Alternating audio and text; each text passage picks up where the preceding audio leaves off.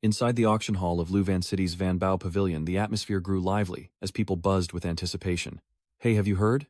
The item up for auction by Wanbao Tower is a sacred cultivation technique that has been passed down through the 5 elements. On the second floor, Lin Yun Kai, the young master of the Lin family, sat leisurely with his legs crossed, holding a glass of wine and sneering. You dare compete with me? You haven't even been born yet. Just then, all eyes turned to the stage as a graceful figure in red sashayed out.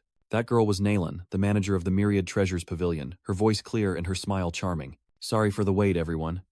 With that, she gestured to the book in the box and solemnly announced, the auction for the treasure begins immediately with the opening bid for the high-grade yellow-rank cultivation technique, Ban Sun Tuyet from the 5 Elements Holy Land, starting at 3,00000 gold coins, with a minimum N. Increase of 1,000 gold coins per bid.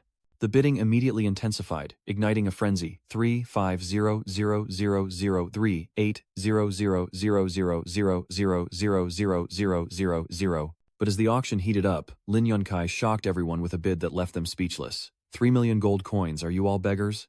Such paltry bids. No sooner were the words out of his mouth than the entire hall erupted into chaos.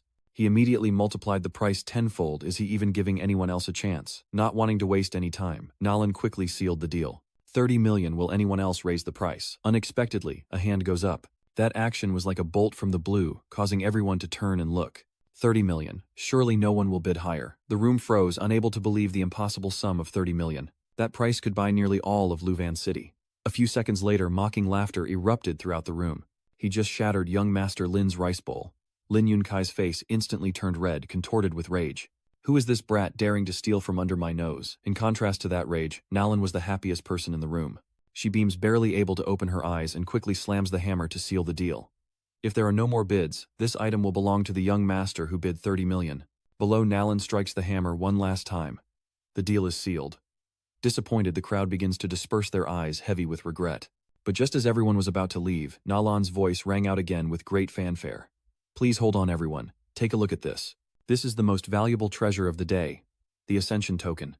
The starting bid is 2 million gold coins, with a minimum increase of 100,000 per bid. And with that, the departing footsteps came to a halt. Everyone turned back in shock. The Rising Sky token was actually the legendary Ascending Sky token. Above them, Lin Yunkai's expression darkened as his steward leaned in, speaking with caution. Young master, this is what Miss Xinger desperately wants. If we want to befriend the City Lord's mansion, we must obtain it. At the same time, below the platform, Bai Yifan leaned against a pillar, his expression indifferent, seemingly unconcerned with the power plays. He turned to the person next to him and asked casually, "What's a heavenly decree?" The question momentarily stunned the other man, who looked as if he might faint, but he forced himself to explain. It's harder than ascending to heaven for a mortal to enter the sacred ground. You must be under 20, meet the required aptitude and cultivation level, and pass the entrance exam. This heavenly mandate token is bestowed by the elders of the sacred grounds when they travel the mortal realm and encounter someone with destiny. It bypasses all the above conditions, allowing direct entry into the sacred grounds for cultivation. Hearing this, Bai Yifan nodded slightly, a thoughtful look in his eyes, and said absent-mindedly, "So according to you, this is equivalent to a test-free pass in this world." Upstairs, Lin Yunkai almost choked on his wine upon hearing this, and burst into mocking laughter. He just casually threw around 3 million gold, and now he doesn't even recognize a sacred token. This must be some nouveau rich bumpkin trying to feel important at the Myriad Treasures auction house. I generously let you have your moment earlier, but this sacred token is definitely mine. With that thought, he smirked, raising his hand to end it with a number that would blow the hall away. But before he could name his price, a sudden shout broke the atmosphere. 100 million gold. The words struck like a bolt of lightning, silencing the hall, shocking some to their very core. Lin Yunkai nearly bit his tongue off, screaming like a madman. What? Bai Yifan remained calm, scratching his ear as he repeated himself, sounding a little annoyed. I said 100 million gold. Are all the people at this auction hard of hearing? Our story begins a month prior when Bai Yifan, while cooking in his apartment, accidentally cut his hand. His blood flowed onto his family's heirloom ring, and before he knew it, he was transported to this continent. The youth was immediately overwhelmed by this new world, a world of fantasy where the strong soared through the heavens and the weak were forced to depend on others. Just then the ring glowed again with an eerie light, but what shocked Bai Yifan the most was the cabbage in his hand. It had mutated into a radiant spirit herb sparkling like a precious gem. Before he could understand what was happening, the surrounding crowd swarmed him like bees. Kid, I'll give you 5 million for that spirit herb deal. Forget him, look at me, I'll pay 10 million. Minutes passed, and Yifan lost all sense of self. He was being buried alive by money, literally. His first earnings just from a single cabbage had reached 8 figures. The mountain of cash was so high, Bai Yifan could only stick a hand out to breathe. He quietly sank into his memories, recalling his first days in this world, the month of experiments traveling back and forth, and how he gradually came to understand the structure and basic setup of this continent. Snapping out of his thoughts, he looks down at his palm, where a cucumber glows brightly, a sight that makes him frown. Apparently only flora and fauna can cross over to this continent. Ordinary objects cannot. Pens and paper are out of the question, and even food must be within the weight limit. He began to summarize the rules to keep in mind. Items brought along were strictly weight limited, averaging only about 200 grams at the extreme limit. However, if food is brought from that world back to Earth, it turns into useless garbage. Fortunately, amidst all the chaos, the ancient ring has one huge advantage. It could automatically change clothes according to the world, saving him a lot of unnecessary trouble. After returning to the modern world, Yifan took out the cultivation technique he had won at the auction. He frowned, staring at it, and muttered that he hadn't thought things through. Spending so much at the auction without disguising himself would surely bring endless trouble. It seems I must quickly master this technique to protect myself. The more he looked, the clearer things became. So that's how it is. Bringing techniques from the other world makes learning them so much easier. The thought sparked a confident smile on Yifan's lips. This ultimate technique is now mine. Half a month later, on a beautiful day in an open space, Yifan's fist whistled through the air as it shot forward. The massive rock in front of him shattered, sending fragments flying everywhere. Bayion gasped, his eyes shining, and muttered, "Phew, success." His sturdy body now radiated power. For the past half-month, I've diligently cultivated the Banshan Sutra, while also nourishing my body with plants brought from Earth. His rapid progress was likely due to his earthling body evolving on the Tonggu continent, he thought, wiping the sweat from his brow. That punch. The strength in my arm must be incredible. And I can feel my internal organs growing stronger. In other words, though he may seem to only be at the marrow tempering stage, his true strength is comparable to an internal strength realm martial artist. Notfam looked up at the clear blue sky, closed his eyes, and thought to himself, this can be considered his first step into the world of martial arts. Suddenly, Bayion stopped, his keen ears catching a desperate cry from afar. "Help! Help!" He turned sharply, his eyes scanning the scene, a group of people surrounded by a pack of ferocious wolves. "Get out of here! Get out of here! Go!" The desperate screams echoed. From atop a tall tree, Yifan silently observes, his eyes hardening, as he sees the wolves surge forward in waves. Immediately after, an exceptionally large wolf growled and lunged toward a girl. The girl screamed in panic as Bayion leapt down like lightning, delivering a thunderous blow to the wolf's jaw, sending it reeling. Immediately following the lightning-fast attack, he leaps from above, delivering a fatal blow to the beast's head, leaving onlookers stunned by his timely arrival. However, it wasn't over yet. As the remaining wolves howled and charged, Yifan clenched his fist, his eyes like daggers, thinking this was a good chance to test his skills. The wolves charged at him, snarling as if they wanted to tear him apart. Bayion wouldn't be outdone, and with a great shout, his fist spun, creating a blazing ring of fire around him, sending the wolves flying like leaves in a storm. They tumbled to the ground, defeated before they could even cry. "Out." The group behind him was stunned, watching in admiration, as he coldly stated, "It's taken care of." The others finally snapped out of it, their faces etched with gratitude and admiration. What a powerful young hero. One day, beneath a brilliant blue sky dotted with white clouds, sunlight streamed across the forest. Beside a small wooden house nestled in nature, Yifan silently practiced cleaving a tree in two with a single strike. One by one, the trees around him fell to his might as Muo Ruoruo, the girl he saved, watched with admiration. "Yifan, brother, you're amazing." She stood with him, watching the villagers busily hauling the felled logs. That's it, put your back into it," she exclaimed happily. With this lumber, the construction of new homes for the Mu family village can finally begin. Yifan took the glass of water and replied softly, "It was nothing. Besides, after the wolves were driven back, I was treated very warmly by the villagers." An older man stepped forward, introducing himself sincerely. "Young man, my name is Mu Tai, and I'm the son of the Mu family village chief. If it weren't for you, my weak daughter and the rest of the village would be dead. We owe you a debt, and even with your skills, these mountains are dangerous. Come back to Mu village with us. It's safer there." As soon as he finished speaking, the others chimed in with delight. "My brother's right. If you have nowhere to go, then be our guest in Mu village for as long as you like." Yifan didn't refuse, shrugging and replying with a smile, "In that case, I gratefully accept." But in his heart, he thought otherwise. This was the perfect, quiet place to cultivate the Banshan Sutra, so accepting was the only logical choice. After settling in for a few days, Bayion gazed at his hand, clearly feeling the changes in his body. He pondered, "I've broken through from marrow tempering to the peak of bone forging, but recently the speed of my strength increase doesn't seem as fast as before. I must have encountered a cultivation bottleneck." As the name suggests, the visceral fortification realm is about strengthening the organs to the point where one could digest a rock. It's written in the mountain-moving art that consuming the organs of high-level beasts greatly aids in breaking through to this realm. Breathing softly, Bayion muttered to himself, "I'll buy some organs to nourish myself when I return to Earth." At the village gate, everyone was preparing for the market. Ruo, are you ready? We can head to the market now." Brother Yifan, you're free anyway, why don't you come with us to the market? Bai Yifan seemed a bit curious. The market in Willow Cloud City was certainly bustling. Buyers and sellers jostle amidst the clamor of bartering. Brother Mok Thiat, are you sure about entrusting your daughter to a man you've only known for a few days? Hand in hand, they strolled through the bustling market, each holding a candied hawthorn stick. Mu Ruoru smiled softly, her eyes fixed on Yifan. You're so good to me, brother. Bai Yifan simply replied, let's head back or your father will worry. But before they could leave, they stopped short at the sight of a crowd gathering ahead. Cries rang out, slowing everyone's pace.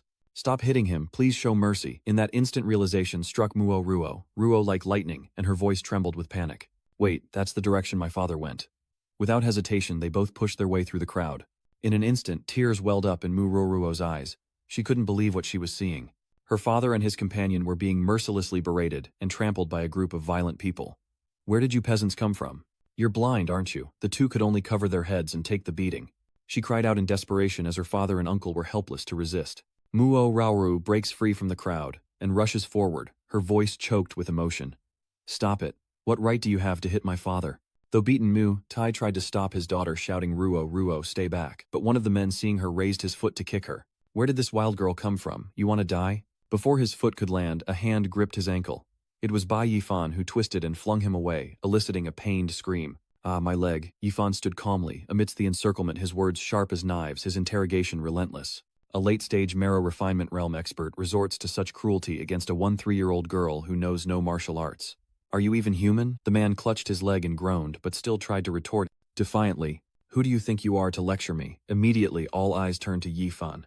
Without waiting, the leader waved his hand, ordering, beat him. Yes. The group charged, but in seconds, precise punches landed like thunderbolts. One punch, two punches, and each one is sent flying like a sandbag. Ah! Groans echoed as they lay scattered and motionless within minutes. Without hesitation, Bai Yifan stepped on the man from before as he whimpered, Can I teach you a lesson now? The man instantly turned to jelly, begging for mercy. Never again, please spare me. A tall muscular man with a greatsword slung over his shoulder watches from afar, his eyes narrowed in scrutiny. For one so young to have reached the bone-forging realm. Meanwhile, Yifan grabbed the collar of the man he'd just kicked, his voice icy. Why were you attacking people in the street? Answer me, or my next fist lands on your head. Mu Tai stepped forward, placing a hand on his shoulder, and said in a deep voice, Xiao Yu, stop. They're from the city lord's mansion. We can't afford to provoke them. Bai Yifan frowned, his eyes filled with anger, and he turned to press Uncle Tai. What exactly is going on?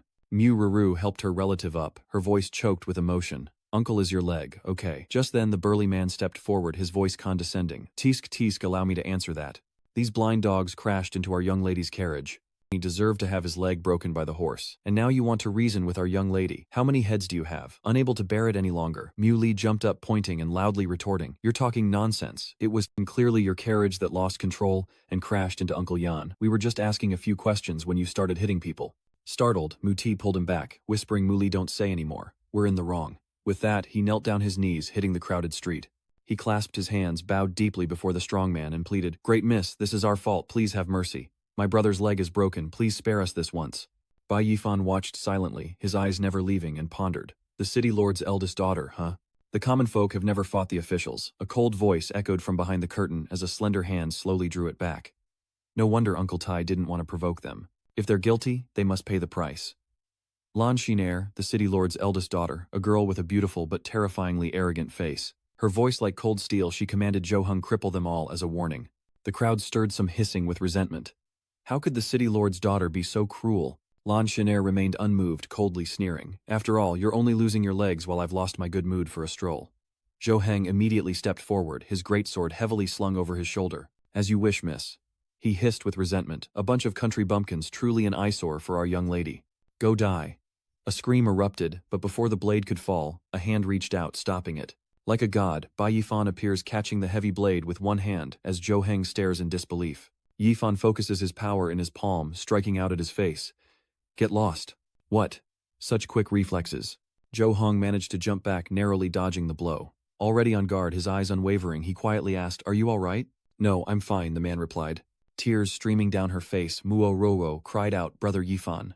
From the car, Lan Xinair's cold eyes scanned the scene as she gritted her teeth. Where did this brat come from, daring to oppose me? Without hesitation, Yifan charged forward, unleashing a flurry of punches. Go to hell. Zhou Heng hastily raised his sword to block, but the punch was so powerful that the Qingbao sword shattered in an instant, and he cried out in horror. He can break my precious sword with a single barehanded move. He could only raise his hands, in a desperate attempt to defend himself. Damn it, he's strong. Another blow comes crashing down like a hammer. Bai Yifan narrowed his eyes, his gaze sharp and focused. Huh. Zhou Heng braced himself but couldn't resist boasting. Humph, ignorant bumpkin. This iron armor was granted to me by the city lord himself. Blades and spears cannot penetrate it, so no matter how strong you are, you can't possibly. Before he could finish, a fatal blow landed squarely in his gut. Zhou Heng was sent flying, crashing to the ground as blood gushed from his mouth. The surrounding soldiers rushed to his side. Boss, the onlookers are stunned. It's quite a sight. It's the first time I've seen a city lord's commander get a beating like that. Keep it down or you'll get hit. Zhou Heng struggled to sit up, his face twisted with rage. Get out of my way, I must kill this brat with my own hands. His muscles tensed, veins popped, and a violent aura enveloped him as he unleashed his bloodlust. Seeing this, Yifan was slightly surprised, a flicker of vigilance in his eyes. Huh. Without waiting, Zhou Heng rushed forward like a whirlwind, unleashing a flurry of mad lion fists, as Yifan dodged carefully, observing each movement with a pensive look. What's this? Zhou Heng mid-attack wore a smug expression as he spoke with disdain. As expected of a poor wretch, you don't even know martial arts. My grandfather is in the early stage of the blood realm, can't releasing your blood energy to feed a bone-forging realm kid like you. But Bai Yifan remained calm, soaring into the air, and delivering a powerful blow straight to his opponent's face. If you're 2 levels above me, and that's all the power you have, then you're truly weak. Once again, Zhou Heng is sent flying, tumbling across the ground like a sack of potatoes as the soldiers rush in. From afar, Mu Yan Muti and Mu Ruoruo look on in disbelief. Everyone was stunned. He was coughing up blood and moaning, not even knowing why his martial arts were so powerful. Mu Ruoruo rushed over, embracing him tightly, her voice filled with worry. Yifan brother, are you all right? Bai Yifan gently replied. Ruo, don't worry, I'm fine. He looked at his hand, his eyes serious. It seems my earthly origins make me a godlike being in this world. My power has long surpassed this realm. Inside the carriage, Lan Xin, unable to contain her rage, roared, you useless fools. Get the city lord's men and arrest these peasants. Throw Songtat into the dungeon. The soldiers immediately knelt, bowing their heads in obedience. Yes, young mistress. Hearing that, Mutai's face paled, and he quickly turned to him, whispering, we're done for. If the soldiers come, everyone in our village will suffer. I've heard no one who enters the city lord's dungeon ever comes out whole. But then all eyes suddenly turned to a luxurious carriage that has just arrived. A woman relaxed in her carriage, cigarette in hand, her voice dripping with sarcasm. So Miss Lan, your authority is truly vast. Your carriage strikes commoners in the street, treating lives like dirt, abusing your power. Has the Yan dynasty changed hands, now belonging to the Lan family? The crowd whispered. It's Nalin, the manager of Wanbao Tower. Lan Xinair frowned, her voice sharp. Manager Nalin, what do you mean by that? Nalin calmly handed her cigarette to a servant, her eyes as cold as ice. I saw the young Miss Lan's carriage run down. People in the street with my own eyes. Are you trying to weasel your way out of it? She then turned to Yifan, bowing respectfully. Young Master Bai, we meet again. He smiled. Manager Nalin, no need for formalities. Muroro's eyes widened as she blankly asked, Brother Yifan, you two know each other. I just heard someone say that this beautiful lady is the manager of Wanbao Tower, the largest commercial building in Willow Cloud City. How does Brother Yifan know such an important figure? Who knew the esteemed manager Nalin would associate with commoners? How enlightening. But Nalin quickly retorted, her sharp tone freezing the air. The people are the foundation of a nation, yet the young miss of Luyun City constantly refers to them as rabble and peasants. I wonder what kind of uproar this will cause when word reaches the royal city. Infuriated Lan Xinair roared, Nalan Ru, are you threatening me? Nalan glanced at her, her voice dripping with disdain. I wouldn't dare threaten you, but if you want to take them today, you'll have to go through the Wanbao Pavilion. Since manager Nalan is willing to plead for these commoners, I'll make an exception and spare them this once. Let's go. Cheers of joy erupted, and then, if manager Nalin is willing to help these commoners, then I'll make an exception and spare them this once. Let's go. Cheering erupted, and then, they're saved. Everyone breathed a sigh of relief and entered the temple to rest. Bai Yifan stepped forward, giving a sincere nod of gratitude. Thank you. We owe a great debt of gratitude to Treasurer Nalin today. She simply smiles. It was nothing. She then turned and gave orders to the servants. Someone take Brother Devourer of Wood to the drawing room to have his injuries examined. Yes. A chorus of voices replied in unison. The maid led the way, her voice soft and her smile gentle. Please follow me. Mu Ruo tugged at Bai Yifan's sleeve, taking the opportunity to ask quietly. Brother Yifan, why is this beautiful and rich lady helping us? What's between you two? He strokes his chin as if trying to remember, then replies nonchalantly. Well, to be honest, she owes me money. She owes you money. Inside a private room at the Wanbao Pavilion, Nalin beams with delight, congratulating him on breaking through to the Bone Realm. For a young master to reach the Bone Realm at your age, It's unheard of in Luyun City's history. Enough, if not for your help today, I wouldn't have been able to get so many people out. But I am curious, if you can so easily acquire so much dragon-tail grass, why hide in a village among commoners? Manager Nalin, let me give you some advice. What you should know you will. What you shouldn't, don't pry. Well, not wanting the tension to linger, Bai Yifan changed the subject, joking. Oh, speaking of dragon-tail grass, I just remembered Manager Nalin, didn't you still owe me 38 million gold taels last time? She forced a smile, feeling a bit guilty, saying it was still a bit short. Then she went behind him and began massaging his shoulders, coaxing him gently, asking if he'd like to see their new shipment. If you see anything you like, you can just take it. Really. Of course it's true. Yifan tilted his head, his eyes flashing as he recalled the earlier fight. I remember fighting the city lord's guard captain earlier. He used the Mad Lion Fist martial art. He looked at Nalin, his eyes filled with anticipation. Any martial arts techniques? Inside a mysterious room, soft light illuminates shelves filled with neatly arranged manuals. Nalin steps forward gesturing. These are all the newest martial arts techniques acquired by Treasure Pavilion. Young Master Bai can choose as he likes. She offers him a book, but he quickly refuses.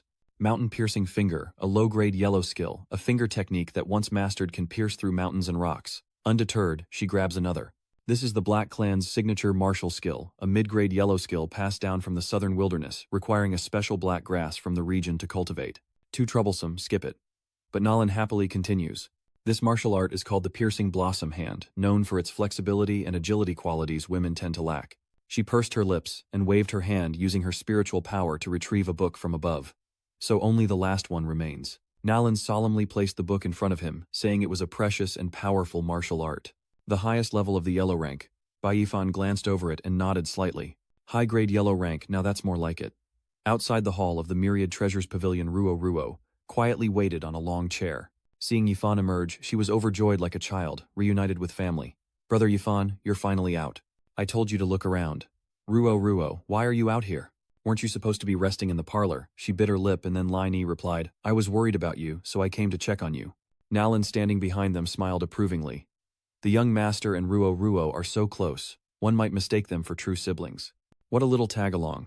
He then pulled a piece of red cloth from his robe and held it out to her. That's right, Ruo. Ruo, take this and go put it on. Ruo asked blankly, her eyes sparkling. Is this for me? Nalin gently explained, her voice as soft as the wind. Indeed, Ruo, young sister Master Bai, prepared this especially for you. This outfit is beautiful. Wrap it up as well. Nalin couldn't help but nod in admiration. The young master has excellent taste.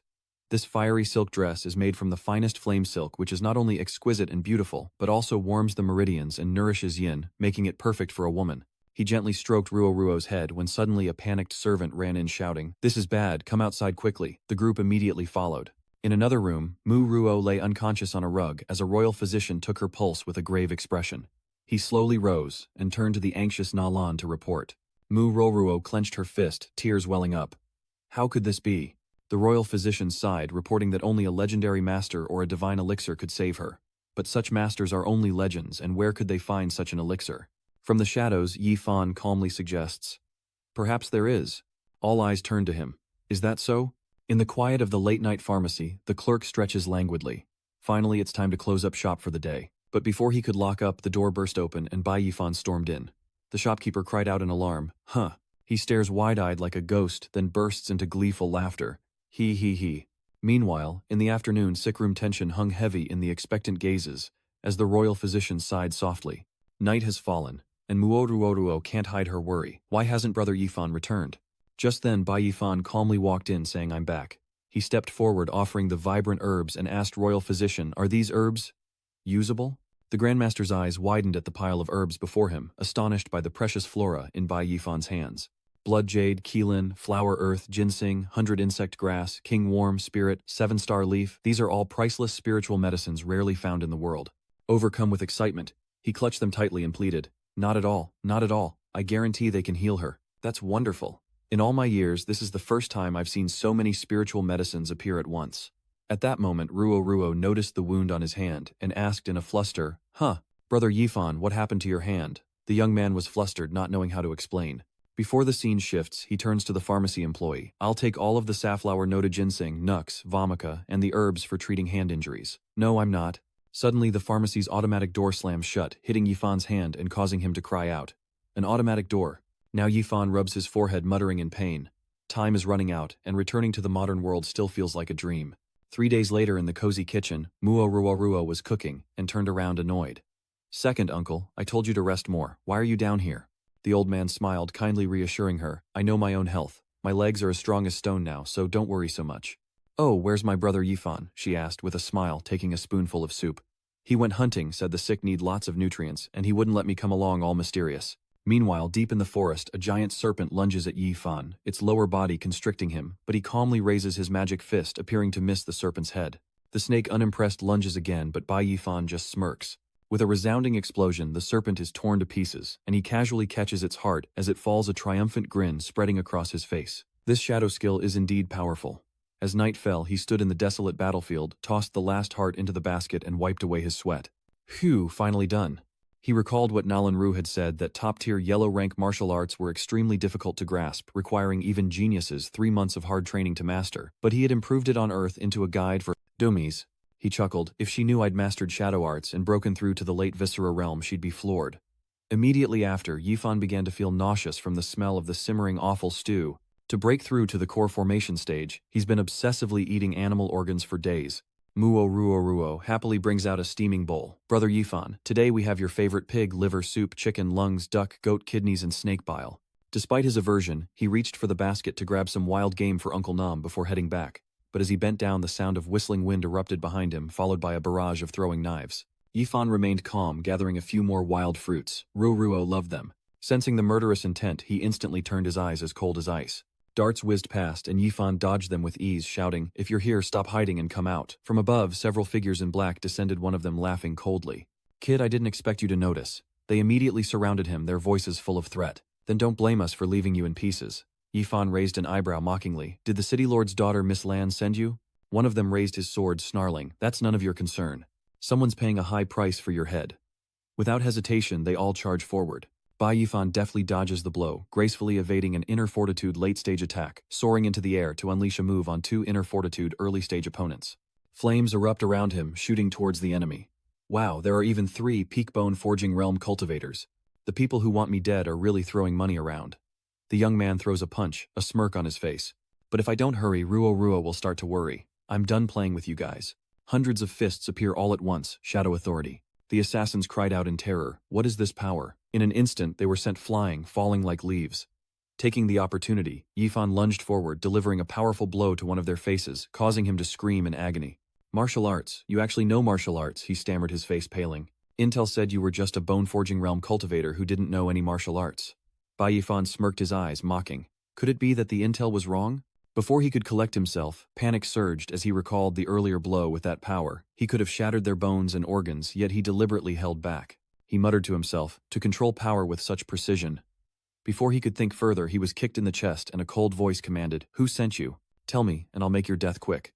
Even crushed and unable to breathe, the assassin remained stubborn. "Go ahead and ask around. The assassin sect is the biggest assassin organization in Luvan City. Even if we die, we won't sell out our clients. Make your move. Kill us." Yifan raised an eyebrow, looking down with disdain. "Oh, so you're a tough nut to crack." Then he casually lifted his foot, his tone shifting with hidden meaning. "Very well, I won't make things difficult for you. The assassin clan, you say? I'll double the payment to buy the life of the one who hired you. Do we have a deal?" The assassin growled in bitter resentment. "We of the assassination sect are professional killers, and we cannot be bought." But when he produced an enormous gleaming gold ingot, its light reflected in the assassin's eyes. Yifan asked again, "What about this?" "Unless the price is truly impossible to refuse, that is immediately," the assassins knelt down, bowing respectfully. "Rest assured, sir, the assassination sect guarantees that no assassin in White Cloud City will dare to interfere with your business. As for the client, please give us some time. We'll return to inform you after the mission is complete. Go." He nodded, a smirk playing on his lips, thinking, "No matter your background, if you dare provoke me, you'll get a taste of your own medicine." As the assassins retreated, he stood in the shadows, pondering that he needed to find a way to acquire more martial arts techniques.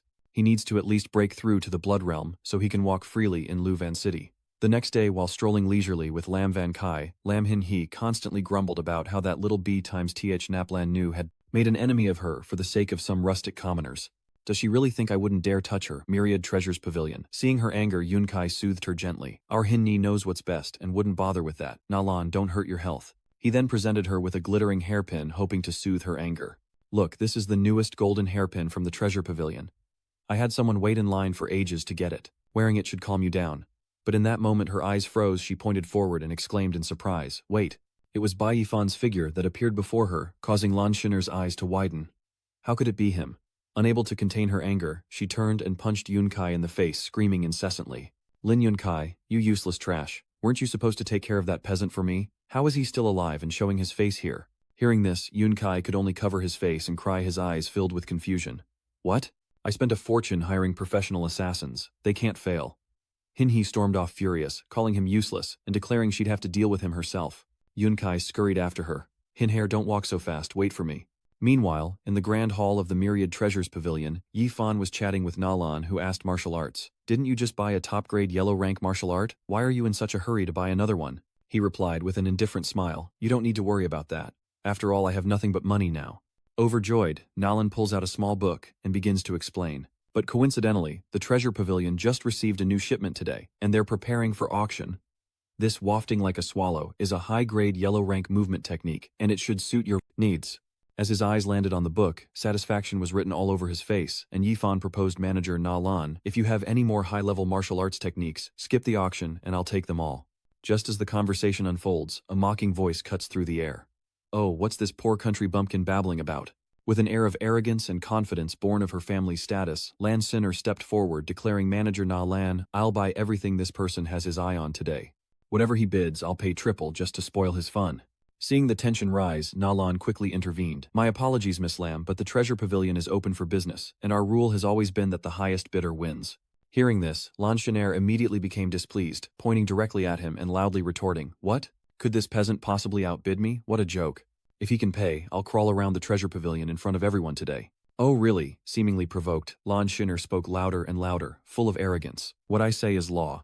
There are plenty of witnesses here, and if you can't pay, you'll kneel and lick my boots." Hearing the fun to come, Yifan takes the bet with interest, calmly taking out an item and handing it to Nalin, saying, "In that case, Manager Nalin, please settle the bill." "Yes, young master." With a gleam in his eye, he looked directly at Lan Xin'er and said, "Like waiting for a comedy, I can't wait to see this good show." In that instant, someone in the crowd cried out, "Wait, isn't that the most esteemed Azure Cloud token of the Myriad Treasures Pavilion?" Another person blankly asked Azure Cloud token, "What's that? Is it a big deal?" The man explained solemnly that the auspicious Cloud token was made exclusively for VIPs of the Myriad Treasures Pavilion, representing the utmost status. If they take a fancy to any other treasure at the trade fair, the holder of this token can obtain it directly without bidding.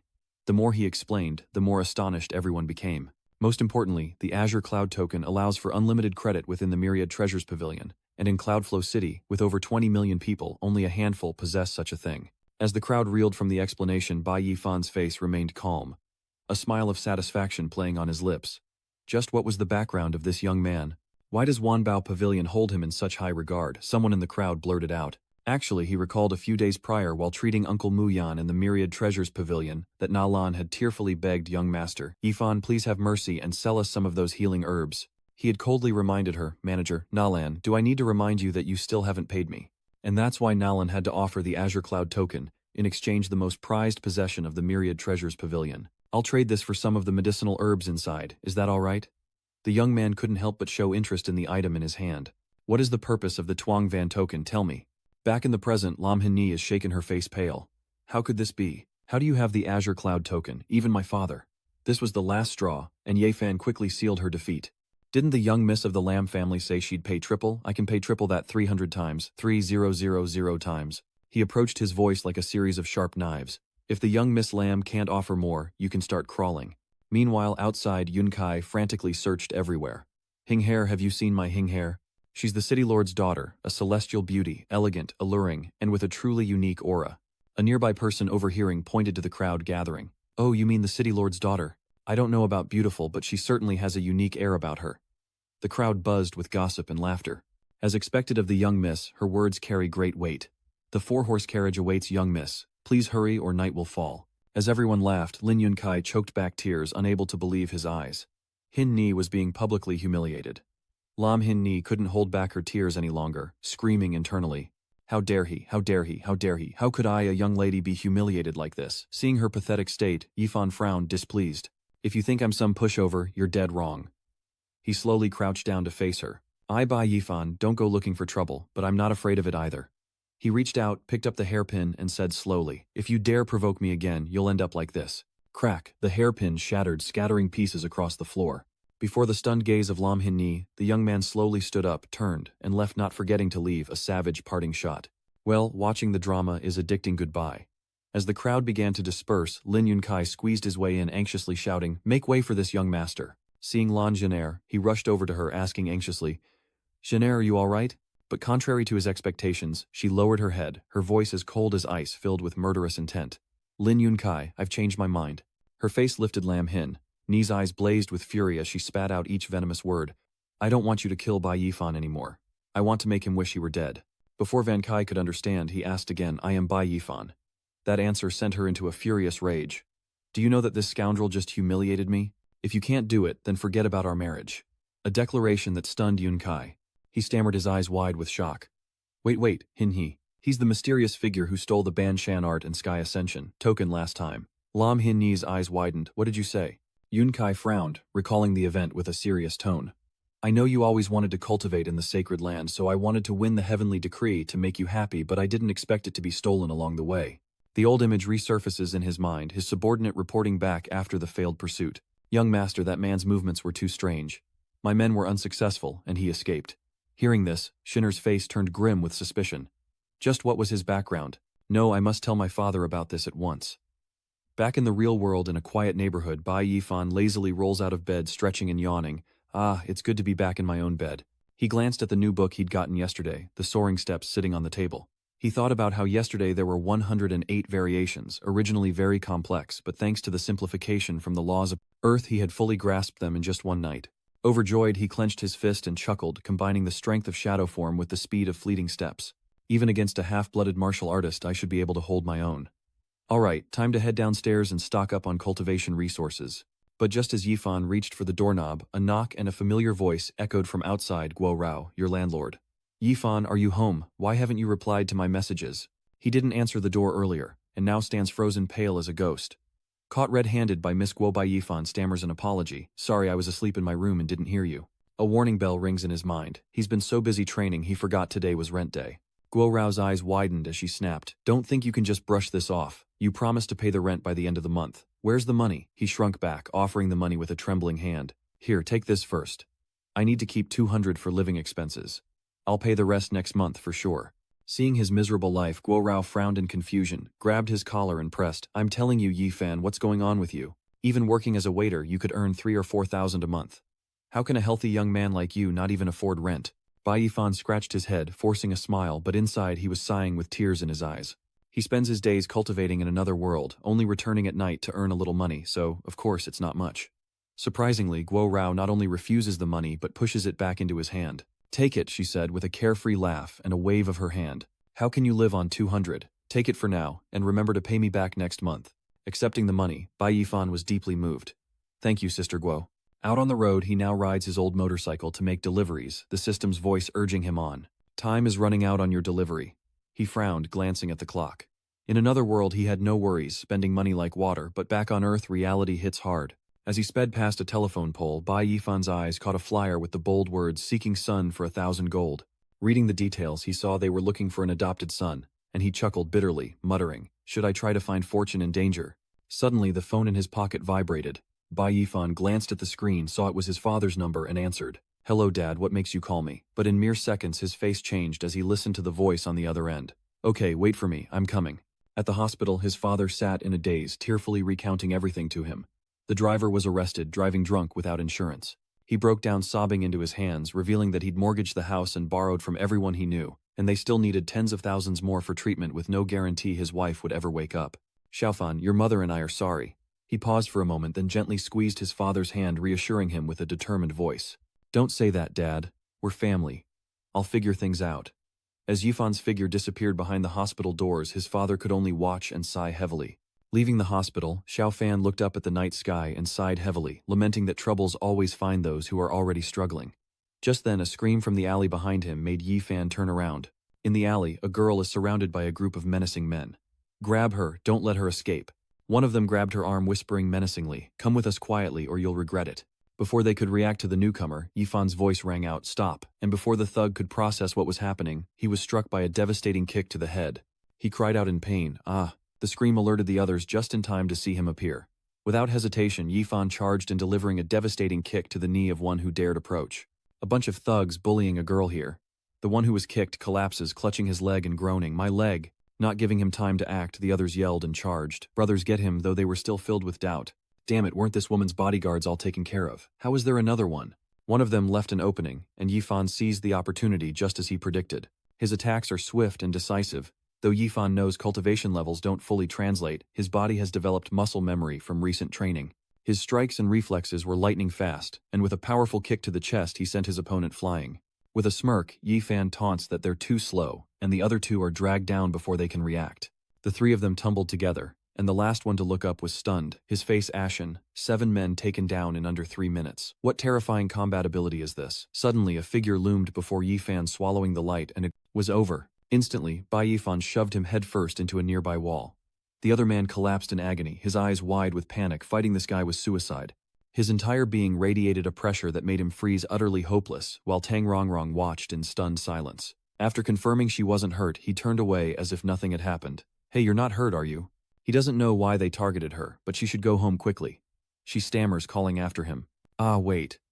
Then with a slight bow and a grateful tone, "Thank you, but could you take me home?" Yifan simply shrugged and put his jacket back on. "Oh, sorry, I have deliveries to make, and I'll get fined if I'm late. But if you're scared, I can call the police for you now and wait with you." Seeing his lack of interest, she changed tactics. Dung Dung gently took his hand, her eyes pleading. "Take me back and I'll give you $1 million to repay you for saving me." Before she could finish, he spun around, eyes gleaming as if he'd heard a starting gun, and tossed his jacket to the ground. "Where does your family live?" At the villa's entrance, Dung Dung hesitantly pushed open the gate, glancing back apologetically. "Sorry, let me just tell everyone I'm safe." But before he could reply, a thunderous shout erupted from within. What have you all done?" Chile was trembling with rage, her face like ice. "If anything happens to Rongrong, you can all kill yourselves right here." That sentence made the entire security team tremble, as if they were about to collapse, and they knelt on the durian shells in terror. Dongqing vowed, "We will find the second young miss no matter what." The tense atmosphere was suddenly broken by a familiar voice. "Sister." She turned her head, her eyes filled with surprise and joy. Suddenly, Yifan awkwardly smiles and introduces himself. "Hello, it's nice to meet you. I'm Bai Yifan." Overcome with emotion, Tang Rongrong rushes to embrace her sister tightly, promising never to wander off again. Chila gently patted her sister's back, her voice softening. "It's good that you're back. Safe, good that you're back." As Dung Dung wept, Yifan watched the reunion with a smile. After hearing Dung Dung's story, Chi Luo nodded thoughtfully and looked at him. "I understand what happened. Thank you for saving my sister. If you don't mind, I'd like to throw a party to thank you." But Yifan waved his hand, saying calmly, "There's no need to be so polite, no need for a party. It's just that your sister already promised me $1 million as compensation for this promise." Hearing that Chi Luo's expression darkened, her eyes full of displeasure. "What, she offered you $1 million as compensation?" Seeing that look, Yifan felt a chill down his spine, and quickly changed his tune. "Ahem, never mind what I said." He thought to himself, there's no such thing as a free lunch. Never mind, he only stepped in to help because he saw an injustice, and he never expected any reward in the first place. But contrary to his expectations, instead of getting angry, Chile unexpectedly approached and gave him a painful knock on the head, lamenting, "Is my sister's life only worth $1 million? Are you insulting yourself and looking down on your sister?" Dung Dung cries out. "Ouch, ouch, ouch." Chile quickly took out a bank card and handed it to Yifan. "Inside is 100 million. A small token of our appreciation from the Tang Corporation." At that name, Yifan froze. "Wait, the Tang Corporation. Are you talking about the Tang Corporation worth over 50 billion on the market?" She calmly nodded in confirmation, saying yes, but this small amount of money was nothing compared to what he had done for her sister. "The Tang family owes you a great debt." Before she could finish, Bai Yifan eagerly cut her off, his eyes gleaming with opportunity. "No need to wait. Right now I need a favor. Is that all right?" 3 days later at Hangzhou Hospital, Bai Yifan and Tang Qiluo stood on a high floor overlooking the surgery area. "Rest assured, everything has been arranged. We've had the leading experts in this field, both domestic and international, studying the surgical plan for the past 10 years.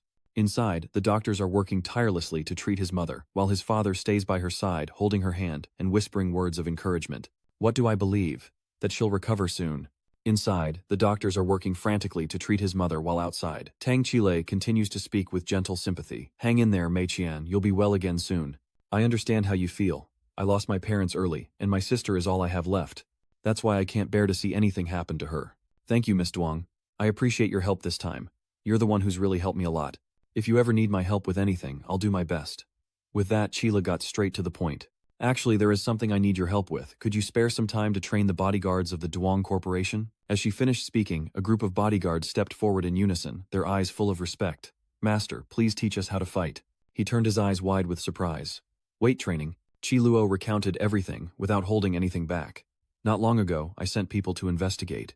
The one who attacked Rong was hired by a rival company, aiming to use this to control the Tang group.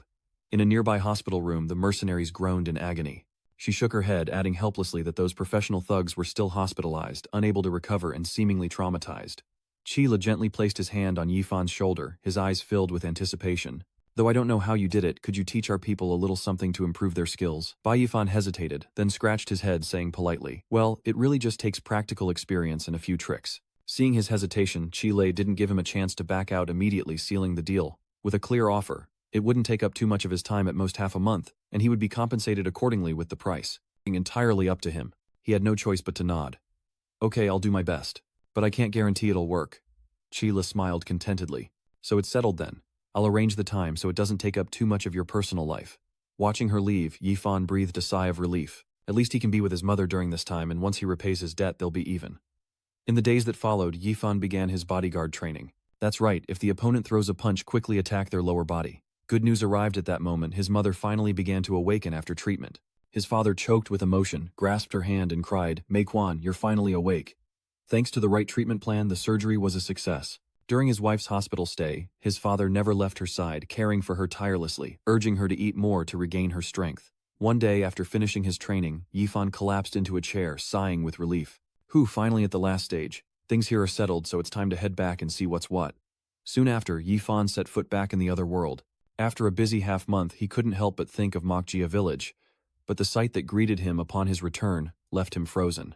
The Mok family village was a vast, charred ruin, smoldering with the stench of destruction, the entire village reduced to ash, a veritable hell on earth. He frantically rushed into the wreckage, calling out, Nuok, Nuok, Uncle Theat, Uncle Nam, where is everyone? A familiar voice suddenly calls from behind. Young Master Bai turns around to see shopkeeper Nalin approaching with several people. She hurried to his side, a hint of relief in her eyes. You're finally back. We've been waiting for you here. She leads him to a Wanbao pavilion warehouse, now a makeshift shelter where many wounded are bandaging each other. Mu Yan groaned in pain while Mu Tai awkwardly apologized. Easy does it. The sound of the door opening startled the group, but their eyes softened with emotion as Yifan entered. Uncle Tai, Uncle Nam, it's me. The group was overjoyed to see him, exclaiming, Yifan, you're back. It's Yifan. Yifan's back. He rushed over, placing a hand on Mu Tai's shoulder, choking out, Uncle Tai, it's good, everyone's okay, really. But he trailed off, noticing Mu Tai's right arm. Uncle Tai, your right arm.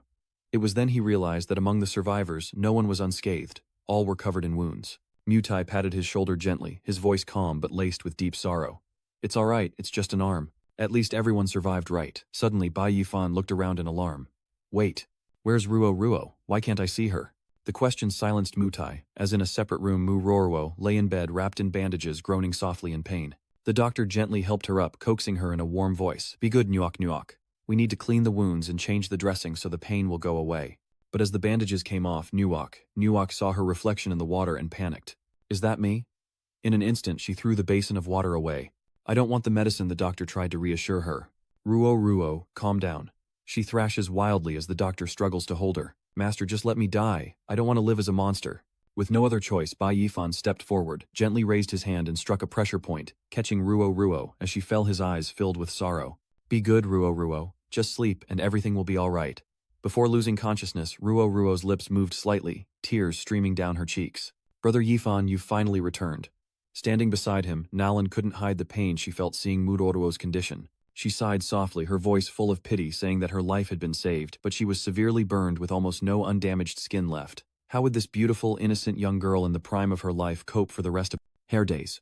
Hearing this, Bai Yifan couldn't contain his rage, grinding his teeth as he asked, Who did this? Nalin frowned, replying decisively that the culprits were the Lin family and the city lord's mansion. Meanwhile, at the city lord's mansion, the city lord sat regally on his throne, looking down at the people below and said, Speak, what brings you here today? Lin Yunkai stepped forward, respectfully presenting himself. Uncle Lan, I have no particular matter. I've only had people collect some Yang spirit stones, and now wish to present them to you as a small token of my respect. Hearing this, the city lord laughed with satisfaction, praising him. The quality of these spirit stones is quite good. You've put in the effort. Hin's eye for people is indeed good. You're a very good person.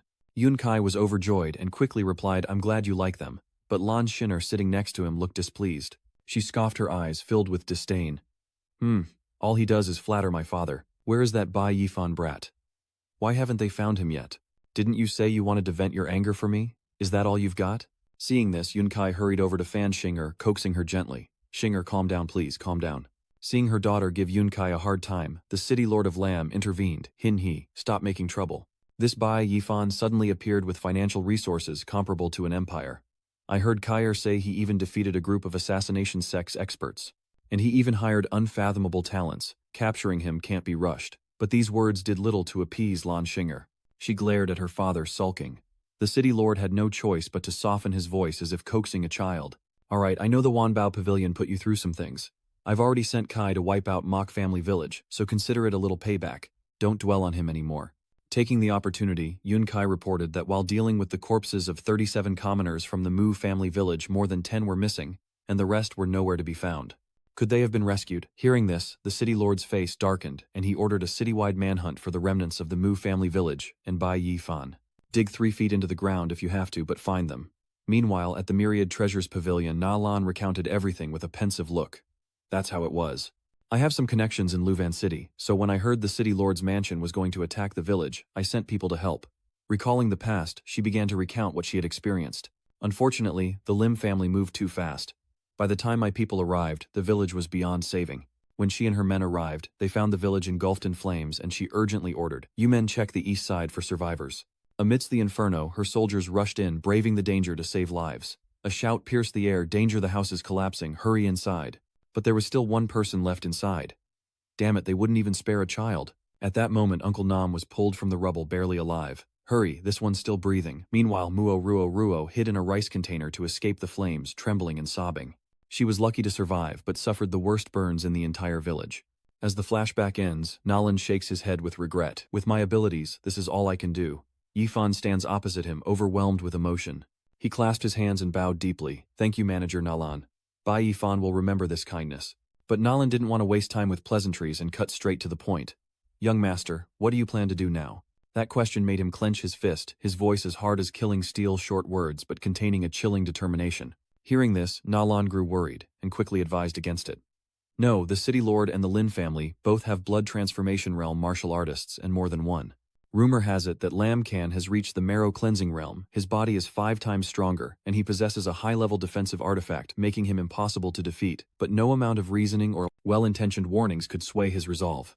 With a chilling gaze, Not Pham declared, I don't like harming people, but I won't be merciful to anyone who kills my loved ones. So what if he's a level 5 physical cultivator? I still intend to kill them. But before that, please take care of them for me.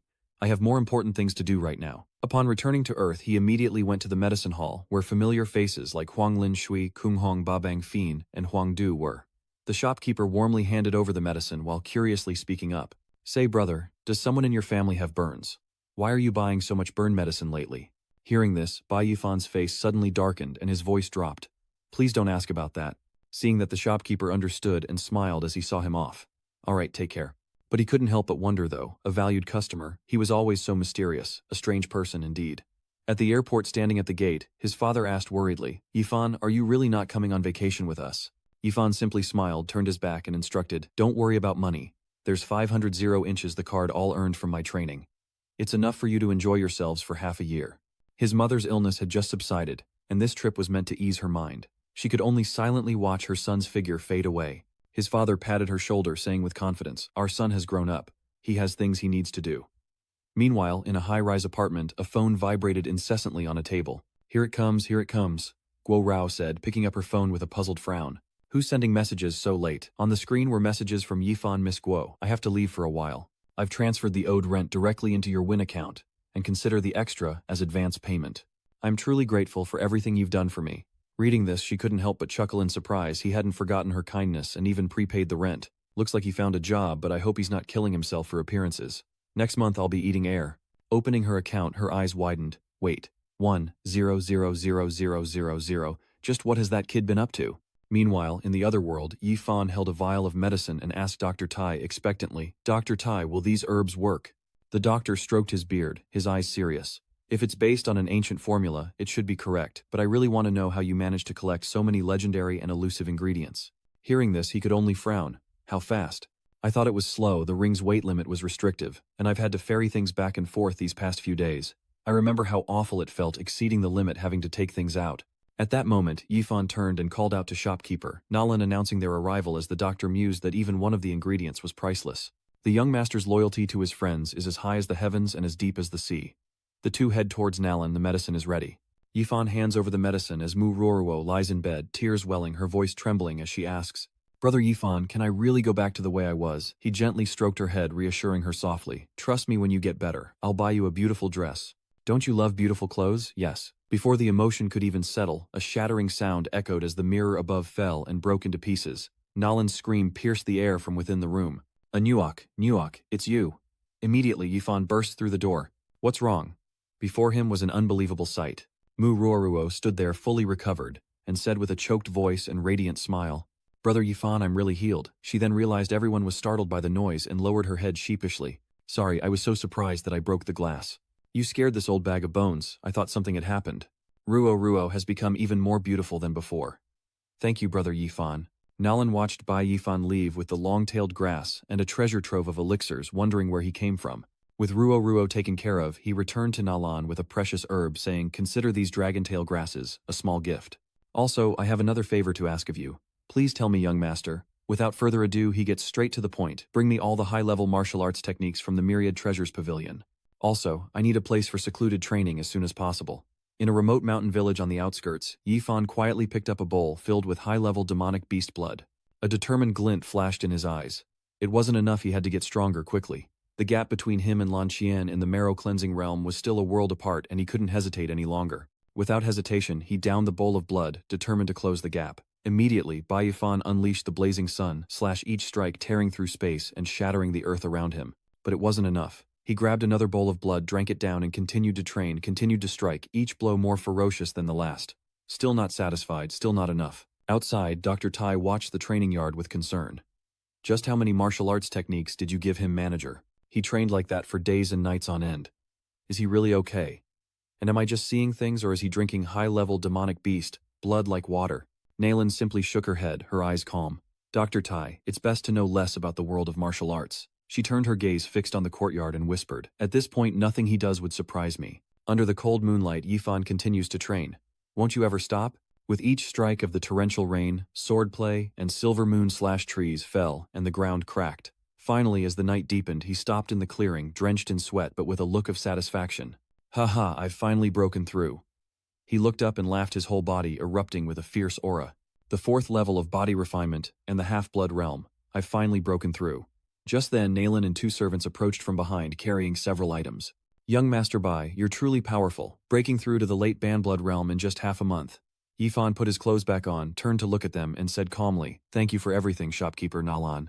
I'm about to make my move. If I don't return by morning, please protect Ruo and the Iron Brigade, and get them out of the city far away from here." Hearing this, Nalan stepped forward, offering a small box with a serious expression. "Young Master, wait." He reached out and took the box, opening it with a curious gaze, wondering what it was. She immediately explained, "This is a man-bull talisman.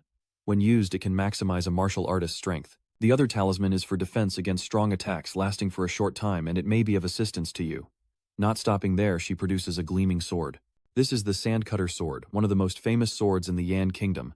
It's said to protect its owner, so I specially acquired it from another pavilion for you." Taking the sword, his eyes flashed. "Thank you, Manager Nalin. I will repay this favor." Nalin quickly interjects, her eyes firm. "There's no need. It was chance that brought us together, and young Master Bai is willing to risk his life to avenge Mok family village." Nalin deeply admires him and is willing to lend a hand. "I wish you success and a victorious return." Yifan slings the sword over his back, his eyes filled with determination. "Then I thank you for this kindness." Yifan etched it in his heart. Bai Yifan stopped before the Lin Manor's gates, looked up and said coldly, "So this is the Lin Manor." The guards immediately shouted, "Who goes there? This is the heavily guarded Lin Manor. You're not permitted." Before he could finish, he moved like lightning, leaving a chilling gust in his wake. Cries rang out as the guards he passed fell unable to resist. Bai Yifan walked the path into the estate, eyes ablaze, voice like ice. "I'm here to take your dog lives." And with that, he stepped through the gate, his stride filled with murderous intent. Revenge has begun. Inside the Lin Manor in the Grand Hall, Lin Yunkai is happily talking to his father, his tone full of confidence. "Father, rest assured I'll marry Xing'er very soon." Good. Lin Daifu clapped in admiration, his eyes gleaming. Yunkai grew more excited, already envisioning a path to fame and fortune once he befriended the city. Lord, wouldn't Lu Yun be the Lin families for the taking? As soon as he said that, the two women beside him smiled brightly, their eyes full of hope. You truly are my son, Lin Fu. You have a bright future. As the head of the Lin family, Lin Daifu sat high on his throne, about to raise his glass when a loud crash startled everyone. What was that? Immediately, a soldier was kicked into the room, groaning in pain. Yunkai jumped up angrily, shouting, "Who is it? Come out here, how dare you cause trouble in my Lin family?" At that moment, Bayion slowly walked in, his eyes as cold as ice. He didn't bother to avoid the soldier who had just been kicked away. "We meet again." Young Master Lin recognized the newcomer, and Lin Yunkai burst into gleeful laughter. Bayion, I was just looking for you, and here you are delivering yourself to my doorstep. Today I'll capture you, and personally hand you over to Xin'er to deal with. But before his arm could reach him, it was seized. "Arrest me, you think you can?" With a snap, Van Kai screamed in agony. "My arm! You dare break my arm!" His face paled as he stammered, unable to believe how quickly I'd broken through to the late stage of the half-blood realm. I looked at him and said slowly, my voice filled with disdain, "I'm not only willing to break your arm but also your leg and give you a good beating." Yunkai collapsed to the ground, groaning as the remaining three stood frozen, stunned by his swift defeat. Despite his agony, Yunkai cried out, "Father, run, get the city lord." Hearing his son's words, Lin Daifu immediately tried to flee, but before he could leave the main hall, Yi Fan appeared before him. Bayion gripped his neck like a rat trying to escape a corner. Lin Daifu struggled frantically, still trying to threaten you. "You can't kill us." He raised an eyebrow, asking why. The man struggled, gasping for breath as he desperately tried to save his life. "My son and I are acting under the city lord's orders, and if you kill us, he will surely not forgive you." He raised an eyebrow, his voice even. "Oh." Seeing this, Lin Yunkai added, "That's right, Xin'er and I are engaged, so I'm practically the city lord's son-in-law. Dare to touch my father and me." Before he could finish, Lin Daifu's neck was snapped. The scene unfolding before Yunkai left him, stunned his mouth, agape his limbs, trembling. "Ch!" Yifan released him, casting a cold glance at Yunkai. "Try me." Yunkai, stripped of his arrogance, knelt trembling, and begged for his life. "Bai Yifan, don't kill me. I'll give you the entire Lin family fortune. Please, spare my life." He smirked, a contemptuous smile on his face. "The Lin family's assets, that's a joke. How much could your entire Lin family be worth? 1,000 gold or 5,000? You're not even afraid of death. Let me tell you, a single herb of mine is worth thousands, even hundreds of millions in gold. Do you think I'd even notice the Lin family?" Hearing this, Yunkai burst into tears, snot and tears streaming down his face. "I'm sorry, it was my fault. Please forgive me, don't kill me." Without another word, he grabbed the man's head, his eyes as cold as death. "Don't apologize to me. If you truly regret it, go down there with your father and atone for the dead of Mok Village." With a decisive snap, Yunkai's body slumped to the ground. Having dealt with him, Yifan slowly stood up, not looking back as he quietly turned and walked away. This is the city lord's mansion, and in the main hall, a breathless messenger has just burst in, shattering the silence with terrible news. He quickly knelt on one knee, urgently reporting to the man sitting leisurely in the chair. "City Lord, bad news. The Lin Manor has just sent word that the Lin family is under attack." Hearing this, Lord Lam furrowed his brow, slowly opened his eyes, and said, "What exactly is going on?" The messenger trembled as he replied. "According to the concubine who escaped, a young man named Bai Yifan has come seeking revenge, and has already killed many in the manor." Hearing that familiar name, he loses his composure, rising to his feet, and roaring, "Bai Yifan, issue my orders. Immediately seal off all entrances and exits of Luvan City, and have Generals Pang, Ling, and Du Lei lead 300 guards to the Lam family to capture the traitor." "Yes." As he rode, the city lord gritted his teeth, thinking, damn, it shouldn't that kid be dead already. Soon he was at the gate, mounted and ready to ride out, turning back to instruct Yuan Tao Xiebing guard the manor and protect the young miss. "Report anything suspicious at once." Upon hearing the order, the two bowed their heads in acknowledgement, and the fully armed troops followed, as Lord Lam led the boisterous march into the night. Meanwhile, inside the sedan, Lan Xing'er lifted the curtain, her curiosity piqued by the commotion. "General Hezia, General Yuan, what is my father doing? Why all the commotion?" One of the two quickly replied, respectfully addressing her, "We believe they're apprehending a major criminal of the court." She frowned and asked, "If they're arresting a major criminal, why aren't you going?" General Yuan lowered his head and explained, "The city lord ordered us to stay behind in case." Hearing this, Xin'er stepped out of the carriage, instructing them as she walked. "All right, you two guard the courtyard. I'll call if anything happens." "Yes, ma'am." She entered, followed by two maids, sighing as she walked. "Father is the city lord. I have 4 generals, all half-bloods, and father is a marrow cleanser. Who would dare attack my city lord's mansion? They must have a death wish."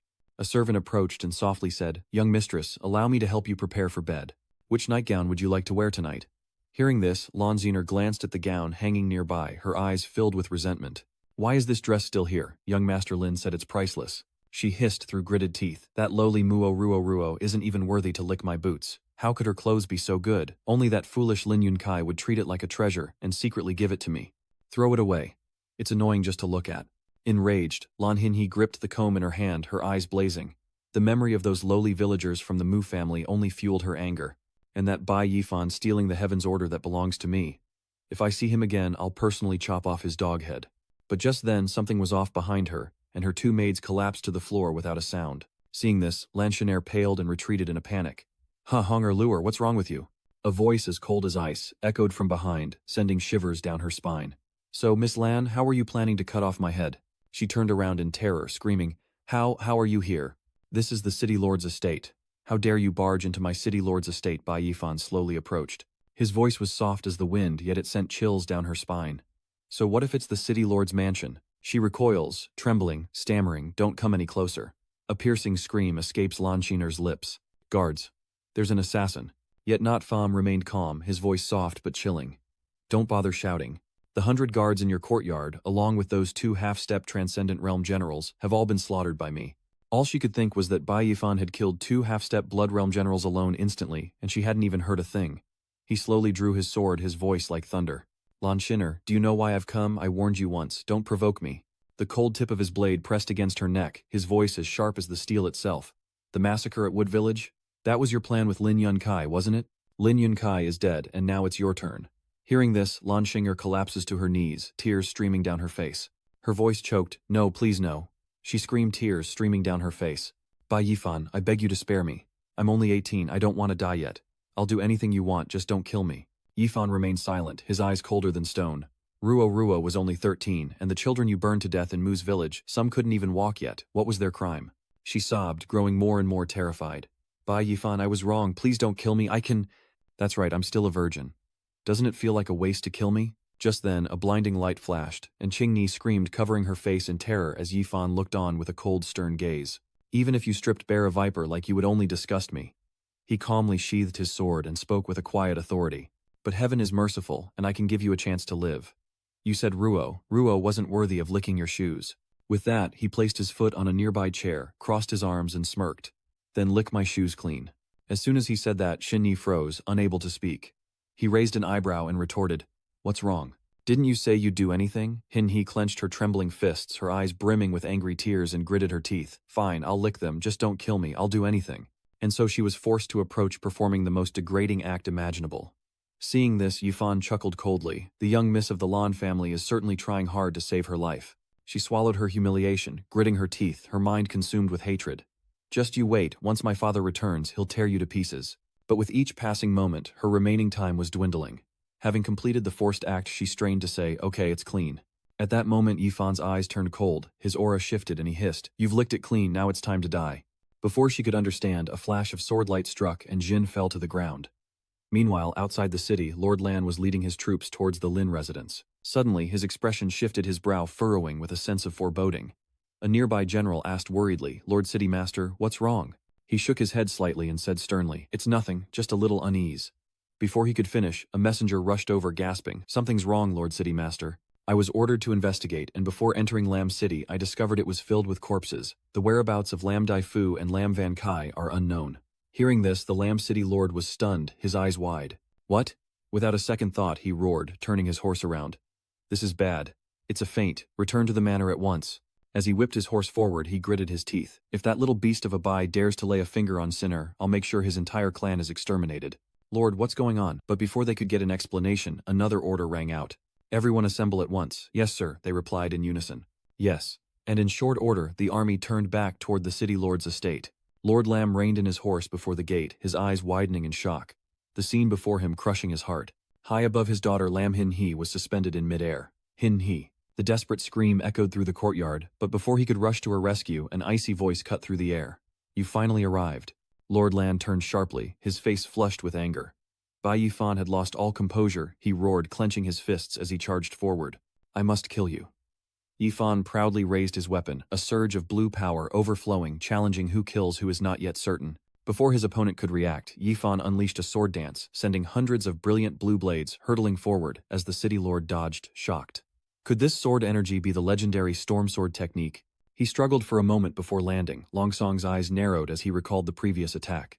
Rainstorm swordplay, a legendary top-tier yellow-grade technique. Even I would need at least a year to master its basics. This kid disappeared for only 2 months, yet he has cultivated it from the foundation of the inner strengthening realm to perfection.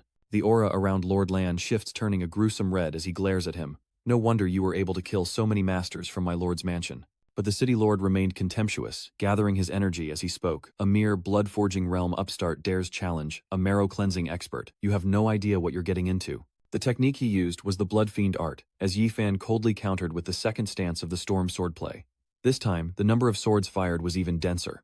Even the name of the technique was strange. Dazed by its terrifying scale, the Lord of Azure City opened his mouth wide and screamed. What? Before he could say another word, Yifan's attack mercilessly struck the city lord. His blue devoured the red, and the city lord's eyes widened as a sword neared his face. A curse escaped the city lord's lips, damn it. He followed up with the cloud lightning realm, a defensive maneuver. Seeing this, Yifan's tone rose slightly as a purple beam of power shot forth from the city lord's palm. He roared, attack, destroy him, and the purple light lunged toward Notfam's swords, causing him to cry out in pain. A treasure, the city lord proclaimed, holding his prize. You little beast, to think you forced me to use my magic weapon. Today your death will have meaning. Now I sentence you to die.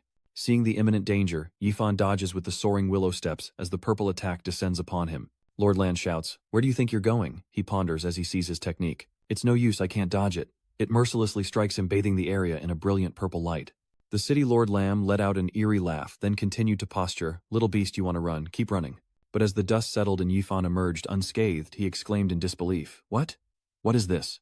Protected by a golden shield, Yifan replied, Great City Lord Lan, your lightning is nothing special. The more City Lord Lan observed, the more he realized his disadvantage. His attack was weakening, the lightning's power was being absorbed. Yifan then pulled out a talisman and explained, This is a protective talisman that shopkeeper Nalin gave me. It really is useful. Now, let's try the other one. He chanted as he unleashed the talisman manbull axe. The city lord was like a fish on a chopping block, increasingly overwhelmed by his power, and exclaimed in horror, A talisman, you actually have a talisman. Enveloped in blue, Yifan bravely charges forward, unleashing the third stance of his sword technique, a torrent of azure power, as he strikes, forcing the desperate city lord Lan to summon purple lightning in a final stand. You little brat, I'll fight you to the death. He summons a storm of purple lightning to face Yifan's blue power. Yifan's power was like a tornado, swallowing the city lord's weak purple lightning, forcing him back with a cry. Yifan now felt the side effects of such immense power, blood trickling from his mouth, and his face contorted in pain. Seeing this, the city lord Lan laughed. Even with the body enhancement spell, you're still too green to fight me with brute force. Yifan's face darkened as he retorted, Who said I wanted to use strength to kill you? His words struck a chord with the city lord, who gritted his teeth thinking, This is bad. Does he have another trick up his sleeve? No sooner had he spoken than Yifan charged forward with his sword. Though it wasn't exactly a special move, the city lord was shocked, barely managing to utter, Too fast. Yifan is teleporting. The city lord could only watch Yifan's attacks, which were now coalescing as Yifan's gaze hardened and his voice turned cold. Storm sword art, central extremity, killing tide, a single strike pierces the Lord of Azure City, leaving him no chance to retaliate. From that thrust emanates a terrifying power, the move known as accumulating water sword. Covered in blood and barely standing, the city lord glared bitterly at Yifan, wondering, How could I have lost to you?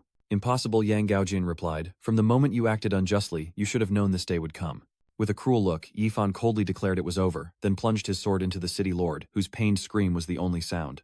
With his blade stained by Lan Cheng's blood, Yifan retrieved a small purple item from the pool of blood, murmuring, So this is the magical artifact? Yifan held it up, marveling at the immense lightning power contained within the small ring, the cloud lightning ring. He scoffed and put it away, saying, Now it's mine. Hooves pounded the earth, kicking up dust as the rider pulled back on the reins. The Blue City Lord's men were horrified by the scene before them. Their lord, the young lady, and all their people had been slaughtered. Yifan stood against 10, clearly declaring next to the Blue City Lord's massive corpse, Listen, well, surrender, and you will live. His eyes were completely serious. Those who disobey will be killed without mercy. The soldiers paled in fear, able only to stammer. This happened at the Wanbao Pavilion, Nalin said, anxiously standing next to Dr. Tai. It's been so long. She worried, wondering how Master Bai Yifan was doing. And as if summoned by her thoughts, news of him arrived. A panicked employee rushes in with news. Manager, something terrible has happened. Nalin grew anxious and asked what had happened, to which the terrified employee replied that news had arrived that the Lin family, including Lin Dafu and Lin Yunkai, were all dead. The city lord Lan Shinner and all 4 generals were killed, and the city lord's mansion was buried in a massive fire overnight. Upon hearing the news, Na Lan nearly fainted, thinking, Heaven help us, he did it. I can't believe he actually did it. The physician quickly steadied her, offering a word of caution. Be careful. The old doctor spoke up. Each of the 4 generals were blood transformation experts. Together, they could take on a mid-stage marrow cleansing expert, but young Master Bai only broke through to the inner strength stage 2 months ago. And with Nalin in his arms, the doctor looked up, pondering that the skies of Lu Yun City were about to change. A new day dawned, and Qingqi was bustling with people. Make way, everyone get out of the way. What's going on? Everyone gathered around the notice board, absorbing the shocking news. Bai Yifan, the Yan Kingdom's newest wanted criminal. A bounty of 100 gold taels will be awarded to whoever brings in his head. A reward of 50 gold taels is offered for information leading to his capture. One citizen wonders he doesn't look like a villain, so why the bounty? His wanted poster is torn. Yifan, wearing a hat, thinks to himself, a bounty is one thing, but why did they have to draw me so ugly? He tossed it away with a muttered, oh well, might as well keep going, make some plans for the future, and find a new playground. Night falls at the Myriad Treasures Pavilion, and at her window, Nalin wonders how Bai Gongzi is doing and what his plans are after today. Suddenly, a letter and a small box fly in, startling Nalin. Picking up the letter, she wonders. The letter only says, I must leave Luvan City immediately. Thank you for your care during this time. Inside the box is a gift for you and the people of Mok Family Village, enough to ensure you a lifetime of comfort. If fate allows, we shall meet again. Farewell. Bai Yifan sent a box overflowing with jewels, leaving Nalin speechless when she opened it. I've never seen such treasures before. She looked towards Wu Ding, her heart thinking of Yifan. Young Master Bai, until we meet again. Nalin's words are just a distant echo, unheard by the rider galloping away. As Yifan urged his horse onward, time slipped by, and 2 weeks later at the border between Yan and Rui, in the Redlands of Yun Province, Yifan overheard the murmurs of the crowd around him. Have you guys heard? The 5 Elements Holy Land, one of the 10 great Holy Lands, is preparing to publicly recruit disciples. Their words carried much information for him. Even the lowest-level cultivation methods of the Holy Land, once leaked into the mortal world, would become legendary techniques fought over by all. If one could become a disciple of the sacred ground, that would be a great fortune. That disciple is truly hopeless. If he could become an elder of the sacred ground, he wouldn't even care if royalty, or the emperor himself came. They continued on their discussion, never ceasing. The 5 Elements Holy Land is in the Wei Kingdom, a world away from our Yan Kingdom. Without the cloud steamer, even 14 horses wouldn't get us there. Let's go tomorrow, or we'll miss our chance. Yifan pondered, his expression uneasy. Yunzhou was the most important transportation hub on the ancient continent, known for its incredible speed, capable of crossing the sky trench and reaching its destination directly. There was quite a crowd, and they were getting rowdy. Hey, no pushing, let me go first. Yifan approached the counter and quickly requested a ticket to the 5 Elements Holy Land. He raised his hand arrogantly, stating the price, 500 gold for a ticket to the 5 Elements Holy Land in Wei, from Yun Province. His face revealed his contempt for Yifan, wondering where this country bumpkin came from, unaware of where to go in Yunzhou, and that a night in their Yunzhou was very expensive. Even the worst room costs 3,000 gold a night, and if you can't pay, you'll be sleeping on the floor with no defensive formations exposed to the elements. He presented a wad of silver, requesting the most expensive room, and the man's eyes widened in surprise. His attitude changed in an instant, treating Ilfan like his own precious treasure. Yes, we'll immediately prepare the best #1 sky suite in Yunzhou for you. Damn, I'm an idiot. Who is this god of wealth? Yifan is trying out the hard life of the common people, yet trouble still finds Yifan. Hold on, manager, I'll pay double for that top-tier room.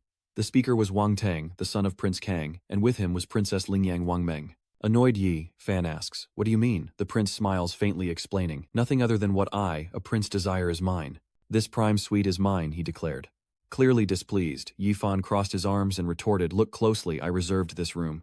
Esteemed guests, this room was indeed reserved by this young master. See, the one who spoke was Wang Meng, her words as sharp as her beauty was fair. Where did this ignorant fool come from, daring to oppose Prince Kang's estate? She cursed directly at the manager. Listen well, you idiot. Wang Meng is the Yen Prince's personally appointed princess, and my brother Wang Tung is the heir to the Kang Prince's estate. Wang Meng continued, looking at Yifan and the shopkeeper as if they were maggots. Talking to you is already a privilege, yet you dare covet what the royal family wants. Do you have a death wish? The crowd was shocked by Wang Meng's words. Kang Xinwang, isn't that His Majesty's younger brother? The crowd gossiped about Wang Dung and Wang Meng, warning Yifan that they were the children of Prince Kang. Just give them the room, kid. You can't mess with royalty. He wasn't swayed by the crowd. So what if they were princes? Prime Minister Wang Hu was just a title, and every word from Yifan pierced their pride. If I've already booked this room, it's mine. No amount of money will change that. Furthermore, his aloofness makes them seethe. All they can do is growl at him. With utter disdain, Yifan tells them to obediently get to the back of the line, calling them stupid dogs. Wang Tung growled like a rabid dog, but Yifan didn't hesitate to challenge him. The manager, caught in the middle, cautiously probed both sides. Young master, how about you wait in line, and I'll reserve room number 2 next door for you. He was struggling internally. Please, one has power, the other has money. I can't afford to offend either of you. Wang Deng still glared at the person in front of him. I'll ask you one last time, do you know the consequences of opposing my Kang Prince manner? Yifan retorted with the same words. Then do you know the consequences of opposing me? He was infuriated by his attitude, his words laced with gunpowder. Fine, have it your way. Don't say I didn't warn you. Making enemies is a dangerous game. You might not even see death coming. Rubbing his chin, Yifan chuckled in agreement with Wang Deng. I agree with your point. But then Yifan responded with a maniacal laugh, who is truly more dangerous. It remains to be seen. Wang Tung gritted his teeth, cursing under his breath, furious that this nobody wouldn't let him back down. The manager tries to appease them both. Esteemed guests, the Yunzhou is about to depart. Any further delay? He finally manages to placate Wang Deng. Forget it, I won't bother with your foolishness for now. Manager, get me room number 2 immediately. But Wang Meng wasn't satisfied and called out again. He turned to her and reminded her, be good, Munger, listen to me. The princess can wait one night. When we get to 5 Element City, I'll buy you the most expensive clothes to make up for it. Pouting, she replied, you said it, don't go back on your word. Wang Teng, left with no choice, indulged her. I'll talk. The shopkeeper forced a smile, already sweating with fear. Yes, I'll arrange room number 2 in the heaven tier for you right away, young Master Wang. He breathed a sigh of relief. Thank goodness that's finally settled. But this time, it's Yifan who's latching on and won't let go. Wait, did I agree to this? Wang Teng turned, grumbling in annoyance. He cleans his ear and explains flippantly, I've never liked having noisy people around when I sleep. Then he presented dozens of taels of gold, using the power of money to reserve the entire place. Manager, I'm buying all the top-tier rooms. Wang Nang gasped in surprise while the manager stared blankly at the pile of cash. This. He pointed, his face red with anger. What exactly are you trying to do? Yifan simply explained, first come, first served. I wasn't finished. Is there a problem? Seeing this, the manager hurriedly and respectfully said, young master, please take them all. These are all the room cards for the heaven tier rooms. And Wang Gongzi, it's good that you're at the end of the line. Once this deal is done, I'm running. I've made a fortune this time, one I can't spend in a lifetime. His attitude was completely different. Satisfied, Yifan departed, pleased with himself, while the Wang brothers gnashed their teeth watching him go. Just you wait, kid. After walking a short distance, Yifan gave a key to a random person purely to provoke the Wang brothers. You seem like a quiet sort, not like some people who are an eyesore. This room is yours. The crowd was in an uproar at this gesture. Really a free gift. Wang Meng bristled, complaining, brother, this guy is clearly trying to make things difficult for us. He gritted his teeth, replying, I know that already. Later, while traveling by ship in Yunzhou, Yifan is stopped by Cao, and another troublesome figure appears before him. I have something to discuss with you. Yifan looked at him and indifferently asked, who are you? The two of them were somehow enjoying a boat ride together. The two glasses clinked together, crisp and fragrant, as the large man Lu Wei ate and spoke to him. King, Lord, Prime Minister, just titles. Well said, exactly what I was thinking. Still lost in thought, Yifan asked, who exactly are you? He proudly introduced himself. I am Lu Wei, from a merchant family in the state of Wu. And you are, Yifan replied simply. Bai Yifan from the Yan nation. In his heart, Yifan pondered Lu Wei's background. The Wu nation was Yan's neighbor, known for its martial spirit, and its strength was not much weaker than Yan's. He burst into laughter heartily, adding, meeting is fate. Your actions aren't bullying. Lu Wei, I saw it all. I admire your character, so I came to befriend you. He changed his tone. I'm not afraid to tell you I'm here to join the 5 Elements Holy Lands entrance exam. If those two Wang Tang and Wang Meng want revenge, they'll have to go through me first. He offered protection for the night, though Yifan hardly needed it. He thought to himself, did I say I was worried about that? With delight, Lu Wei proposed a toast, urging him to drink up. Tonight, I'm treating brother Yifan to drinks. We won't leave until we're drunk. But after a while, Yifan covers his ears against Lu Wei's thunderous snoring, inwardly lamenting, I think you're the one making things difficult for me. Just then, lightning struck near the boat, sending Lu Wei sprawling and shattering dishes. Startled, Yifan exclaimed, Several cups struck Lu Wei's head, sending him tumbling as Yifan moved in confusion. What happened? The others on the cloud cruiser scrambled. This is bad. A thunderstorm is coming. A thunderstorm is coming. Lightning strikes again, this time directly hitting the ship, terrifying everyone on board. Help, I don't want to die yet, run. Yifan laughs at this strange phenomenon. The thunder couldn't have come at a better time. He retrieved the Cloud Lightning Ring, thinking, it's your time to shine, Cloud Lightning Ring. He recalled studying the Cloud Lightning Ring on Lan Qian's finger. This offensive magic tool can store lightning during storms and release it to kill enemies when needed. It's a shame it hasn't rained in 7 days, but now heaven is helping him. Yifan happily controlled the Cloud Lightning Ring, delighted that the heavy rain and thunder had arrived. He excitedly spoke as the Cloud Lightning Ring absorbed the lightning. Just what I wanted. The crowd is horrified as the lightning converges. What's going on? They all stare in awe at this phenomenon. Look, all the lightning is converging in one spot, some cried out in fear as lightning struck the room. Massive lightning strikes pummel the ship as ordinary people cling to the pillars for dear life, wondering what's happening. What's going on? Doesn't our heavenly character chamber have a protective formation? Unfazed by his surroundings, Yifan muttered to himself as the cloud lightning ring absorbed the lightning from the ship, filling it to the brim, and with that he was done. Satisfied, he clutched the item in his hand, adding another layer of protection. The others on the ship pointed and cheered. Look, our destination is just ahead. 5 Element City. As they disembarked the cloud cruiser, everyone was excited to finally be on solid ground. Yifan looked around wondering, this is 5 Element City where the Holy Hall's entrance exam takes place. Lu Wei chuckled, explaining, I heard that the Wei King spent a fortune to build this city to curry favor with the 5 Elements Holy Land. Its extravagance surpasses even the Wei Kingdom's capital. He touched the bump on his head, sighing, that hurts. Yifan was impressed. Seeing was believing. He muttered, overwhelmed by his surroundings. So many people, it's quite the spectacle. Lu Wei explained that this was the Holy Ground Assessment, where thousands of martial artists from all over the world gathered. Of course there are a lot of people. He proudly told Yifan, look up at the sky. Yifan followed his gaze and saw people flying in the sky. These people? He grinned, explaining, see, that's the mystic realm. It's the first time I've ever seen a cultivator of the mystic realm. Yifan pondered this new information. Divine power realm is unlike radiating chi and blood outwards. Spiritual energy can be converted within the body, allowing for flight, earth manipulation, and sword control. Nothing is impossible. He smirks with amusement. This sacred ground is indeed the right place. From above, a command suddenly echoes, silencing all. Yifan was slightly surprised by this pressure. The others were forced to kneel. What's this? A figure appears in the sky, astonishing them. This man is Yan Yun Song. Stroking his beard, he introduces himself. I am Yan Yun Song, an inner elder of the 5 Elements Holy Land. I'm in charge of this entrance exam. If you wish to cultivate in our sacred land, register at the East Arena by noon for the disciple assessment. If you don't pass the assessment, you can still cultivate at the 5 Elements Holy Land. The people below marveled at his appearance and chattered amongst themselves. As an inner elder of the 5 Elements Holy Land, let's register and get started. Go, go, go. Lu Wei bids Yifan farewell, as the 5 Elements Holy Land assessment is about to begin. Brother Bai, this is where we part ways. Yifan politely returned the gesture. Then good luck to you, I'll be waiting. He chuckled at that. Wait for what? I'm sorry, my brother, my friend, I can't protect you anymore. Lu Wei waved goodbye, telling him to hide if he was scared, and to avoid the two brothers. This was where they would part ways. Take care, leaving Yifan slightly bewildered. He scoffed inwardly, thinking, you said you'd wait for me, so what's with the take care? Who knows, we might meet again soon. At the East City Arena, the sounds of the crowd roar. Registration is here. Line up neatly. People come and go, each with a different expression. I lost. Don't worry about it, Lee. You see, I don't even qualify for the competition. The registration desk announced the next person for the cleansing realm test. Behind him, Wang Meng tugged at Wang Teng's sleeve, pointing at Yifan and exclaiming, brother, it's him. Seeing him, his anger flared. A fateful encounter indeed. Little did he know this kid also wanted to join the 5 Elements Holy Land's disciple assessment. Wang Meng chimed in. Brother, when will you finally kill him and avenge me? Wang Teng smirks, likely plotting his revenge on Yifan. A small compromise is worth the greater goal. We have more important things to focus on. Once we officially become disciples of the 5 Elements Holy Land, that kid will pay for the humiliation we suffered in Yunzhou with his life. Bai Yifan Blood Refinement Realm. The recorder repeats in disbelief. Blood Refinement Realm. Standing a few feet away, Wang Teng thought with disdain and smugness. A Blood Realm talent. How laughable. I doubt he'll even make it through the preliminary rounds.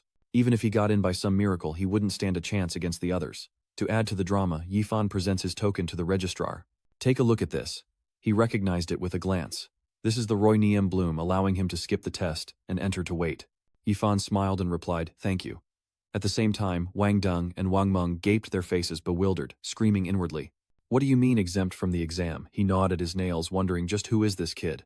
Yifan's token was quickly delivered to Yun Song, who was observing from a nearby tower, and he asked, whose ascension token is this? The recorder knelt on one knee and respectfully reported. Reporting to the elder, it is a person named Yifan.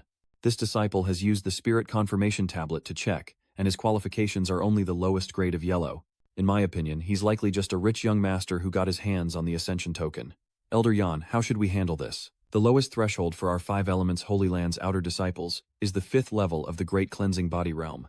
He's just a blood transformation realm cultivator with yellow grade talent. In our Holy Land, he's only fit to be a menial disciple. But since he possesses the ascension token, make an exception and grant him the status of an outer sect disciple. The scribe complies. Yes. A moment later, the phoenix soared through the sky, carrying those who had passed the test. Yifan lay back on the phoenix's back, sighing deeply. A blood-tempering realm cultivator could be a general in the mortal world, but here in the Five Elements Holy Land, he almost didn't even qualify as an outer sect disciple. He looked at his hand thinking, I came from Earth, yet my talent is only yellow grade. But my physical strength has already surpassed several levels. After thinking for a long time, he stopped agonizing over it, deciding to let it go. The talent assessment here is truly baffling. But even with poor talent, I have Earth's infinite resources and the ability to simplify martial arts techniques. As long as I train hard, I can still shine. Suddenly Notfam understood the problem he faced, closing his eyes to enjoy the wind on his body, as the phoenix carried them at incredible speed to a place overflowing with spiritual energy. The heavenly palace floats through the air to the Five Elements Holy Land and someone cheers with excitement. Yifan, gazing at the scene before him, sits up marveling to himself. The Five Elements Holy Land is actually built in the clouds. Van Tung introduced. This is the Five Elements Heavenly Palace, the heart of the sacred hall. Only inner elders and direct disciples are allowed inside. He continued, this will be your training ground from now on. Upon landing, the disciples lined up to hear Yun Kong lay down the rules. From this day forward, you are disciples of the Five Elements Holy Land. From now on, every action must align with the sect's rules, always prioritizing the sanctuary's interests. As a disciple approached with a tray, he continued, these are your identity tokens and maps to your residences. You may proceed on your own. Inside your rooms, you'll find a sect handbook. Read it carefully. With that, the eager new disciples replied in unison. Yes, Elder, in our outer sect quarters. In his room, Yifan sat alone at his desk, taking stock of the items he'd been given: purification talismans, speed talismans, regeneration talismans, water-fetching talismans, spirit stones, and high-grade healing elixirs. He smirked, propping his chin up as he mused. The sacred grounds are really generous. Things worth tens of millions are just given to outer sect disciples. Among the items, a particular book caught Yifan's attention, and he read the title silently, The Great Tome of Wangu. He began flipping through the book, which described the ancient continent as divided into 5 regions: Eastern Stream, Southern Wilderness, Western Sea, Northern Plain, and Central Province. He already knew that the human, demon, and monster races dominated this land. The 10 great holy lands of humanity were the Holy Land of Non-Action, the Holy Land of Supreme Yellow, the Holy Land of Five Elements, the Holy Land of Guangun, the Holy Land of True Martial Arts, the Holy Land of Heaven Slaughter, Holy Land of Heavenly Books, the Holy Land of Many Treasures, the Holy Land of Purple Yellow, and the Holy Land of Ephemeral Clouds. Among them, the most mysterious is the Holy Land of Non-Action, whose disciples have never exceeded 5, each an astonishing and unparalleled genius. The Holy Land of the Yellow Pole dominates Central Continent, possessing unmatched power and an overbearing style, while the Holy Lands of True Martial Arts and Severing Heaven are masters of body refinement and swordsmanship, respectively. The Guanghan Holy Land only accepts female disciples, while the Five Elements Holy Land, divided into 5 institutes, metal, wood, water, earth, and fire, is the newest and least established of the 10. After reading Yi, Fan sighed and muttered to himself, of the 10 sacred lands, the Supreme Imperial Sacred Land is the strongest. If I'd known, I would have tried to go there. Even though I have endless money and can pay for bodyguards if I'm weak, I'll be a target. I need to become stronger myself. That's the only way. An idea suddenly flashes in his mind. The 3 realms of bone refinement, internal strengthening, and blood transformation are all about self-cultivation. To reach the marrow cleansing stage, I need to purge impurities and increase the purity of my life force. He stroked his chin, wondering, to increase my strength, it seems I need to find a way to cleanse my marrow, detoxify, and transform my tendons and blood. Is there anything on earth that can cleanse my marrow and expand my meridians? A month later, at the disciples' resting place, alone in his room, Yifan meditates, lost in thought. For the past month, he's been traveling back and forth between Earth and another world. Having discovered that medicinal baths could alter his constitution through research, he realized that ingestion would be even more effective. So he acquired Yang Gui, Lianzi, and Tiandong Yiren, detoxifying and purifying herbs prescribed by a traditional Chinese medicine shop. He immersed himself in it, a brilliant red inner force radiating from his body, then evaporating, carrying away the impurities within him. Yifan realized his body felt lighter, his strength had multiplied, and his mind was clearer than ever before. He released his inner energy, expelling black impurities as steam, and a powerful conviction surged within him. This time he would surely break through the blood realm. He inwardly roared, "Break for me." Immediately blazing, inner power erupted and spiritual energy gathered, forming a vortex around Yifan. Moments later, the spiritual energy dissipated and Yifan had achieved a new milestone. He donned a vibrant red cloak, formed entirely of spiritual energy known as the Blood Chi Shroud, and rejoiced inwardly, the marrow cleansing realm. I've succeeded. Looking down at the cloak, he murmured, this Blood Chi Shroud is incredibly dense, several times sturdier than Lan Can's, and can rival the Blood Chi armor of the Aperture Opening realm. Let's see what it can do. With that, Yifan throws a punch.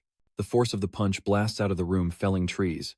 He assesses the result, realizing his fist now carries a force of tens of thousands of pounds, far surpassing ordinary marrow cleansing. With a sharp glint in his eyes and an arrogant smile, Yifan knew his true cultivation journey in the Five Elements Holy Land was only just beginning. Meanwhile, back at the sect affairs hall, a long line of disciples waited, and he was among them. Yifan thought to himself, the sect affairs hall manages all matters big and small of the Five Elements Holy Land, and it's also where disciples receive stipends and carry out tasks. The disciple respectfully accepts with both hands, saying, "Thank you, Elder." The Elder continues distributing to the other disciples, completing the 100 contribution point task. Yifan mused that during their cultivation, disciples of the Five Elements Sacred Ground could actively accept tasks big or small to exchange for resources, rewards, and contribution points.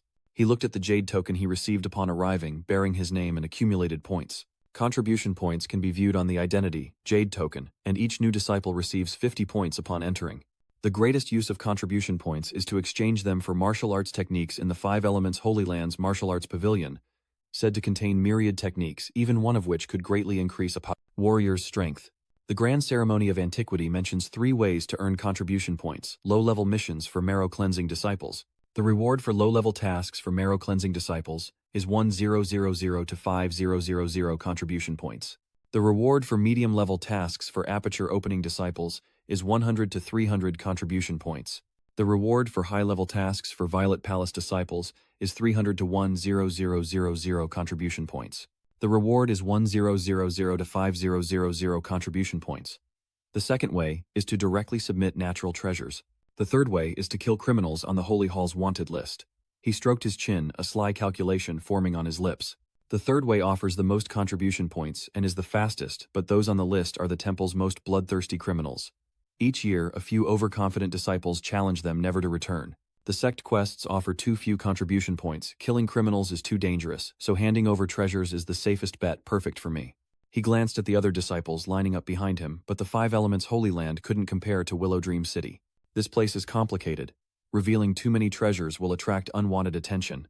While I don't fear trouble, I'd rather avoid too much of it, so I'll disguise my gains with a few sect missions before discovering the treasures. It was Yifan's turn to receive his reward. He stood before the Elder and requested, "Elder, I wish to accept a low-level mission." Meanwhile, in the flagstone corridor where disciples passed after receiving their rewards, a domineering voice rang out, "Halt, hand over your spirit stones, or else 2 men with blades blocked the path." As one of the disciples timidly spoke, Senior brother, this is all the spirit stones we have." And leading this shakedown is none other than Wang Deng, who speaks with his hands clasped behind his back, a smug and cunning look on his face. Senior brother Gao is so clever.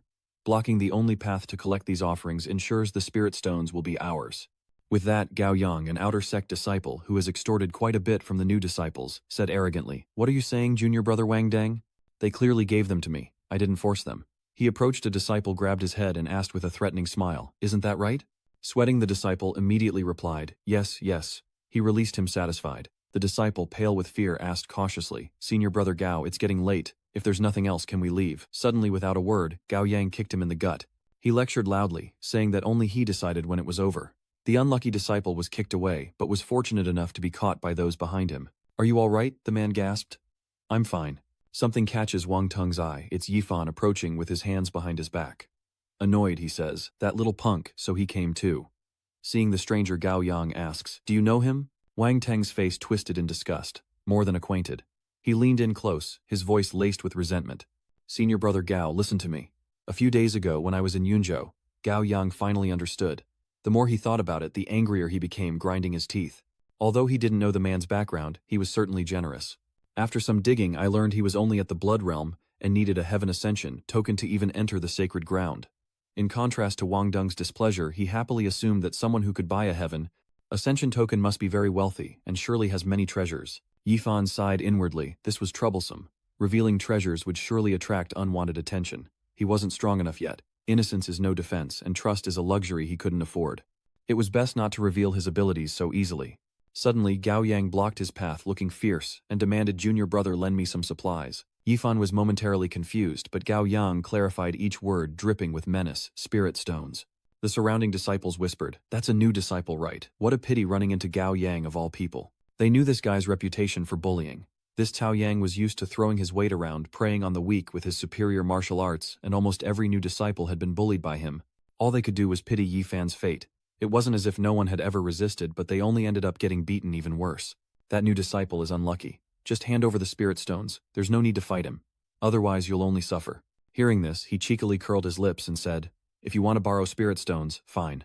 But Yifan, full of swagger, stood tall and ordered, "You must kneel and beg me." The surrounding crowd was utterly stunned by this statement, and they all gasped in unison. What Gao Yang was instantly enraged, his face flushed red. Wang Teng froze upon hearing this, and the others couldn't believe their ears. "What is this new disciple saying? Am I hearing things?" He roared, swinging a ferocious fist. "You want to die?"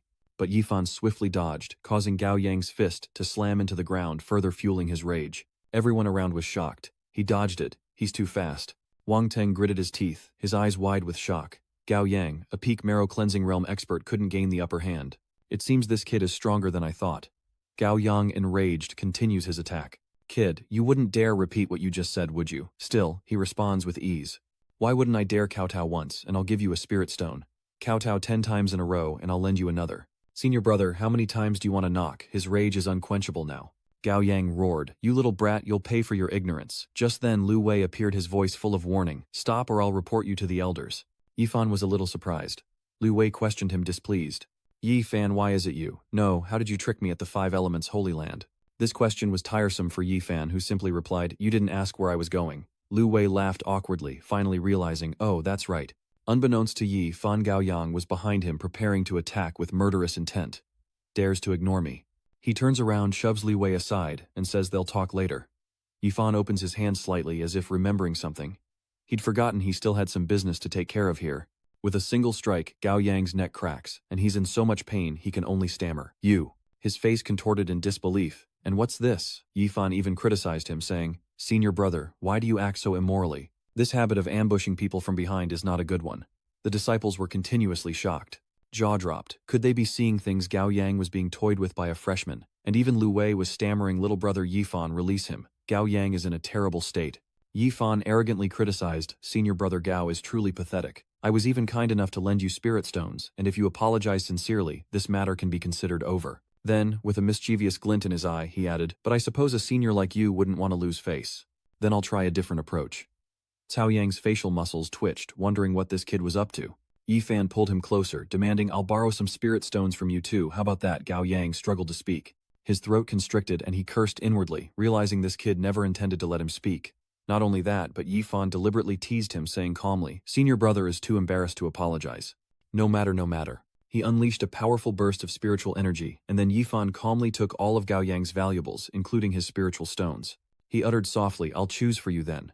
Then he mercilessly flung Gao Yang away, sending him flying. "Thank you, Senior brother Gao, for your generosity." He cried out in agony from the painful throw. The disciples gathered around Han, their faces filled with worry. "Senior brother Gao, are you all right?" One by one, Yifan tossed what he'd taken to those nearby and commanded, "These are all spirit stones that Gao Yang stole today, right? Return them to their rightful owners." Holding this treasure, they were overjoyed, and quickly thanked him. "Thank you, but giving it all to us, won't you?" Yifan casually cut them off, his eyes full of meaning, unhurried. He didn't miss the group scurrying away, trembling.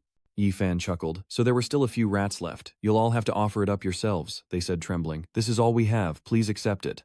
With a dismissive wave and a look of disdain, Yifan left the spirit stones on the ground, saying, "Get out of here." The group, now utterly humiliated, scrambled to obey, replying, "Yes, we're leaving right away." "Do you think we're groveling well enough?" Yifan, caught off guard, replied, "Not bad." Now Wang Teng is forced to leave, swallowing his anger. "Yifan, just you wait." He sensed the angry gaze glancing over, but the area was empty, leaving only a cold feeling, a distinct chill. Liu Wei clapped in admiration. "Brother Yifan, I didn't realize your martial arts were so advanced. I saw your true strength back in Yunzhou, and you even declared you'd protect me, but aren't you afraid Gao Yang will seek revenge for hurting him? After all, the more people who know he was beaten by a new disciple, the more his reputation suffers." And with that, a confident declaration. "And if he seeks revenge later, I, Yifan, will be ready for him." With a sincere look, Lu Wei extends an invitation. "This is the second time you've made me see you in a new light. It just so happens that I and 3 other disciples have taken on a mission, and we're short 1 person. Would you like to join us?" Yifan seemed puzzled. "What kind of mission?" So Lu Wei began to explain, his tone serious. "Yifan, here's our mission. Recently, General Yang Shizhong of the Southern Wei border has been suspected of colluding with the demonic race, plotting treason, and even abducting innocent people to practice blood magic." And Lu Wei explained further that this was a low-level mission with decent rewards, proving the general's betrayal would earn each of them 60 contribution points. Yifan nodded, understanding. "I see a low-level mission worth 300 contribution points is indeed not bad." He stood before a room looking excited. "Let me introduce you to senior brother Luao Zhangti and Shen Xinwu." They're my neighbors and we see each other often. Xin Chao Tam Vu chirped happily. Everyone, this is not Pham, a friend I made on Van Chao at Thuy Truc Mountain. He bowed politely, his tone humble. It's a pleasure, but Luau didn't seem pleased. Lu Wei, after all this time, I thought you'd found someone worthwhile, but you brought this guy. And to point it out so clearly with such disdain, Yifan used the Skyward token to bypass the assessment, and his aptitude was only low-grade mortal. Anyone who paid attention to the sect would know not to seek him out. You want him to join us just to hold us back. Lu Wei quickly tried to salvage the situation. Senior brother Lu, don't say that. Although brother Yifan's cultivation isn't high, I've seen his strength firsthand. He definitely won't hold us back. With a sardonic tone, Yifan asks if senior brother Lu's extensive background includes reading many books. Luau eyed him suspiciously. What are you implying? With no regard, Yifan mocked him, his eyes full of mischief. In books, the one who says that line usually ends up eating their words. He was about to blow up and start yelling, but Zhang Ti, sensing the tension, stepped in to defuse the situation, saying, "Time is short, the mission is critical, let's not fight amongst ourselves at this crucial moment." Okay. Yes, senior brother Lu, don't be angry. Xinyu tried to calm him, saying that it's already good enough that we have enough people at our level. I trust that junior brother Lu's judgment is sound. Luao reluctantly gets up and leaves. Forget it, I can only blame myself. To entrust such a task with such disdain to someone like you, a useless, gluttonous bloodline hoping you could find someone. Prepare yourself and depart. Hearing this, Lu Wei's face paled, and Yifan, being new, asked curiously, the Taudi bloodline, what is that? Xinyu stared blankly, then asked, you're Lu Wei's friend, don't you know? She explained that Lu Wei possessed the Taudi bloodline, a natural gift derived from the ancient Taudi beast. Those with this bloodline eat far more than others from a young age, making cultivation easy, they just need to keep eating. Therefore, the more spiritual energy in their food, the faster a martial artist's cultivation. Even so, Xinyu worried about him, but from another perspective, the gluttony bloodline was also a useless one, because it required hundreds of times more cultivation resources than others of the same age, and it only got worse later on. Zhang Ti sighed, convinced that the Holy Land elders weren't stupid. With that amount of resources, they could train hundreds of cultivators of the same realm. Zhang Ti muttered that anyone else would feel cheated by this deal. Xinyu glanced at him, pinched him for being so carefree, and scolded him to shut up. Zhang Ti cries out in pain, but seeing everyone's concern, Lu Wei reassures them. It's okay, I've understood this principle since I was little. Luckily, the elders still granted me an outer sect disciple spot. As long as I have the chance, I'll strive to get cultivation resources for myself, Zhang Ti immediately encouraged. That's right, even if you never get resources and remain an outer disciple your whole life, I, Zhang Ti, will never look down on you. This time, she didn't mock him, but encouraged him, knowing when to say the right thing. Hearing them talk, Yifan couldn't help but ponder. Cultivation resources, huh? He thought to himself, I wouldn't dare say anything else, but the resources on Earth are inexhaustible, and even the 10 Holy Lands combined might not compare. Silently observing the three, he mused, if I wanted to, I could quickly cultivate you into the divine power realm or even beyond. Xinyu and Zhang Tiatong encouraged Lu Wei, telling him they thought highly of him. He scratched his head, replying shyly, thank you. Yifan wanted to help Lu Wei immediately, but the timing wasn't right, not yet. Their bond wasn't deep enough, and Lu Wei might ask where these treasures came from, which would be difficult to explain. So he decided to observe him further, as Lu Wei seemed honorable and trustworthy, worthy of a deeper connection. As soon as he finished speaking, he called out to brother Yifan, let's go. The five of them quickly set foot on the border of Wei, where Luao analyzed Yang Shizhong, saying that intelligence reports indicated he possessed the strength of a mid-stage marrow-cleansing realm cultivator. Based on the portrait, he surmises that Yang Shizhong has 4 great commanders under him, all at the peak of the blood-forging realm, making them difficult to deal with, and he can mobilize 3,000,000 elite soldiers at any time. The other 4 are shocked, exclaiming, what? Yifan frowned, realizing that even the best fighters are overwhelmed by numbers. Such a large army would be difficult to deal with, even if each soldier was weak. He instructed, it seems we must proceed covertly. An open assault is out of the question. Luao agreed, adding intelligence suggests Yang Shizhong is colluding with demons, capturing civilians to practice blood arts, a heinous crime that could lead to rebellion at any moment. Yifan continued instructing them to capture him alive if possible, but to bring back his corpse if necessary. Xinyu acknowledged the order. Quickly, the 5 arrived at the general's mansion, but instead of rushing in, they hid behind a wall to observe. Liu Ao instructed them to use their cloaking charms. Everyone quickly took out their talismans and replied, okay. Under the effect of the concealment talisman, the 5 of them successfully sneaked in. Liu Ao took the lead, passing through the soldiers without fear of being discovered, but suddenly a guard on duty felt an unusual presence. The surrounding soldiers stirred, sensing an odd wind as dusk approached. Liu Ao led them onto the rooftops to survey the estate, laying out the next step. We've infiltrated. Now we find Shizhong. Suddenly Xinyu exclaimed, I've found him. Following her direction, he was entering through the city gates. There he is, the Trung being attended to by his busy guards. General, you've returned. He nodded to the soldiers. You're dismissed. Inside the manor, a gentle, concerned voice echoes. The weather's been hot these past few days. Please don't push yourself too hard during training, my lord. Shi Zhong was grateful. You're too kind. I've been busy with military affairs lately, but if I finish early, I'll try to come back and have a meal with you. If only our Susu was still here, I wouldn't be so lonely. Speaking of children, his attitude suddenly turned cold. Shi Zhong interrupted. Madam, I'm going to practice, you should rest early. Madame Duong sadly watched him leave her lips, forming the words, my lord. But after a few steps he suddenly stopped. Sejong sensed a strange energy around him, and the group of 5 knew he was looking in their direction. They wondered if they'd been exposed, but he continued on, and they breathed a sigh of relief. He's gone. Now's Luo's chance to lead his 4 brothers into action. Let's follow them. Shi Zhong quietly entered the room, and the person outside ordered all the doors to be closed. He walked to the vase on the table, and gently pushed it aside when a voice echoed anti-theft, anti-burglar. A secret basement opens midnight strikes, and Zhang Ti, who is hiding, can't help but exclaim, as expected, there's something fishy going on. Why would the general's manor have the Tang Yin Tun Palace? Luo replied, let's figure out a way once Yang Shizhong goes down. With that, he headed straight into the cellar. As Shizhong disappeared completely, Zhang Shi and the others looked down, realizing he'd been down there for quite some time. Xin Yu asked senior brother Lu, what do we do now? Should we follow him? Luo said as he descended. Entering the secret chamber, I see that Shizhong is clearly seeking his own demise. As they descended, a vast space unfolded before them, revealing a massive underground palace hidden beneath the chamber. He warned, stay close and be vigilant. Suddenly Yifan caught a strange scent. What's that smell? Luo laughs. Such a strong bloody aura, it seems the intel was correct. This guy is indeed practicing demonic blood arts. Xinyu cried out, her eyes wide with alarm. Wait everyone, look. Before them was a scene of utter horror, a lake of blood. Within it, countless white bones floated to the surface, leaving everyone stunned. So many bones. Just how many people has this Zhong killed? Many are bound, and there's demonic energy everywhere. Their horrified gazes turned to the sect master, and they cried out in disbelief he was raising corpses. Seeing this, he immediately ordered, the 4 of you go to the 4 corners, and when I give the order, we'll attack simultaneously with the formation. Suddenly he spoke in a mocking tone. Since you're here, what's the point of hiding? The sudden words startled everyone and they cried out, get out of the way. Luckily they managed to dodge his attack. Luo wondered, how did he find us? He replied with disdain. So it's just a few greenhorns sneaking into my general's mansion looking for death. Immediately they revealed themselves, and with a steely gaze, he pointed his blade, declaring Shizhong, as a general, you collude with demons, slaughter the innocent, and practice blood art sins beyond redemption. Today, disciples of the 5 elements Holy Land will surely end you. Shizhong scoffed, his eyes filled with contempt. The Holy Land, they've sent even their disciples. Yifan sensed trouble brewing, a dark premonition settling in. His eyes wide with excitement, he exclaimed that these 5 marrow-cleansing realm cultivators were perfect. He was just one step away from creating a bloodthirsty demon. The boy quickly realized the truth and shouted that they'd been lured into a trap. The door slammed shut behind them.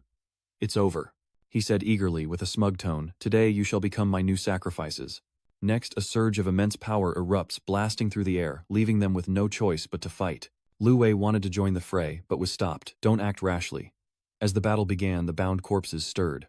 4 second and third rank corpses broke free from their iron chains. They rushed toward them, their empty eyes filled with murderous intent. The corpses have been released. Everyone be careful. Luo is stunned by their incredible speed. Their speed is incredible, he yells, pulling the 2 of them back as the corpses' blows shatter the ground. Witnessing that destructive power, they were utterly astonished. This strength is immense. They realized these weren't ordinary corpses, but demonic puppets. Zhang Ti desperately fought back, unable to land a blow, cursing in frustration. Luo grumbled, annoyed. Damn it, this old man is proving difficult. Zhang Tai was struck, blood trickling out. Xin Yu asked worriedly, are you all right? He replied, I can still hold on. He furiously shouts, Shizhong, you dare create puppets, you're dead. Yifan, who had been lost in thought, realizes that the corpses are being controlled as puppets through a special necromantic technique. But a demon puppet is made by sacrificing a living person, preserving all the original's strength and memories, and even allowing them to continue to grow stronger. These 4 mid-marrow puppets, plus Shizhong, he quickly deduces that there's likely an even stronger demon puppet waiting to strike. He smirked, realizing things were about to get complicated, as the order to kill him was given, and the corpses charged forward. He resigned himself to his fate. Liu now fought back, his sword strikes sharp as a storm. Die. He quickly strikes him down, taking one of them out. Seeing this, the Trung laughed with disdain, raised his hand and released a stream of dark power, his voice full of confidence. Did you think you could kill my puppets so easily? They have triple regeneration. The corpse Luo struck down has revived standing, as if unharmed, shocking the group into disbelief. It's recovered. Lu Wei asked in a flustered and worried tone. Senior Lu, what do we do? Think of something quick. This can't go on. He pulls out a talisman and says, hold on, I'm going to kill the linchpin. Lu Ao quickly pulled out a talisman saying, to defeat an army, first defeat its commander. We must sever the puppet's control. As the talisman was placed on it, it automatically released a sword. The wind howled, as the sword flew toward him with deadly speed, but he calmly blocked the attack. You're the strongest one here, aren't you? Sejong waved his hand, deflecting the sword with terrifying force, adding that it still lacked the skill to deal with him. It spun and struck Leung Gao, causing him to bleed as he cried out. Senior Lu Leung Gao shouted in disbelief. The awakening realm. The intel was wrong. Lu Wei was quickly overcome with fear, his eyes glazed over, realizing that even the most powerful of them was useless. He then gave the order, his voice listless as he was thrown into the bloody lake. Two subordinates obeyed and immediately rushed forward, while Lu Wei, pale with fear, lamented. Are we really going to die here? Suddenly Yifan rushed forward, his movements so swift that Lu Wei barely had time to turn before a brilliant lightning strike descended, accompanied by the cry of instant slash. With a pained scream, Shizong watched in horror as one of his arms flew into the air. Everyone was stunned, not understanding what had just happened. What just occurred? Shizong screams, clutching the stump where his arm used to be. He lost his arm and, enraged, tried to punch him, growling, I'll kill you. Yifan immediately used the second stance of the violent rain sword art, Swift Rain. Countless sharp stones are summoned, and he uses his blood shield to protect himself, shocked by their incredible speed. But Shizong braced himself, but even his blood shield couldn't withstand that terrifying force. Countless stones relentlessly bombarded until it vanishes completely, and thanks to Yifan, the corpses fall completely unable to move. Look, the demon puppet has lost its ability to move. He points his sword at Zhang, his voice resolute. It's over. Yifan coldly advised, give up the resistance. Lu Wei was shocked, his eyes filled with disbelief. Xinvu was stunned. How could Yifan do that? Zhongming trembled. To think a royal sword technique could wound me so badly. Truly a disciple of the Holy Land. He looked up and laughed maniacally. But today is definitely the day you die. Seeing this, he turned to look, his eyes full of worry. This is bad. Everyone's surprised. Then a shout rings out. The demon puppet has finally been unleashed. Everyone screams a warning, their voices filled with terror. Yifan is in danger. He actually refined a peak aperture realm demon from the insect horde, Yifan shouted, seeing how dire the situation was. This is bad. Everyone run. They immediately scattered to escape. Xinyu looked back in dismay. This demon was too powerful. The creature with its muscular frame and drool roared. She was terrified, realizing they were no match for it. They're hiding behind a pillar, as Lu Wei frantically shakes the man's body, shouting, Hey, wake up! He panicked, his face contorting as he gave the order. Stop him now. Seeing no reaction, Lu Wei wondered if he was dead. Just then, the demon beast clawed at its chest and roared General. Then it raised its hands high, its eyes shooting out a fiery red light. Sensing something, he quickly announces that the demon has lost control. And just like that, the beast instinctively slams into a pillar. Yifan cried out in alarm, It's coming right for us. Everyone scrambled to get out of the way. Suddenly, Xinyu realized something, saying it was attacking based on sound. We need to hide inside and stay quiet. They hid behind another pillar, silently watching it destroy the house. Her face filled with fear, she asked Senior, What do we do now? Liu Ao cautiously surveyed the scene and whispered, Let's retreat. We can't defeat it with just the few of us. But upon hearing this, Yifan lowered his voice in protest. No, if we don't deal with this demonic entity here, letting it escape will only endanger innocent lives. Despite speaking softly, Yifan's resolve was unwavering. We end it here. He glared at him, terrified, and said, Shut your mouth. What can you do alone? Just get out of here and find reinforcements. Just then Lu Wei placed his hand on Yifan's shoulder, brimming with righteousness, and said, Who says brother Yifan is alone? I'm here too. Lu Ao frowned angrily, asking Lu Wei, What do you mean by this? He stood tall, looking him in the eye, and questioned Senior Lu, Ask yourself. Even if we immediately call for help from the sacred ground, when is the soonest reinforcements could arrive? Lu Ao wanted to offer an explanation, but couldn't bring himself to speak. Seeing him hesitate, Lu Wei answered for him, the fastest reinforcements would arrive in an hour, and in that hour this blood demon would slaughter the people for miles around. He then beat his chest with heroic spirit, declaring, Though my martial skills are average, I, Lu Wei, am no coward. Lu Wei clenched his fist and added, I'd rather die with the demon than sacrifice others to save myself. Perhaps moved by his spirit, Xinyu stepped forward and said, Very well, I'll join you.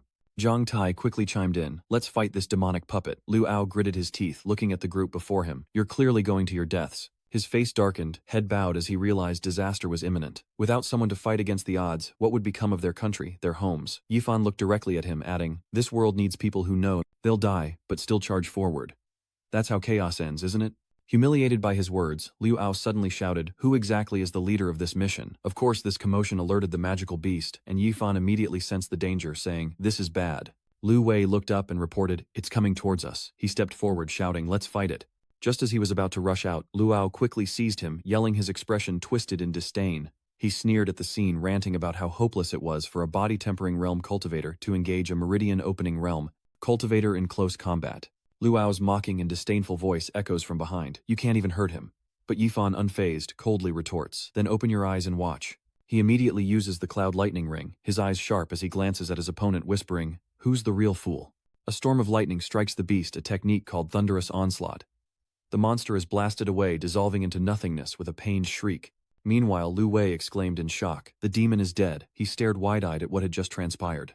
Tam Vu withstands the gale, explaining that the pure yang lightning power is effective against bloodthirsty creatures, as the ring emits bolts of electricity, and he smirks.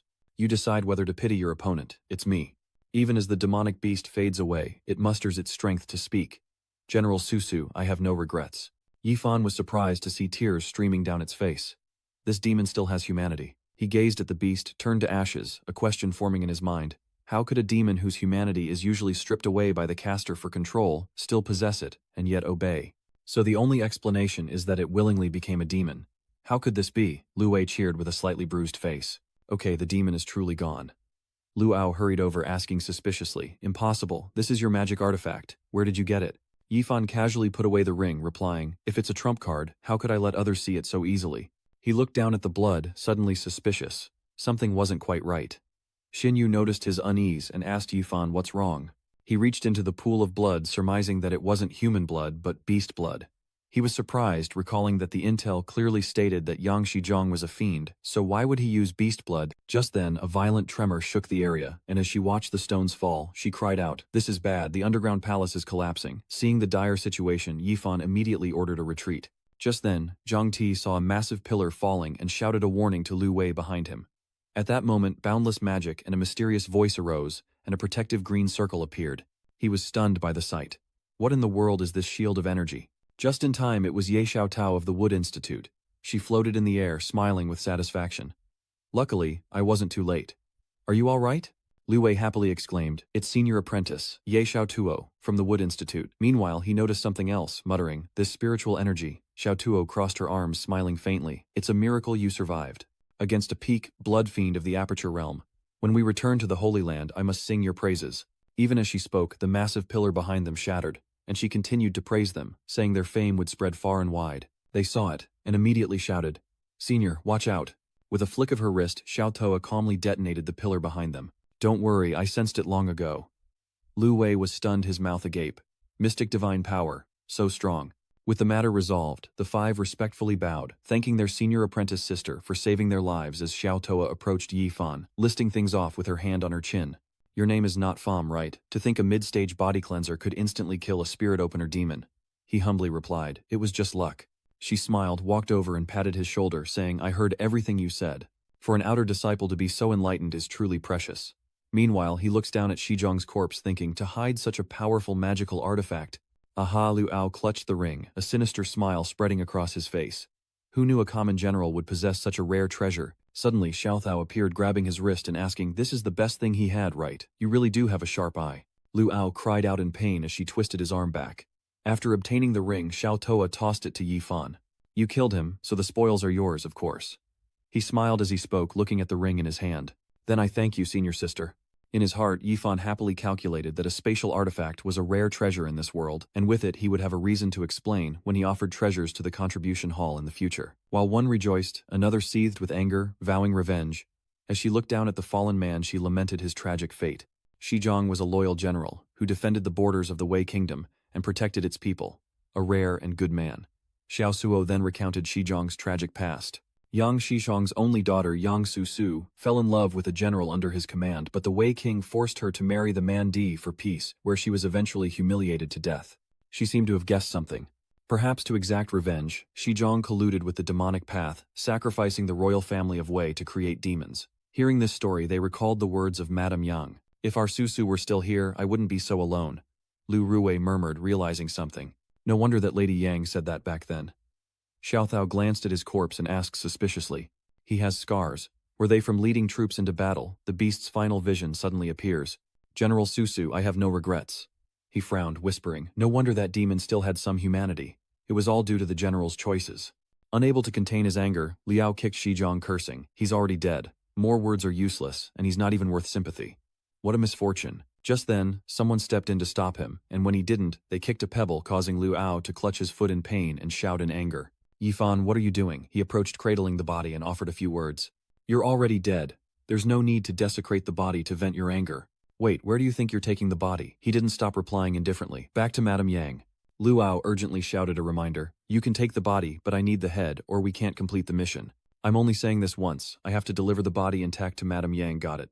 Yifan, will you stop? He indifferently replied, still holding Shizhong's body. What's this? At that moment, a tiger tally was placed on his shoulder, along with those words. No need to argue, just hand over the tiger tally.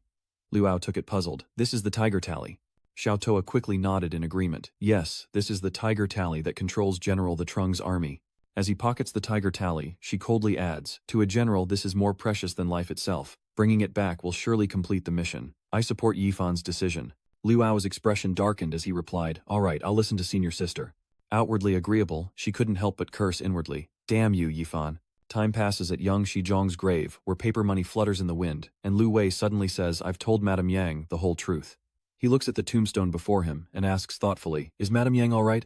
Xiaothoa tilted her head, telling Yifan that Madame Yang seemed to have foreseen this day, saying that her husband had always carried too much on his shoulders, and now that he could reunite with his daughter below, he could be considered to have escaped this cycle of karma. She paused for a moment, then slowly added, the madam intends to focus on Buddhism from now on, chanting sutras to help him pass on, and also hoping to help the world's wronged souls escape suffering and be reborn soon. With his hand on his hip, he looked back at the others and said, that's good, let's go.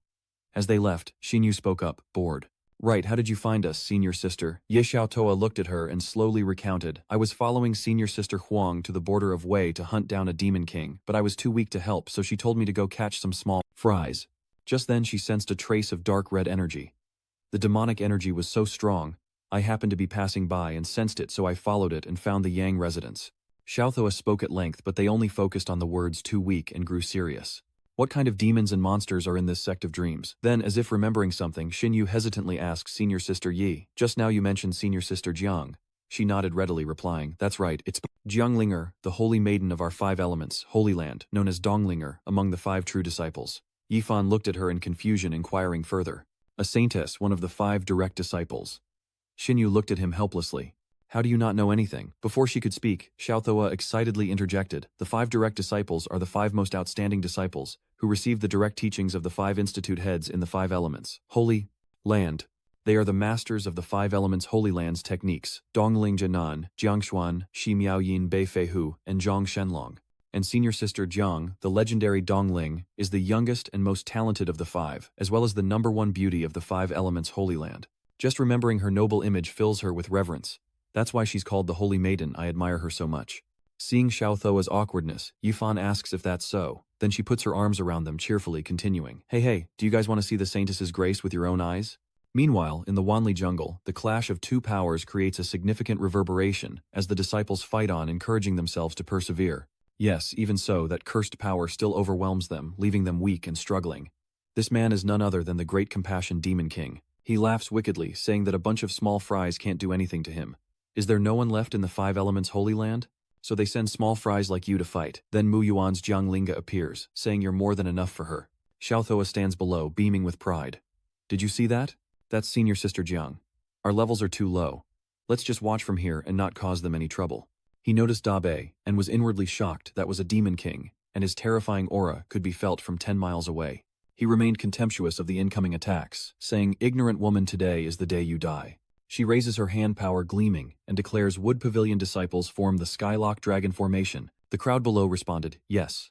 But as they watched the approaching chords, a hint of doubt crept into Dabe's mind. Before he could understand, he was trapped, and the crowd below cheered with joy. Excellent, we've got him. Dabe scoffed Jianglinger, you think you can trap this king like this? He merely circulated his inner energy, sending the crowd into a frenzy. This demon's power is too strong. Stabilize the formation. Linga coldly pointed her sword at Dabe, declaring, Who said I wanted to trap you? He suddenly noticed the flapping creature and wondered, when did that golden bird appear? Surprise washes over Yifan's face as the golden bird suddenly erupts with immense energy. Her cold voice echoed once more. I'm simply creating an opportunity. Watch this, a flame ignites, and in that moment Linga gives the order. Now is the moment the golden crow phoenix devours it. The majestic phoenix lunges forward, swallowing the great compassion, plunging into a sea of raging fire as it screams, Jianglinger, I will never forgive you. This is the ultimate annihilation fire. As the phoenix transformed into a ball of fire, Linga coldly declared, You've run out of chances. The golden crow's flames of wrath will incinerate everything you have. She softly uttered, wrathful annihilation flame extinguish. The phoenix, along with the screaming great compassion, vanished in an instant. Everyone cheered with joy. They won. The great compassion demon king is finally dead. The phoenix's fireball explodes and Ling Ge urges everyone to quickly cast protective spells which they immediately obey. Even Yifan and the others are affected from afar. The explosive force is immense, so powerful. Even shielded Xin Yu is astonished, feeling the intense heat from so far away. After the explosion, a massive crater was revealed. Everyone marveled that a single move had defeated the infamous Demon King. As Ling Ge landed, everyone exclaimed in awe, "Is this the power of a direct disciple?" Her disciples rushed over asking, "Senior, are you all right?" Ling Ge landed effortlessly saying, "I'm fine, clean up the battlefield." And they obeyed. "Yes," Xiaothoa explained from behind a tree. That was the Dharma Avatar, a divine power only attainable by those at the 7th level of the Dharma aspect realm. "What do you think, powerful right?" Liu Wei was impressed as well, feeling she was more than powerful, like a celestial being. Yifan wondered if he could reach that level someday. Ling Ge discovered them and said, "Come on out." Xiaothoa said listlessly, "We've been spotted." She steps out and asks with a smile, "Senior, how long have you known we were here?" She scolds, annoyed. "Why did you bring out our disciples here?" "What if something dangerous happened?" Xiaothoa playfully explained. "Isn't it all to broaden their horizons? And to admire your 4th brother while we're at it." She pushed the dazed Not-Fam forward and introduced him. "Plus I found a promising talent. This Yifan is at the marrow cleansing realm, yet he defeated the peak meridian opening realm, truly remarkable. Are you still trying to process it?" Ling Ge repeats, "A marrow cleansing realm fighting a peak aperture realm." The two lock eyes and she asks, "Is that really true, little brother?" He answers shyly, "Yes, to receive praise from senior sister Ling is truly an honor." Yifan humbly replied, "Senior sister, you flatter me. My meager cultivation is not worth mentioning." His eyes darted away, pure and innocent, unable to meet her gaze directly. Liuao scoffed. Even if he was strong, he was just a yellow-grade talent. Xin Yu, standing next to him, thought to herself, "You don't have to make your jealousy so obvious." Then she stomped hard on his foot, causing Liuao to cry out in pain. "If you have nothing nice to say, shut your mouth." Ling Ge is still talking to Yifan. "Are you of the yellow rank?" He replied, "That's right." Liuao smirked, thinking he almost forgot that Yifan was the lowest ranked of the Huang class. The 5 Elements Holy Land valued this level, so how could such poor talent catch the Holy Maiden's eye? As soon as she said that, Ling Ge praised Yifan again, saying that made him even stronger, which he didn't expect. "Is that so?" She explains that the City Lord of the Misty Holy Land also has yellow-grade aptitude, and aptitude isn't everything. There's no shortage of powerful seniors on the ancient continent with low aptitude. Ling Ge encourages him to keep trying, saying that if he enters the Divine Power Secret Realm, she can recommend him to the Wood Institute, a sentiment that Yifan appreciates. "Thank you, senior sister, I will do my best." Xiaothoa bid them farewell and returned with Ling Ge. Meanwhile, Liuao was even more bitter. What? The Holy Maiden herself recommended him. His face darkened as he pondered. Those recommended by the 5 direct disciples are highly valued by the elders of the Southern Institute and are given many cultivation resources. How could this kid Yifan be so lucky? Lu Wei announced, "It's getting late, let's hurry back and exchange our contribution points." Yifan agreed. "Okay," and they returned together. The next morning, at the contribution hall, they arrived. Yifan reported, "Elder Qi, we're here to turn in the task of capturing the worldly bell." As he added their contribution points, he praised, "You've done well on this mission. Here are your points." He accepted the slip and gave his thanks. "Thank you, Elder Qi." Inwardly, he was quite pleased.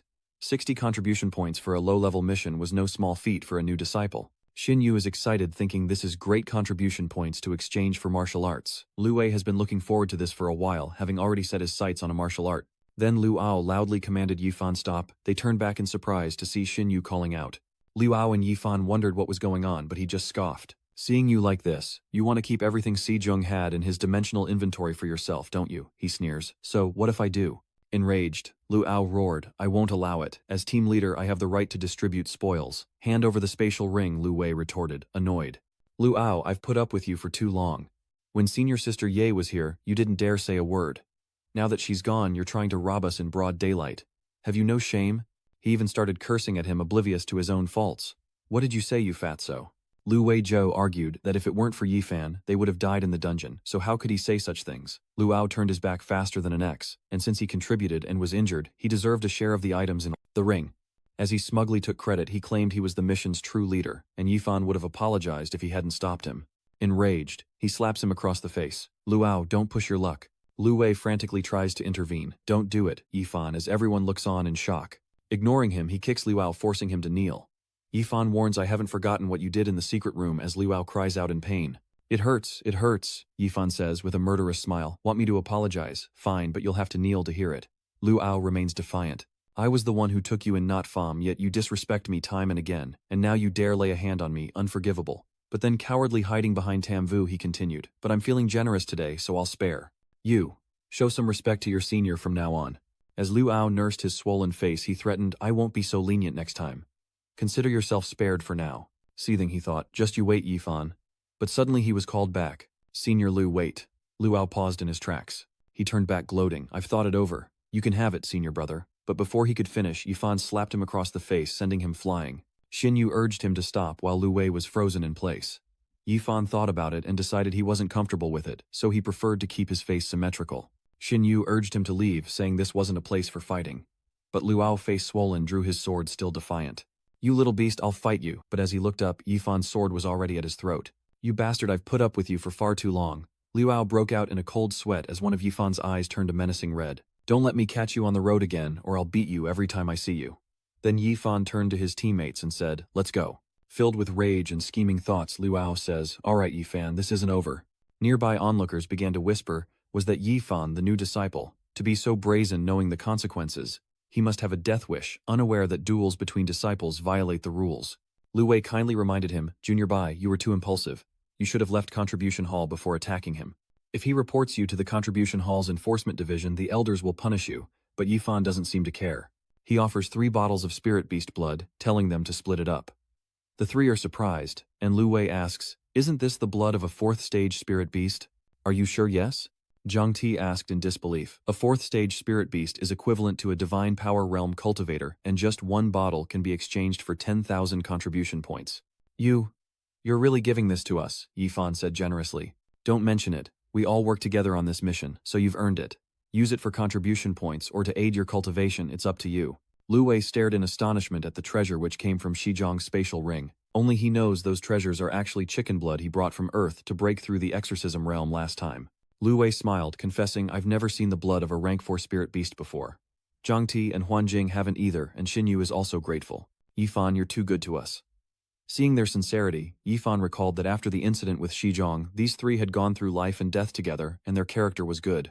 He then offered 3 more treasures, saying, Lu Wei, your talent is unique, and this will aid your cultivation. If you need anything in the future, I will help. The 3 were astonished, and Lu Wei exclaimed, this is amazing. Besides the blood, there's the heart. Xin Yu will be thrilled. This is 100 times more precious than beast blood. She then explained, why is it so rare?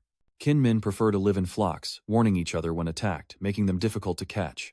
Not to mention their fierce fighting power making obtaining their blood extremely difficult, let alone finding them. Lu Wei was so moved that he burst into tears and hugged him tightly. From now on, you're my big brother, better than a blood brother. Yifan forces a smile. Hey, you're wiping your snot all over my clothes, while Zhang Ti and Xin Yu laugh at him. At the Hall of Merit Enforcement, Elder Mingjian asks if what he said is true. Lu Ao puts on a pitiful act explaining Elder Mingjian not only did Yifan disobey orders on this mission, but he also appointed himself leader and hogged all the treasure afterward. He fabricated a story about me confronting him, and then he dared to attack me in front of everyone. If this isn't dealt with severely, the Hall of Contribution's disciplinary division will lose all dignity. Elder Mingjian can hardly believe such a thing has happened. He immediately threw out a jade token to summon them, and issued an order, Ok Long Fuang, so you 2 go and bring Not Pham here. I must personally interrogate him. 2 towering men appeared acknowledging the order. We understand. Later, halfway there, Lu Ao began to play his tricks. Esteemed seniors, wait. Little brother has a request.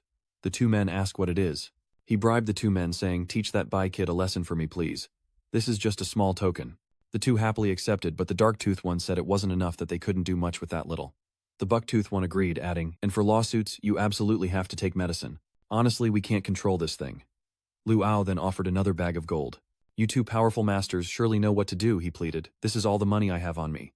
I'll bring more later. You 2 must find a way. Blacktooth held the gold and asked, it's quite heavy.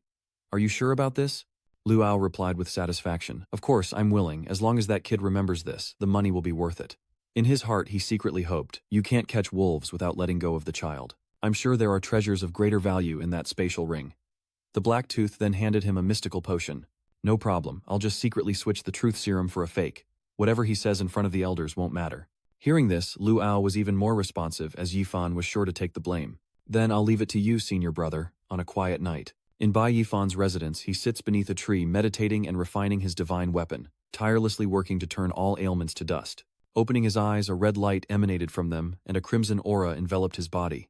Yifan declared Blood Shield. This technique is the Blood Shield, a top-tier human-grade defensive art. He manipulated the light, shrinking it as his cultivation increased. It can block strong attacks and even imperceptible small attacks. It's worth practicing. Yifan thought this was probably the most valuable thing in Shizhong's ring. He examined the storage ring, figuring most of the remaining items were just nourishing elixirs and some earthly fruits and vegetables which he'd exchange at the contribution hall tomorrow. Suddenly, a voice called out at the gate, kicking it open. "Is Yifan here?" the dark-haired man asked. "Is that so?" Yifan asked calmly. "Who are you? What do you want with me?" The dark-haired man replied, "You're Yifan. We're with the enforcement division." The man with the black teeth added, daring to attack someone outside. "Contribution hall, you're bold. Come with us." Liu Ao was behind them. He crossed his arms, looking down at him. "Yifan, the one thing you shouldn't have done was provoke someone as vengeful as me." But without hesitation, Yifan agreed. "All right, lead the way. I actually have some important business at the contribution hall anyway." The dark-haired man was confused. "What business do you have? Didn't senior brother Liu tell you? I have some fourth-stage demonic beast blood to turn in. He wanted it all for himself, so I had to fight him." This made the two bald men turn to look at Liu Ao. The black-toothed man looked displeased. Fourth-stage demon beast blood was worth a lot of money and contribution points. He immediately denied it, saying, "Don't listen to his nonsense, I know nothing about it." But he was already considering something else. No matter the truth, serum will reveal any lies, won't it? Liu Ao realized, damn it, this was a threat. He whispered to the two shaved heads, "Senior brothers, let's talk. Once I get the spoils, I'll split the money and contribution points with you guys 5 ways. But then Blacktooth suddenly changed his mind. "Make that 8. Yu Liu Ao grits his teeth and endures. "Damn it, I'm taking a huge loss this time, all thanks to that bastard Yifan. But I can't say anything." Cheng Jiao, the black-toothed guy, turned to remind Yifan, "We have to enforce the law, don't delay us, come with us." He politely replied, "I understand, I just haven't had time to freshen up after training. If this trip ends with me in jail smelling awful, would you two senior brothers allow me to change clothes?" Blackie said suspiciously, "We're going with you, so don't try anything." Blackie then told Liu Ao, "You wait here," and he obeyed. "Yes, brothers, hurry back from Yifan's dark room." As Yifan chose clothes, the black-toothed man warned, "Hey kid, don't play tricks. If we really fight, you're no match for the two of us." He nonchalantly replies, "I understand. I'm not foolish enough to argue with you two." As Yifan chooses his clothes, he mutters, "Let's see a change of clothes for the bath." Suddenly, the buck-toothed man sensed something was amiss. "Big brother, something's not right. Why is the spiritual energy in his room even denser than ours inner disciples?" He then pointed to a doormat, saying, "Big brother, look at that." The black-haired thug followed his gaze, as the dark-toothed thug observed and asked, "Is that thing casually laid on the ground? Actually a rug, woven from Duluo divine grass." The black-haired man was shocked beyond belief. "What?" Then Blacktooth spots something else, is that footrest made from the teeth of a blazing inferno hound. The black-haired man confirmed with certainty, "This color, it's definitely it." And another item, could that foot towel draped over the wash basin be made from the feathers of a Northern Lights golden eagle? The dark-haired one is shocked, divine beast feathers used to wipe feet. The dark-toothed man exclaimed in astonishment, "These treasures are incredibly rare. How did he get his hands on these?" The dark-haired man agreed. "Indeed, I've only seen such things at auction." Yifan turned, hinting, "These are just insignificant household items of mine. I'm flattered, senior brothers." He then offered them some bath pouches. "These are bath packets I've personally concocted. Please accept them." Blacktooth stares in disbelief. "These are all top-grade treasures." The dark-toothed man was tongue-tied with surprise. Even among the elders, something like this would be hard to come by. The black-toothed man whispered, "Big brother, what's this kid's background? If he's not just ignorant, then he must be someone important. Do we really want to offend him?" The dark-haired one also saw the light, agreeing with his brother. Liu Ao waited outside, growing confused. How strange, why have the two senior brothers been in there so long? The two bald men then stepped outside.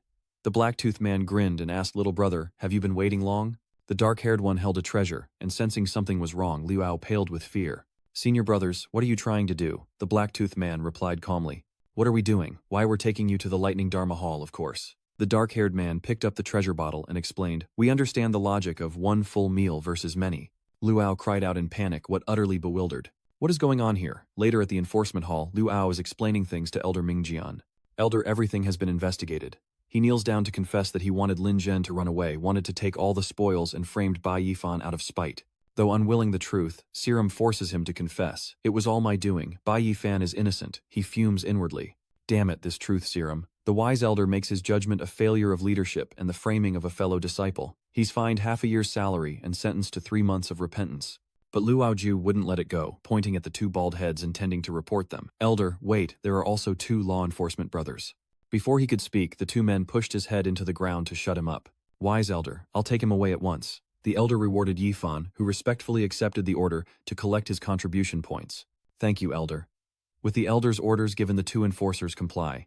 Understood. The dark-haired man placed his hand on his shoulder and instructed Bai, if you encounter any trouble in the Five Elements Holy Land, just say the word and we'll help each other out. The buck-toothed one chimed in. We brothers may not have much, but we're always good for a small favor. Yifan casually agreed, no problem. Outside, the two bald men were very pleased with their loot. The dark-haired one rejoiced, thinking they'd struck gold by playing both sides, while the black-toothed one agreed, praising his leader's cleverness. Then out of nowhere, a sack fell upon them. The buck-toothed thug wondered what was happening as the sack fell over them, struggling and yelling for whoever dared to ambush him to show their face. Tooth's in despair. Boss, this sack won't break. What do we do? And to top it off, they're getting pummeled. Hey, who's there? That hurts. The two bald thugs cried out in vain, begging for mercy. As the sack opened, the black-toothed man on the ground roared, Hey, give that back. My things, the dark-haired one pitifully asks. Just who are you? The black-haired man looked up and asked, Second brother, are you all right? Their attack power is a bit strong, the dark-toothed man questioned. What do you mean okay? The assassin behind him had already grabbed everything and fled. The assassin looked at them and said, See you later. When he removed his mask, it was none other than Yifan's despicable face. You couldn't handle my way of taking care of people. The next morning at the Five Elements Holy Land, the martial arts pavilion, holding the great strength bull demon art, the elder asked, You said you wanted to exchange for a top-tier human-grade martial art. Have you really thought about the great strength bull demon art? He crosses his arms confident and assured. All right, elder, lead the way. The elder held up the book advising, I urge you not to waste your effort. Not only does this manual cost a lot of contribution points, but it's also obscure, difficult to understand, and extremely profound. How could you possibly comprehend it with your current level? With a smile as bright as a flower, Yifan assured the elder not to worry, and the elder relented. Disregarding the elder's advice, he'd soon learn his lesson. And so the great strength Vajra technique fell into Yifan's hands. Holding the book, he was filled with excitement. His cultivation had advanced, and now he had a new martial skill. So what next? Moments later, Yifan arrived at the Five Elements Holy Land's 6th hall, pointing at items without a second thought. This, and this. Then Yifan instructed the shopkeeper, I don't need these, but I'll take everything else. Holding Yifan's jade token, his jaw dropped. Where did this kid get so many contribution points? Soon he'd be back at the Five Elements Holy Land. At the Spirit Weapon Pavilion, Yifan calmly says, Elder, pack up all the weapons on this half of the wall for me. The elder exclaims in shock, what Yifan tries a sword and muses. This weapon isn't bad. It's time for new equipment. Under the gazes of many swordsmen, Yifan sweeps up all the weapons. One person exclaims in disbelief, Am I seeing things? Does Yifan intend to empty out the Talisman Hall and the Spirit Armory? He's not big enough to even lift the demon-subduing sword, the legendary treasure of the Spirit Armory, yet he's already exchanged it. What shocked everyone was this. Just how many contribution points does this kid have? Yifan happily clutches his pile of weapons, a number you wouldn't even dare to imagine. Late at night at the Five Elements Holy Land behind the mountain, Yifan trains, aiming for what the simplified Bull Demon Great Strength technique mentions, to find a way for the meridians to absorb the massive essence in the blood of the Fish Clan Spirit Beast. He began absorbing several bottles of Spirit Beast blood cattle, blood from Earth, of which he had plenty. Once empowered, Yifan's body glowed red, requiring intense exercise to convert the essence into his own martial power. He throws the empty bottle at the bats to attract their attention, saying, In this desolate place, you're the only ones I have to play with. Annoyed, the bats chase after Yifan, who's ecstatic, calling them fodder. They catch up in an instant and he exclaims, You guys are fast. Yifan turns and punches a bat. Take this enhanced punch. It loses balance and crashes into another bat, prompting a satisfied remark. Not bad, I can clearly feel the meridians surging. With the Blood Pearl's assistance, my body has gained the strength of 30 horses. Then Yifan stood still and unleashed his new move, the mountain-shattering strike, sending a surge of power through the bats. With a single move, every last bat was defeated. Yifan rejoiced, realizing he'd mastered the great strength of the Ox Demon. Suddenly, he sensed something was wrong, a strange fluctuation of spiritual energy. In the cliff area, a mysterious man in a dark robe appears. Come out, he says, I know you're here. Growing impatient, he urged, My time is short, so speak plainly. A dark aura emerged and spoke, It's certainly difficult to meet with you. An old friend of mine. A gate appears from the shadows as the voice echoes. You've been a spy in the Five Elements Holy Land for so long. The Wheel Demon Lord emerged from the gate, becoming more human-like. I wonder if he's forgotten his role as the Great Hatred Demon Sex Master, the man said irritably. Enough nonsense. He scrutinized him intently. You contacted me with a message talisman because of the Great Compassion Demon, King's Death, right? Tell me, what are you planning to do? Eternal Night Demon Sect. Yifan, hidden behind a tree, eavesdrops on their conversation. What is going on? Within the sacred grounds of the Five Elements, there was a demon spy.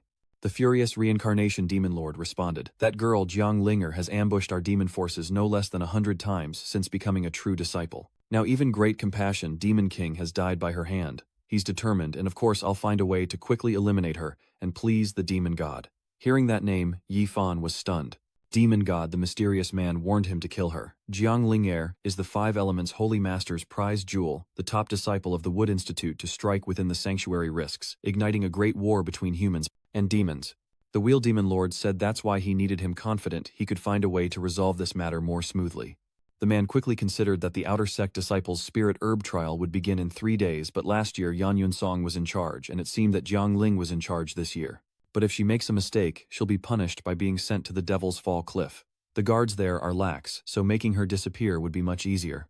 The Reincarnation Demon Lord smiled in satisfaction. Not a bad idea. The Reincarnation Demon Lord spoke with a venomous tone. I'll make some elixirs. You find a way to release them into the Mist Valley to attract the elite disciples. I'll arrange a spirit beast to kill them all. How does that sound? Facing him, a face hidden in a black cloak smiled faintly, replying, Your mind is quick indeed. The eerie, sinister laughter of the Reincarnation Demon Lord echoed. If all the geniuses of the Five Elements Holy Land die, Jiang Ling'er will be implicated.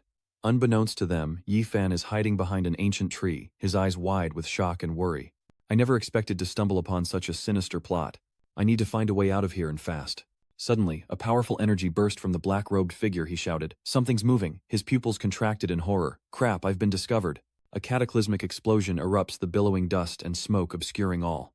Minutes later, an eerie silence descends. He scanned the surroundings, a look of doubt on his face. Nothing here. Was I just being paranoid? He sighed. Never mind, there's no sign of life around here. I must have been mistaken.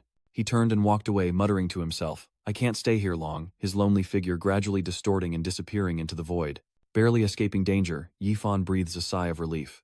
Good thing I haven't used up all my transcends for today. I almost got killed. His eyes hardened, a fire of determination ignited within him. The demons were plotting against Jiang Ling'er. I can't let their spies succeed. After careful thought, Yi Fan realized the complexity and difficulty of the current situation. But I don't have any evidence right now, and if I report it suddenly, I'm afraid it will only stir up trouble. A mere Outer Sect disciple overhearing the conversation of 2 great demon lords and escaping unscathed. No one would believe it without a good explanation. He analyzes the situation thoroughly and makes a bold decision. This can't be ignored.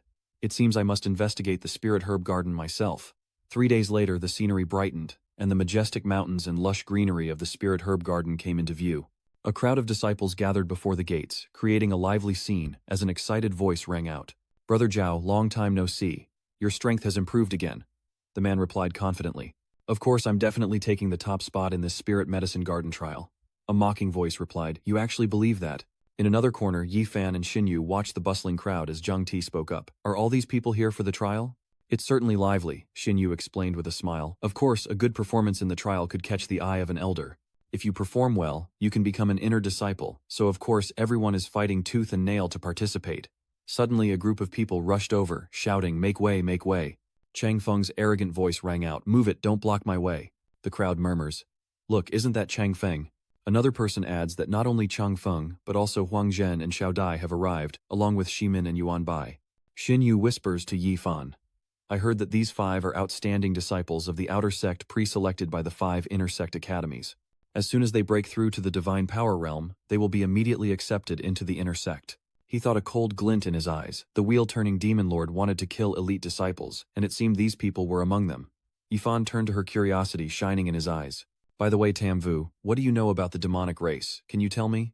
Surprised, Xinyu replied. Why are you suddenly interested in the affairs of the demon race? Then in a more serious tone she explained, Since ancient times the demon race has been an opposing force to our human race.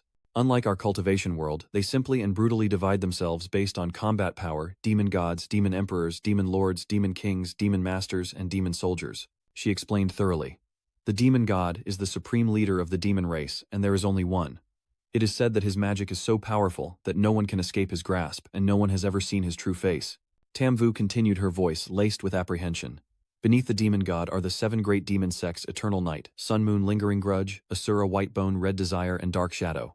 The terrifying images of the demonic sects flashed before her eyes, filled with darkness and brutal power, and her face revealed her concern. Tam Vu spoke softly, saying they were bloodthirsty, capable of any evil, and the greatest threat to humanity, besides the demon race. So that's the situation.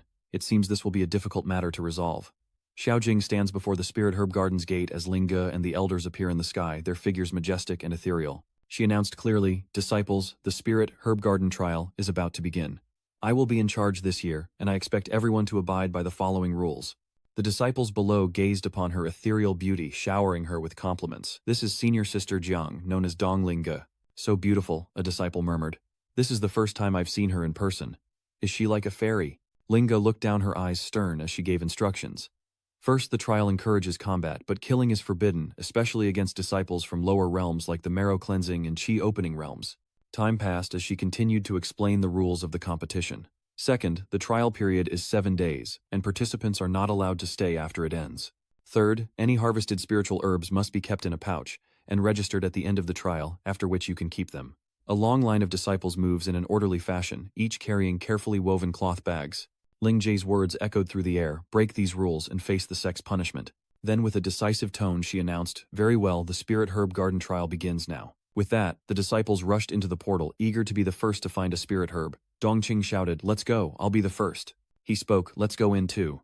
Lu Wei responded, and the two quickly stepped into the portal. After passing through the portal, Yifan stood in a lush primeval forest, stepping out with a determined gaze. He marveled, the spiritual energy is so dense, this must be the spirit herb garden. Yifan scanned the towering trees, his gaze settling on an open space. He realized that they had been randomly separated. Yifan's face hardened with resolve as he walked forward, thinking Lu Wei said the spirit medicine garden was created by an ancestor of the 5 elements Holy Land with supreme power spanning hundreds of miles. The deeper you go, the higher the chance of finding spiritual herbs, but the more dangerous the beasts. Suddenly, a strange noise in the distance caught Yifan's attention. He turned, his eyes narrowed warily. Something's happening over there. Let's check it out. From the trees, 3 enormous snakes, with rows of razor-sharp teeth, hurtled toward Yifan, with incredible speed catching him by surprise. Yifan slowly draws his sword, his sharp eyes scanning the 3 snakes as he coldly declares, such insignificant beasts dare to act presumptuously before me. He unleashed the powerful 7-word gale, severing slash, the neat strikes, tearing apart the snakes' bodies, leaving 3 corpses neatly on the ground. Yifan calmly sheathed his sword, thinking to himself, rock pythons, level 4, demonic beasts might be troublesome for ordinary disciples, but they pose no threat to me now. He wondered where the spirit beast, the reincarnation demon lord had arranged, was, but decided to continue onward. Suddenly, a desperate cry for help echoed, and Yifan realized someone was approaching. A panicked girl cried out, don't come any closer. You stole my spirit herb and now you're acting like animals. Aren't you afraid the elders will find out and punish you? He sneered. The elders punishing me. The head elder of punishments is my 7th uncle. Who in this outer sect would dare touch me? Besides, does junior sister have any proof? The girl stammered, don't come any closer. Wang Teng urged senior brother Gao, don't waste time with her, hurry up before someone comes. Gao Yang casually replied, don't rush, why don't we go together? Take it easy, brother. The girl struggled hopelessly, no. Wang Dong thanked him, grateful for senior brother Gao's care, secretly laughing. If I hadn't been abstaining for so long on the mountain, would I, a prince, need to share a woman with this guy? Suddenly, a rock came flying, hitting both of them squarely in the head, causing them to yelp in pain. Who dares attack me? Tired of living, Yifan stepped forward, tossing the stone in his hand, and said calmly, there may not be much in this spirit garden, but there are plenty of beasts. Surprised by his sudden appearance, the 2 men shouted in unison while the weak girl Bai Yifan pleaded, senior brother, please save me. They not only stole my spirit herb, but they also want to, he shouted in anger. You again, you little punk. It seems fate has a sense of humor running into you here. Yifan calmly replied, I don't even feel like beating you, a loser like you again. Are you going to leave on your own, or do you want me to cripple your legs before you do? Gao Yang laughs. What a joke. You think I'm still the same Gao Yang as before. To defeat you, I've been training like my life, depended on it, and now my cultivation has broken through to the peak of the aperture realm. You've come at the perfect time. Let's settle all our old and new scores together. With that, he threw a punch, a fierce red light emanating around him. Yifan taunts, is that so? Let's see how strong you've become. He raised his hand easily, blocking Cao Yang's attack, freezing him in place. You can't even beat one of my fingers. Cao Yang was shocked. How is this possible? He then realizes this guy is several times stronger than before. Yifan warns, this is your last warning. If I ever see you bullying the weak again. He unleashed a final blow, roaring, I'll cripple you completely, get out. With that, he turned tail and ran for his life. Yifan, with a look of disdain, said, trash. I wouldn't even dirty my hands hitting you. He turned to the remaining one. As for this beast. Wang Teng trembled. Yifan, what do you want? He threatened, activating his blood chi shield. I'm warning you, my sister Wang Meng is now an inner sect disciple. Do you even know what an inner sect disciple means? They're future elders of the Holy Land. They can order your death. A sudden devastating blow sends Wang Teng crashing down, crying out in pain, as Yifan retorts defiantly. Are you threatening me? Wang Teng coughed violently, his organs feeling like they were about to burst. He thought to himself, one punch, and my organs are shattered. He's become much more terrifying. Yifan stood there, a look of triumph on his face. So inner sect disciples are strong. Wang Deng writhed on the ground, struggling to rise in vain. What do you want? It hurts, don't come closer, stay away. He approached, kicking Wang Deng away, adding, go cool off somewhere. He added, if there's one thing I hate, it's being threatened. Wang Deng floated on the lake, groaning in agony. Yifan picks up the cloth bag from the ground, musing, you two had quite a bit on you, didn't you? Too bad it's all mine now. Suddenly, a gentle voice echoed, senior brother Bai, thank you for saving me. If it weren't for you, I fear I would have been ruined by those two. He replied. It was nothing, don't mention it. You're injured. Yifan offered her a medicinal herb, telling her to use it to heal and recover quickly. The girl took it, her eyes wide with surprise. It was a rare ice soul gold coin herb, a treasure rarely seen even at auctions. Senior White, are you really giving this to me? The girl asked hesitantly. He turned away flustered and said, you dropped your clothes. Yifan tried to remain calm. Common herbs don't do much for me. I need higher grade spiritual herbs. The girl was startled, quickly clutching her clothes and exclaiming, so that's it. If you seek spiritual herbs, follow this river upstream to find the medicine garden deep within, she said knowingly. But crossing the forbidden river means encountering 7th-level demonic beasts at any moment. With our cultivation, it's like throwing eggs at a rock. He pondered, a calculating look in his eyes. The forbidden river, it could be bait from the demon race. I have to investigate. Deeper in the forest, a majestic waterfall appears, its roaring waters creating a misty veil. This is the forbidden river. Atop the falls, a large rock juts out bearing a rare and precious spirit herb.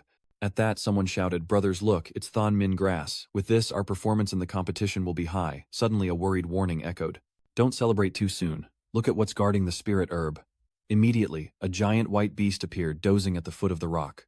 The man cried out in despair, it's a lion ape. Damn it with it. Guarding the Qingming grass, we have no chance of getting it.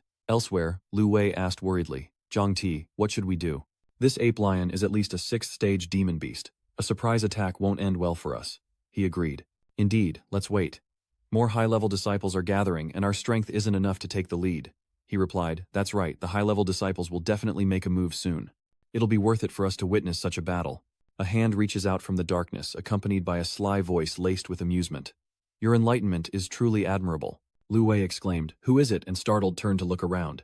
Yifan appeared, saying, not bad, your vigilance. He exclaimed in surprise, his eyes lighting up. Brother Fan, you're here, Zhang Ti asked. Where have you been? We've been looking for you for a long time. Lu Wei added, yeah, it wasn't easy for us to get together these past few days. Xinyu asked Yifan in surprise, who is this young lady? Yifan smiled and introduced her. Allow me to introduce Xu Chun, a fellow newcomer. This is Lu Wei, Zhang Ti and Xinyu, and they greet Xu Chun together saying, hello, hello. Xu Chun recounts in a clear voice, greetings fellow disciples. After being teleported here, I was bullied by bad people. Fortunately, senior brother Bai saved me. One person understood, nodding in agreement. So that's how it is. Then let's work together, junior sister. Cheers erupt in the air, drawing everyone's attention. Look, Xu Changfeng and the others are about to make a move on the lion beast. Zhang Feng forcefully commanded Lao Menghuier pelt the lion ape with rocks to drive it away from the azure spirit grass. 2 warriors immediately charged forward, Yao Huier at the 7th level of the Enlightenment realm, and Meng Fei Si at the 8th. They shouted in unison, understood, leave it to us. Stones rained down on the lion ape, waking it up.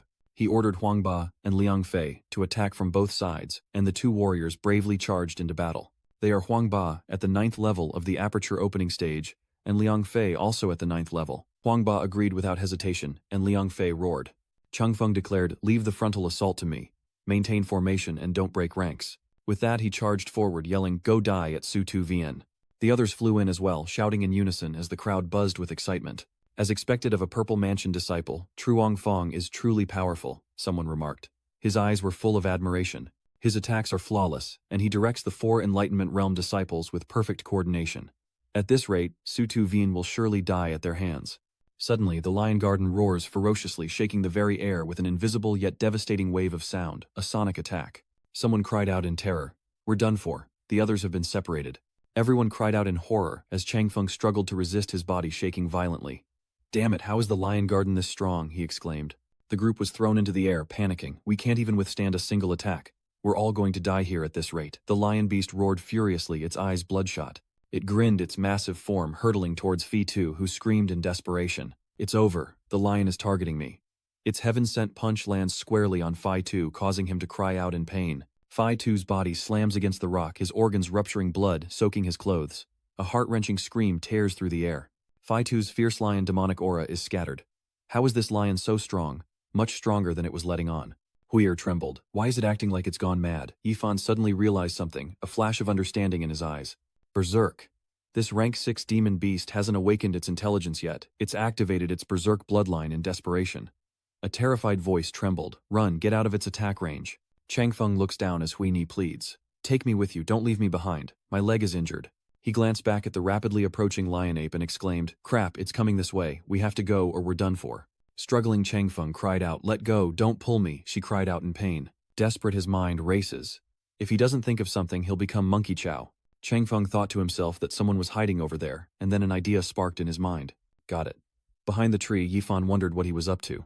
Over yonder, Changfeng clutches a large piece of meat, his eyes calculating. This meat is rich with spiritual energy, and no spirit beast could resist it. He threw the meat. Changfeng stood there panting, thinking he had no choice if he wanted to live. Behind him, the ferocious flame lion was charging, but it suddenly stopped, its greedy eyes fixed on the flying meat. It immediately turned and chased after the tempting bait. Xinyu cried out in horror, The lion is heading our way. It descended from above with dizzying speed, and Yifan still stood there when suddenly a voice rang out. Yi, fan move. He grabbed the meat and ran towards the monkey, ignoring his teammates' warnings. Fanga no, he shouted, reassuring them, Don't worry, just wait for me to return. Having created a safe distance between himself and the ape, he called out, Hey stupid monkey, the meat's over here. Just as Yifan predicted, the monkey lunged for the meat without hesitation, and he waved it encouragingly as he ran. Good, come on. And just like that, the man and beast ran far away from the group. Lu Wei was deeply moved. Brother Bai is sacrificing himself to save us. Xinyu stood beside him, worried. Will Yifan really be okay? That was a 6th-stage spirit beast, while his comrades were still in shock, some not even fully recovered. What's going on? Someone nearby responded. It seems Bai Yifan has lured the rock lion away, leaving the other man speechless with surprise. What Bai Yifan willingly became bait. Yifan's unusual bravery surprised everyone, but they were also deeply worried about him, and Lu Wei wanted to help. No, I can't help but worry about him. I have to go see. Xinyu agrees, we'll go with you. Suddenly Shu Chun raised her hand to stop them. Wait, senior brother Lu, where are you going? It's too dangerous up ahead, but he ignores her words. Junior apprentice Shu, don't get in our way. Zhang Ti was still a bit angry with her. Junior sister Shu Chun, we can't let Bai Yifan face danger alone. If you're willing to help, you can come with us, but if you're afraid, then don't bother following. She immediately stammered. Oh this. Just then Zhang Feng walked up from behind, sneering. Junior sister Shu, you're right not to go. That Bai Yifan is probably nothing but bones in the lion's belly by now. There's no point in going. Hearing this, Shu Chun turned to look at him. Senior brother Zi Huier is injured and she's angry at what you're saying. Shu Changfeng, you abandoned your teammate and harmed Bai Yifan. Do you have no shame? But Changfeng responded to her brazenly, so what? I didn't force him to do anything, and if you keep talking, I'll beat you too. Get out of here. Huier, not wanting to argue with such a shameless person, simply curses him despicable. A hypocrite putting on a virtuous act while someone paves the way for him. This year, Truongfong gazes at the spiritual herb rooted in the river, knowing it can be used by the elders to concoct a soul-nourishing elixir, paving the way for him to break through to the divine power realm, ensuring a bright future. Lost in dreams, he reaches out thinking, what do lowly tactics matter? The result is all that matters.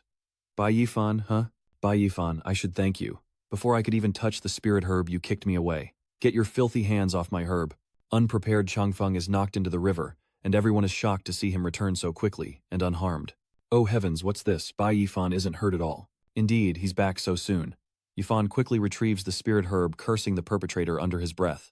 To try and harm me for this tattered spirit herb, you're just unlucky. Unlike Changfeng's reverence, he felt this herb wasn't even worth a blade of grass from earth. These people are laughably jealous. Lu Wei was overjoyed to see him return. Yifan, are you all right? Shu Chun chimed in as well. Brother Yifan, are you all right? He casually replies, what could possibly be wrong with me? This barely counts as a warm-up for me. Lu Wei chuckled, seeing how relaxed he was. That's good, that's good. By then, Si Chang had climbed ashore, and he struggled to question him. It's you. You're still alive. Where's Lion Garden? Yifan casually replied, you mean that monster? He's probably dreaming sweet dreams right now, unaware of how you beat him to a pulp, and left him unconscious in a deep pit. No wonder these jealous fools don't believe it. Isn't he only at the opening light realm? How could he escape from that monster? Even his companion is suspicious. Was it just luck? Otherwise, his strength would hardly surpass Truong Fong's, and Truong Fong especially grew to hate not Pham, a mere newcomer, and the legendary Trash with the yellow-grade aptitude. He dares to make me lose face. If I don't teach you a lesson today, how will I ever live in the Holy Land? Unable to restrain himself, he attacked him with his mystic ice claw. Bai Yifan, you trash with yellow-grade talent, hand over the Qingming grass, or don't blame me for being impolite. Seeing this, Xin Yu tries to stop him. Senior brother too, you're a disciple of the Violet Palace realm. How can you stoop so low as to steal your junior brother's opportunity? He brushes it off, willing to sacrifice his honor, telling him to stop talking nonsense. I'll take what's his, so what? Insult me again, and you're dead. Yifan won't hold back, activating his blood shield, saying, you never learn until it's too late. Suddenly a shield appears before Yifan, stunning him. What is this? He mocks him, saying, that's all the power a prefecture realm cultivator has. How pathetic. You're so weak it's a waste to even use this move on you. With that, he closed the blood shield, causing Changfeng to fall. What?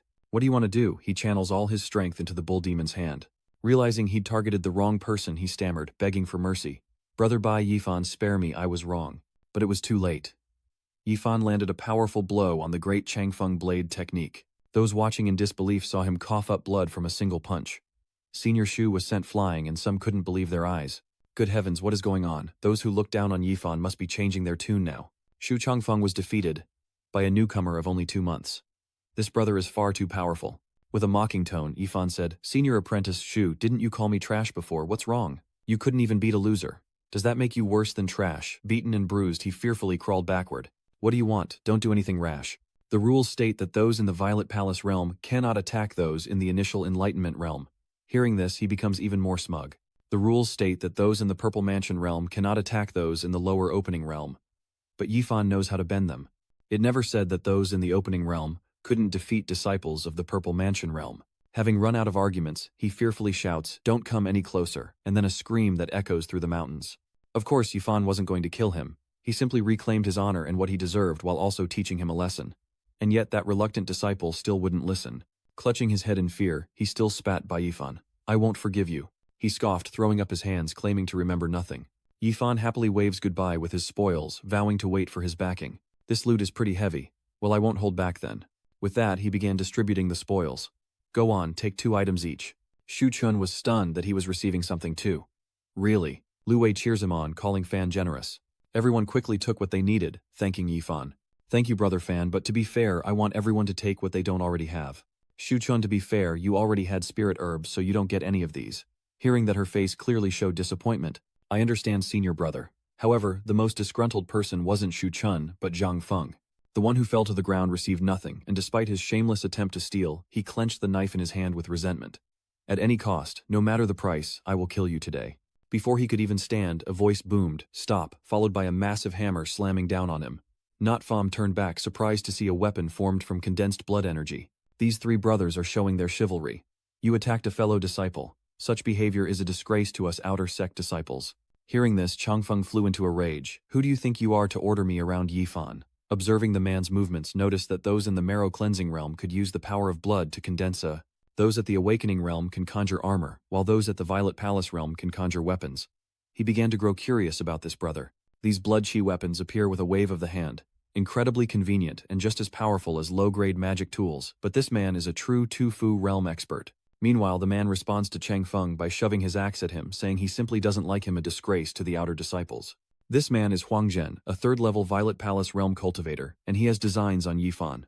I've taught him a lesson for you, brother, no need to thank me. You've got some moves. Care to join our group upriver at the Forbidden River? Yifan understood his hidden meaning to form a group. That night, a group gathered upstream of the Forbidden River at Dengu Valley, plotting to break the barrier. High-grade spiritual herbs lie within, and it will take a simultaneous burst of spiritual power to break the seal. They quickly get to work preparing themselves. 1, 2, 3, go. Time passed and the situation began to improve. Look, the barrier has been torn open. Yang Xiaodi, a 2nd-level Purple Mansion cultivator from Huang Zhen's group, encourages everyone, saying that with a little more perseverance the barrier can be opened. This team is Huang Zhen's fellow disciples. Just then he led Yifan's group to assist, saying, Junior sister, we're here to help. Perhaps he arrived later than they had anticipated because the 2nd-level Tu-Fu cultivator didn't even turn to look as Huang Tran stood right behind her, channeling spiritual energy. With everyone's combined strength, they shattered the barrier with a single mighty roar. Ah, little Dai was finally relieved. They had finally opened it. Meanwhile, Shimin confronts Huang Zhen, saying, Senior brother, you finally arrived. Seeing the situation, Yifan understood the reason for the earlier suggestion. So it seems this Wisteria Valley requires a combined effort to break the seal. No wonder they needed a group. Meanwhile, Thickman was still reprimanding Hoang Tran. Senior, I thought you wouldn't make it. He just laughed it off, said it took a while to find you. Yifan thought to himself that all the elite disciples of the outer sect must have arrived when someone suddenly recognized him. Isn't that Bai Yifan? I remember he hasn't been a disciple for 3 months. Why would he dare come to a place like this? Huang Zhen then told Qi Min about what he had just witnessed. You don't know yet, do you? Even someone from Changfeng failed against him, so don't underestimate him. Not wanting to waste anyone's time, he leads the group inside. Alright, now that the barrier's broken, let's go in and take a look. Inside Violet Vine Valley, everyone was stunned as they stepped inside. The spiritual energy here is so rich. Tickman found it strange. Why is it so quiet? Not a single demonic beast in sight. The senior disciple beside him thought it was only natural. This is Howling Moon Wolf territory, one of the strongest beasts in the entire spirit medicine garden, so no ordinary monster would dare trespass. Suddenly someone shouts, "Look, a violet infant flower. I can't believe such a rare medicinal herb is here.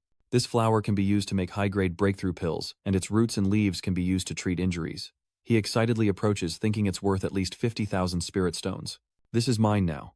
Suddenly the flower transforms into a ferocious beast and he's terrified. It's not fam, and he quickly warns everyone, "Be careful, there's an ambush." Sharp claws slashed a disciple, causing him to cry out in pain as the other disciples looked on in confusion. What's going on? What is that thing in the shadows? They looked ahead in fear. This is it. How can this be? How can we encounter it so soon? A shadow moon wolf slowly approached the corpse of the unfortunate disciple, prompting the others to cry out, "It's here, the 7th level shadow moon wolf." Knowing they were no match, they turned and fled. Run. Huang Zhenren condenses his energy into a large hammer. What's there to be afraid of?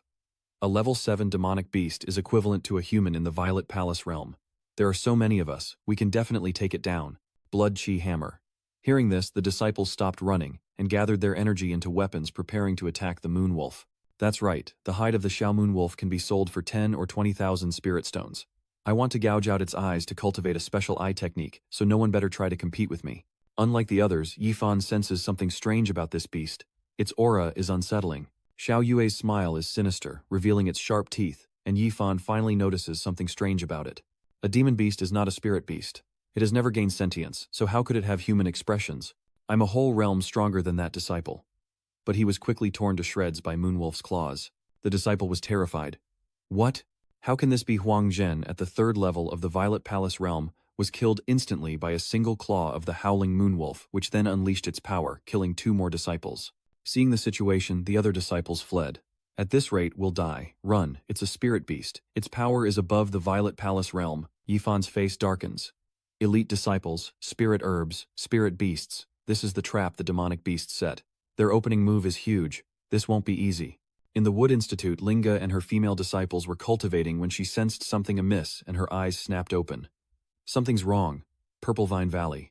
Wasting no time, Linga takes off, instructing the other female disciples to prepare their gear and head to Purple Vine Valley. The female disciples were confused, unsure of what had happened.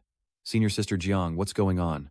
Wait for us. The disciples huddled together behind a large rock, wondering what to do. Even if we all combined our strength, we couldn't withstand a single claw of that spirit beast. Tickman trembled in fear. If we keep this up, we're all going to die here. And I don't want to die. Yuanbai clenched his fists in anger. This beast has cornered us, yet it hesitates to strike. Is it toying with us? The dire wolf howls and Shimin asks, what is it doing? It sounds like it's calling for backup, Yuanbai says, prompting an outburst from Shimin. What? One howling moon wolf is already a challenge. More would mean certain death, but Yifan thought, no, that howl isn't summoning allies, it's someone commanding the beasts. We're done for. Look, all the beasts in Wisteria Valley have been summoned. The moonwolf stomps, and countless beasts prepare to attack. Someone spoke up. What exactly is that howling moonwolf trying to do? Does it want to command those beasts to kill us? That's right, Yifan surmises. Legend says spirit beasts rival those in the divine power realm, possessing extraordinary intelligence and the ability to control regular beasts to fight for them. Damn it. The Silver Moonwolf has commanded the guardian beasts at the exit. If we don't think of something soon, we'll all be caught within the hour. The others are only now realizing something's wrong. How can there be a spirit beast in the Star Medicine Garden? I thought the highest level was 7 demon beasts. We've been had. Hearing this, Shimin immediately fled. No, I don't want to die here, I have to get out. Seeing her run, they anxiously called out, Tickman, don't run off, but the dire wolf lunged and bit down hard. A female disciple, witnessing Thickman's death, was paralyzed with fear. What do we do now? I don't want to die here. Yuanbai rushed over to calm her. Xiao Di, calm down. Yifan knew he had to act fast. Even the elite disciples were losing their composure, and at this rate they wouldn't stand a chance. He saw Moonwolf lying down with his eyes closed, unexpectedly arrogant enough to rest. That's right, the roles of hunter and prey have been reversed, and it seems he wants to lure out an even bigger fish using us. Looking up at the purple moonlight, time is running out, and the longer this drags on, the worse it will be for us. Yifan grits his teeth, he'll have to rely on his wits. Yifan leaps out. Stay behind the rocks, I'll figure out how to deal with them. The disciples shout worriedly. Ba Yifan, are you tired of living? Get back here. Ignoring their warnings, he reaches into his robes, searching for something. Everyone hold your breath. Then Yifan threw out some kind of seed, saying, "Wild beasts, taste the power of this." The disciples caught a whiff of the strange scent and covered their noses. Wait, that's an acrid smell. The seeds Yifan threw grew into 3 flowers, emitting an incredibly foul odor. What is that awful smell? Can this really deal with those wild beasts? Yue Lang immediately awakens upon smelling the scent. A disciple spoke up. This doesn't seem to be working. Aside from Yue Lang, which beast has lost consciousness from the smell? Wait, something's not right. A disciple noticed the problem and alerted everyone. Look at the beasts behind Xiao Yue Lang. The demon beasts fall one by one, and the disciples are overjoyed to see that it's working so well. We're saved. Those still conscious retreated afraid to approach the scent. Even the beasts outside were forced back. This stuff is powerful. Little Butterfly covers her nose, surprise evident in her eyes. I know what this is. It's corpse weed. Yuan Bai was terrified to hear that. That's 10,000 corpse rotgrass, a top-tier poisonous plant. It's said that even a small sprig can emit the stench of 10,000 corpses. No living thing dares approach within 100 miles. How did Bai Yifan get his hands on it? Standing on a branch far from the scent's reach, Yifan muses that the stinkweed here is called the lofty myriad corpse rotgrass. He recalls picking it, thinking, man, that stinks. No, it really stinks. Thinking of the spirit herb garden trial, I gathered these as a precaution.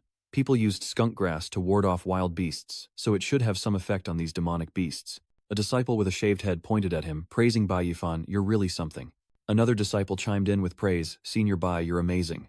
Seeing beast after beast fall, the crowd rejoiced. Yes, all the beasts within the perimeter have fallen. Bai Yifan leaps from the tree, the other nuisances now taken care of. He draws his sword facing Yue Lang. Next, it's your turn. Xiao Yue Lang.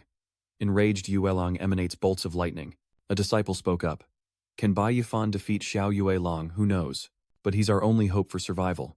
Yifan and Moonwolf charge at each other, and he slashes at Moonwolf with his fiery blaze sword. Too tough, he frowns, realizing his full power strike barely scratched it. Moonwolf growls, its eyes burning with murderous intent. He frowned, thinking, not that look again, damn it. Even attacking its softest spot, the belly only did this much. The Moonwolf opened its mouth full of sharp teeth, wanting to swallow Yifan whole. A disciple shouted a warning, Bai Yifan, watch out, it's coming. The Moonwolf was too fast, but he narrowly dodged its attack. He needed to restrict its movements somehow, using the drifting willow steps. In a desperate moment, with the wolf's jaws closing in, Yifan had no choice but to gamble. He gathers energy into the sword, then lunges, stabbing it through the creature's throat. Yuan Bai grits his teeth in fury at the sight, calling him foolish. While this could severely injure Xiao Yuelang, he'd lose an arm and any chance of winning. Yifan gathered energy in his palm and commanded, "Come forth." Xiao Dai stammers, saying that a blood-red blade appeared in his hand, and without hesitation he slashed at its mouth. Die for me. The Moonwolf's blood energy poured out, and the disciples couldn't believe what they were seeing. Xiao Yuelang is dead. How could Bai Yifan use power beyond his level? Yuan Bai voiced his fearful guess. Could it be? Has he broken through? He broke through in actual combat, and a rich aura is radiating from him. Bai Yifan has reached the Purple Palace realm, and Yuan Bai still can't believe Xiao Yuelang is dead. They won. Bai Yifan saved them. Xiao Di is also frightened by Yifan. How long has he been practicing? He's too strong. Yifan holds the sword in his hand, enveloped in abundant spiritual energy, and he feels extremely happy. So this is the feeling of condensing chi into a weapon in the Violet Palace realm. Not bad. From Moonwolf's body, a stream of dark energy emerged, laughing. Recognizing the voice, Yifan glanced back and shouted a warning. The demonic energy controlling the spirit beast still wanted to revive Xiao Yue Lang. From out of nowhere, a blinding light binds Yue Lang as the evil energy within screams in agony, writhing in pain as flames erupt, seeking to consume him. The demonic entity screamed in resentment, unwilling to accept its fate, as Ling descended, radiating spiritual energy. Are you all right? Seeing her, they breathed a sigh of relief. You finally arrived. Any later, and we'd all be dead. Little Deep was overjoyed to see her. It's senior sister Kwang, she's here to save us. The other 2 disciples were also relieved to see her. Our senior disciple is here. She gathers her energy and shatters Moonwolf's bones. Her face hardened as she turned to them, asking, "Can someone tell me what exactly happened here? Wasn't it your negligence that allowed this awakened beast into the garden? You almost got us killed." Seeing him lose his composure, Yifan stepped in to stop him. "Fellow disciple, don't judge if you don't know the facts. That dark energy was beyond anything from the garden's spirit beasts. There must be more to this. If it weren't for you, we might have died unjustly." The others agreed with Yifan's explanation. That aura was repulsive, unlike anything from the spirit garden. Yes, I agree with Bai Huini's explanation. Xiao Dai stepped forward, respectfully clasped her hands, and reported to her senior apprentice what had just happened. They had gone to the Wisteria Valley to find spiritual herbs, and encountered a howling moonwolf that had evolved into a spirit beast. Fortunately, Bai Yifan used the corpsebane herb to ward off the beast, which bought us time. Otherwise, we wouldn't have made it.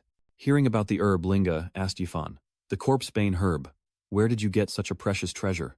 He scratched his head, offering a weak smile. I just happened to find it. She didn't press further, respecting his privacy, but vowed to investigate the matter later. Linga sits down and begins to examine the wolf's corpse, as Yifan watches for a moment before speaking. How is it? She asked. Before the trials began, I checked every level 7 monster in the herb garden. This moon-howling wolf was indeed on the verge of evolving into a spirit beast because I placed a restriction on it, completely suppressing its power. But now that restriction is gone. Yifan suspects something, she replies, but there's no way it could have been broken. I possess the strength of the 7th level of divine power. There's no way this beast could break the seal I placed, even if it turned the world upside down. Yifan frowned. Then there's only one explanation. Senior, you've been set up. She glances at him. I think so too. Linga turned and reminded them, everyone leave Purple Vine Valley first.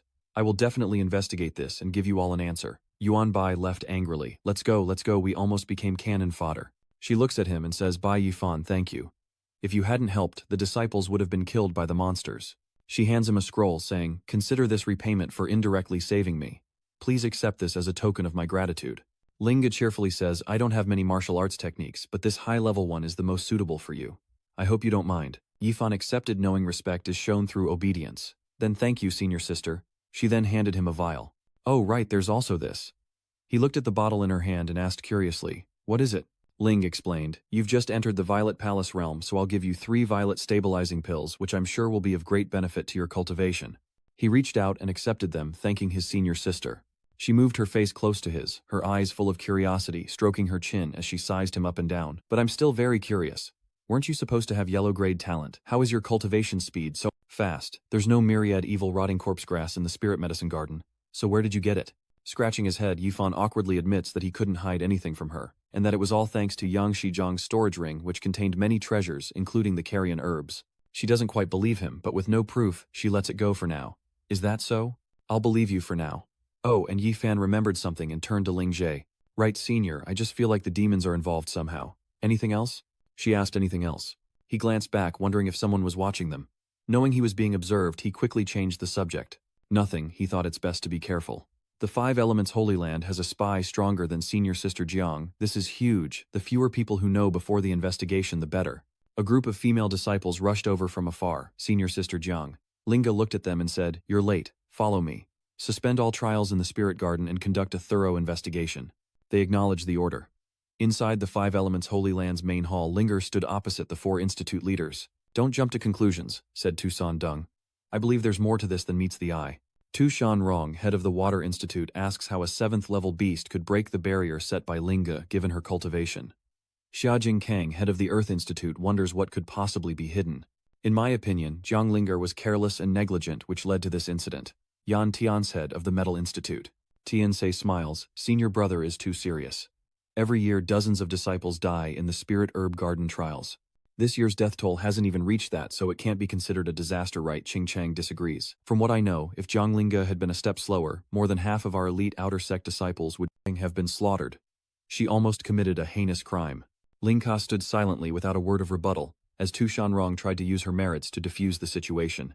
Even so, not long ago, Linga killed 3 great demon lords of the Eternal Night Demon sect. A great achievement that warrants leniency in my opinion. Qing Shang was furious, his lungs about to burst.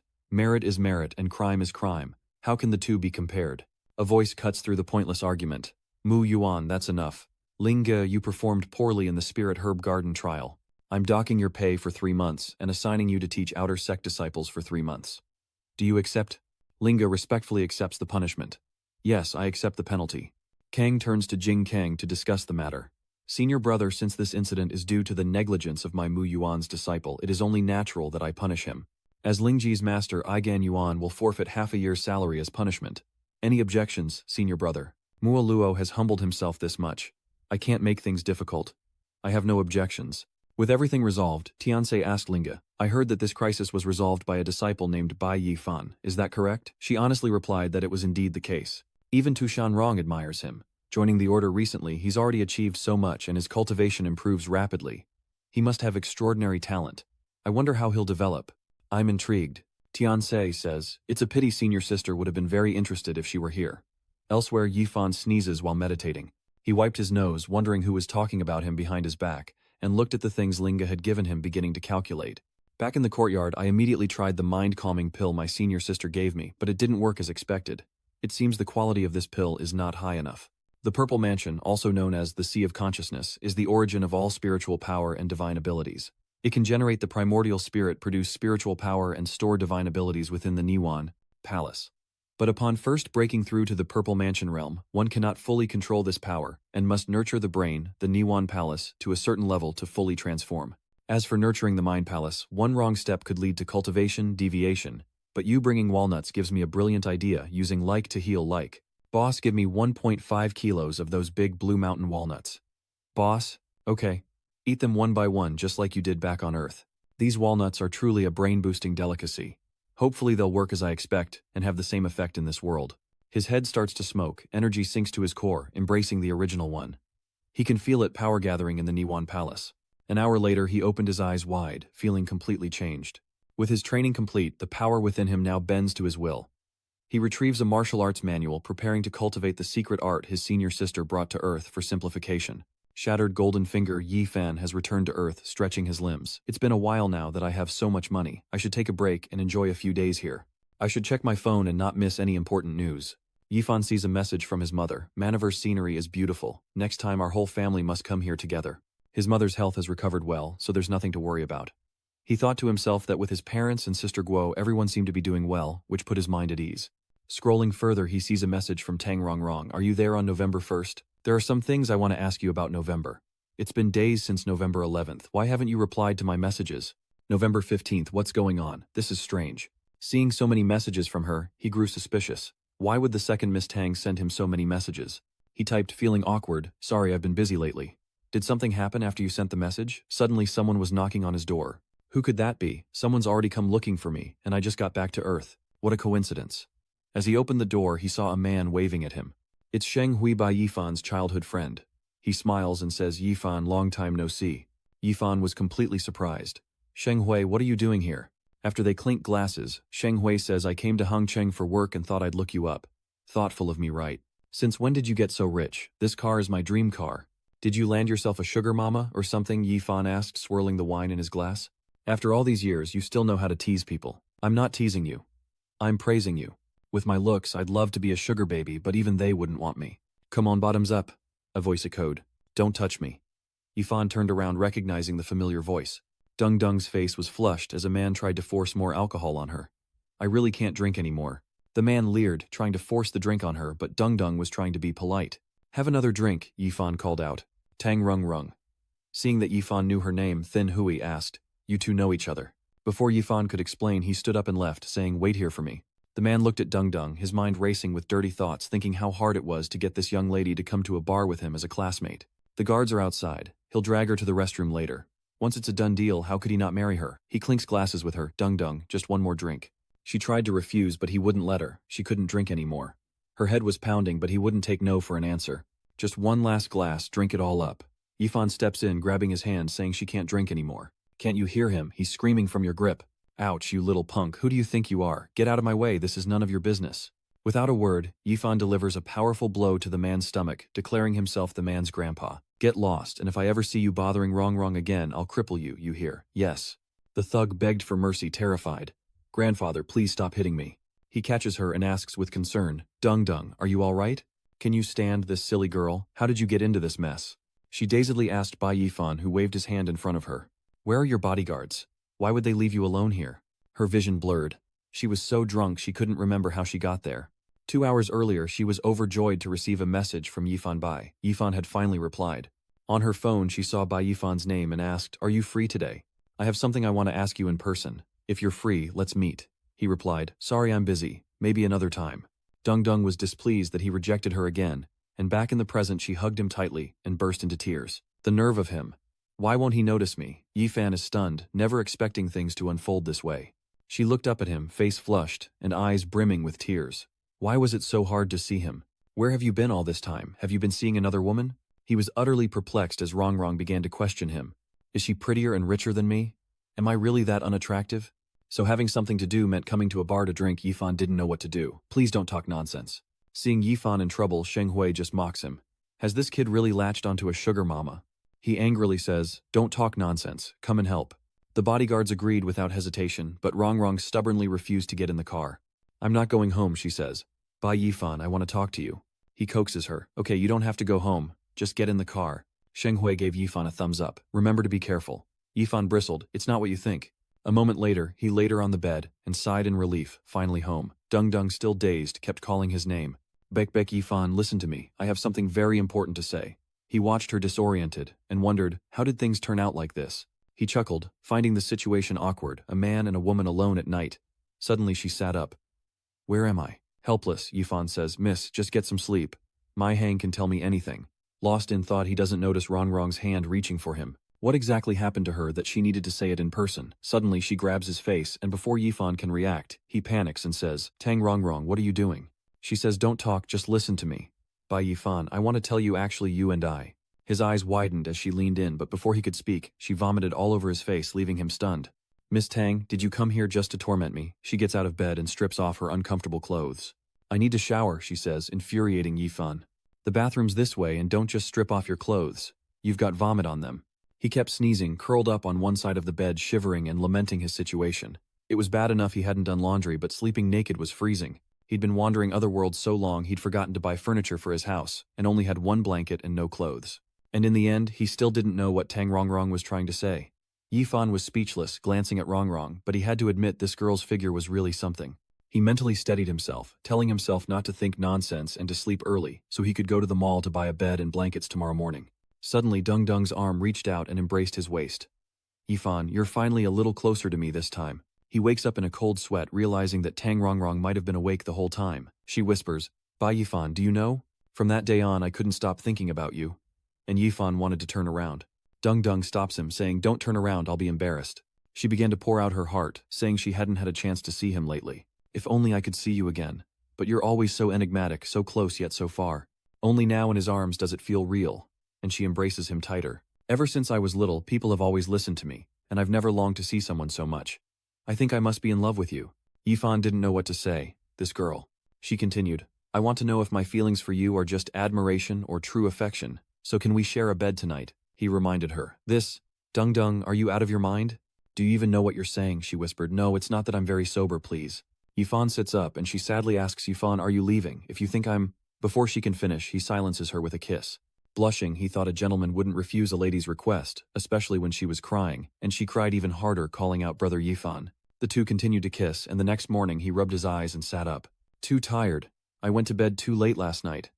Yifan looked around his room, shaking his head. He reached for his phone, wondering where she was so early in the morning, and read a message from Rongrong Bai Yifan after last night. I realized I really do like you, but I need some time to adjust my feelings. Also, don't tell my sister about last night just yet. Yifan laments that men deny responsibility after sleeping with a woman, but in his case, it's the opposite. He thought their feelings were mutual, but then something dawns on him and he's filled with dread. I'm done for. If Miss Tang, the overprotective older sister, finds out about last night with Rongrong, I'm toast. The mood was so intense I completely forgot about the family dynamic. In Bai Yifan's new world, a bird flies by only to be shot down, shattering Goldfinger. He reached out and grabbed the bird. Shattering Goldfinger after being simplified on Earth was extremely suitable for long-range attacks. He healed the bird's wounds and could now flexibly control the power, so he released it, giving him a better chance against strong enemies in the future. From the opposite mountain, a surge of spiritual energy appears, and suddenly a sound rings out. It's the heavenly sound bell on Mount Five Elements. Lu Wei rushes madly before him. Fanga, the elders, are gathering all the outer sect disciples. Something big must be about to happen. Let's go take a look. Qin Thuong announces, all outer sect disciples listen up. We've just received word that the Asura demon sect's Firecloud Devil has massacred a small city on the border of Yan, capturing 1,800,000 civilians to cultivate demonic arts, an unforgivable crime. After discussing with the True Marshal and Daobao Holy Lands, we of the Five Elements Holy Land have decided to act on behalf of the heavens and venture into the myriad ancient demon pit to eliminate this fiend. The disciples murmured amongst themselves. What? The eternal demon abyss. Ching Chang continued, this training exercise is voluntary for outer sect disciples, and the 3 best performers will be rewarded with a Forget Dust Pill, the exquisite Hongyuan sword, and a copy of the low-grade human level Tirant Origin Art, respectively. If you're interested, sign up at the Sect Affairs Hall. They depart in 1 day, and the rewards have everyone wavering. A Forget Dust Pill. No way did I hear that right.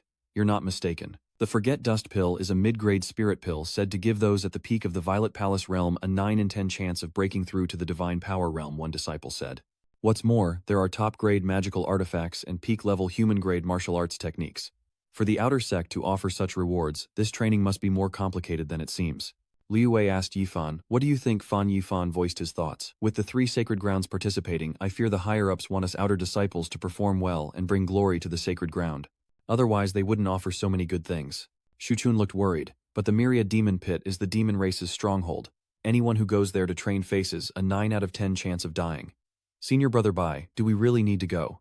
Liu Wei was full of enthusiasm. "Let's go no matter what. Even if we don't get in the top 3, killing some demons and honing ourselves is good too." Yifan agreed. "Then let's go together. I want to find a place to train as well." He frowned, thinking, but isn't this training being pushed by spies in the upper echelons of the Holy Land? If that's the case, then this is dangerous. Zhang Ti suggested, "Since we're going, we can't go empty-handed. We should prepare some special equipment." Yifan looked at him puzzled. "Special equipment," Zhang Ti explained. "The Eternal Demon Pit has 99 levels, each, a small world, and all the spaces combined are hundreds of times larger than the mainland. The Lightless Demon Pit is home to countless subterranean demons like yakshas, rakshasas, devils, giants, ghouls, asuras, and more. The Demon Pit holds countless rare treasures, especially subterranean elixirs and minerals which increase the deeper you go, but so does the danger. But because they live in the lower levels, the demons share a common weakness, extreme fear of sunlight. Knowing this, Yifan devised a plan afraid of sunlight. That's easy to deal with. 3 days later, outside Blackshine City, Qing Chang briefs his disciples. This is Black Jewel City, a gathering place for cultivators and warriors where they can sell demon corpses or buy restorative elixirs. Outside Black Jewel City are many entrances to the Myriad Ancient Demon Pit. He distributes talismans to his disciples. This is a transmission talisman commonly used among the 3 great holy lands and 5 major sects. If you're in danger, channel your spiritual energy into it, and with luck, someone might come to your rescue. He continued, "Those in the Marrow Cleansing realm will train on the 4th and 5th levels of the Abyss. Those in the Aperture realm will train on the 6th and 7th. Purple Mansion realm disciples will train from the 8th to 9th levels of the Demon Pit, and those below the 10th level without mystical powers should not go to their deaths." "Understood," the disciples replied in unison. "Understood." Jing Chang ordered, "All right, dismissed." Accepting their orders, the groups dispersed, and Shu Chun turned to the others, saying, "My demonic sword is getting worn, so I'll head into town to buy a new weapon." Xin Yu speaks up, "Perfect, we need to buy some more dried provisions anyway, let's go together." Yifan Weapon Shop looks around. This sword doesn't seem bad. This black market is truly bustling. Even a small weapon shop has high-grade weapons. "I'm sorry, miss, but I saw this sword first." Shu Chun of the Elephant Armor sect wants to compete for the sword, but she's too weak to fight for it. "Miss Lear," he says, "I clearly saw it first." Zhao Shuo approaches, grabbing Sun Xing's shoulder as a warning.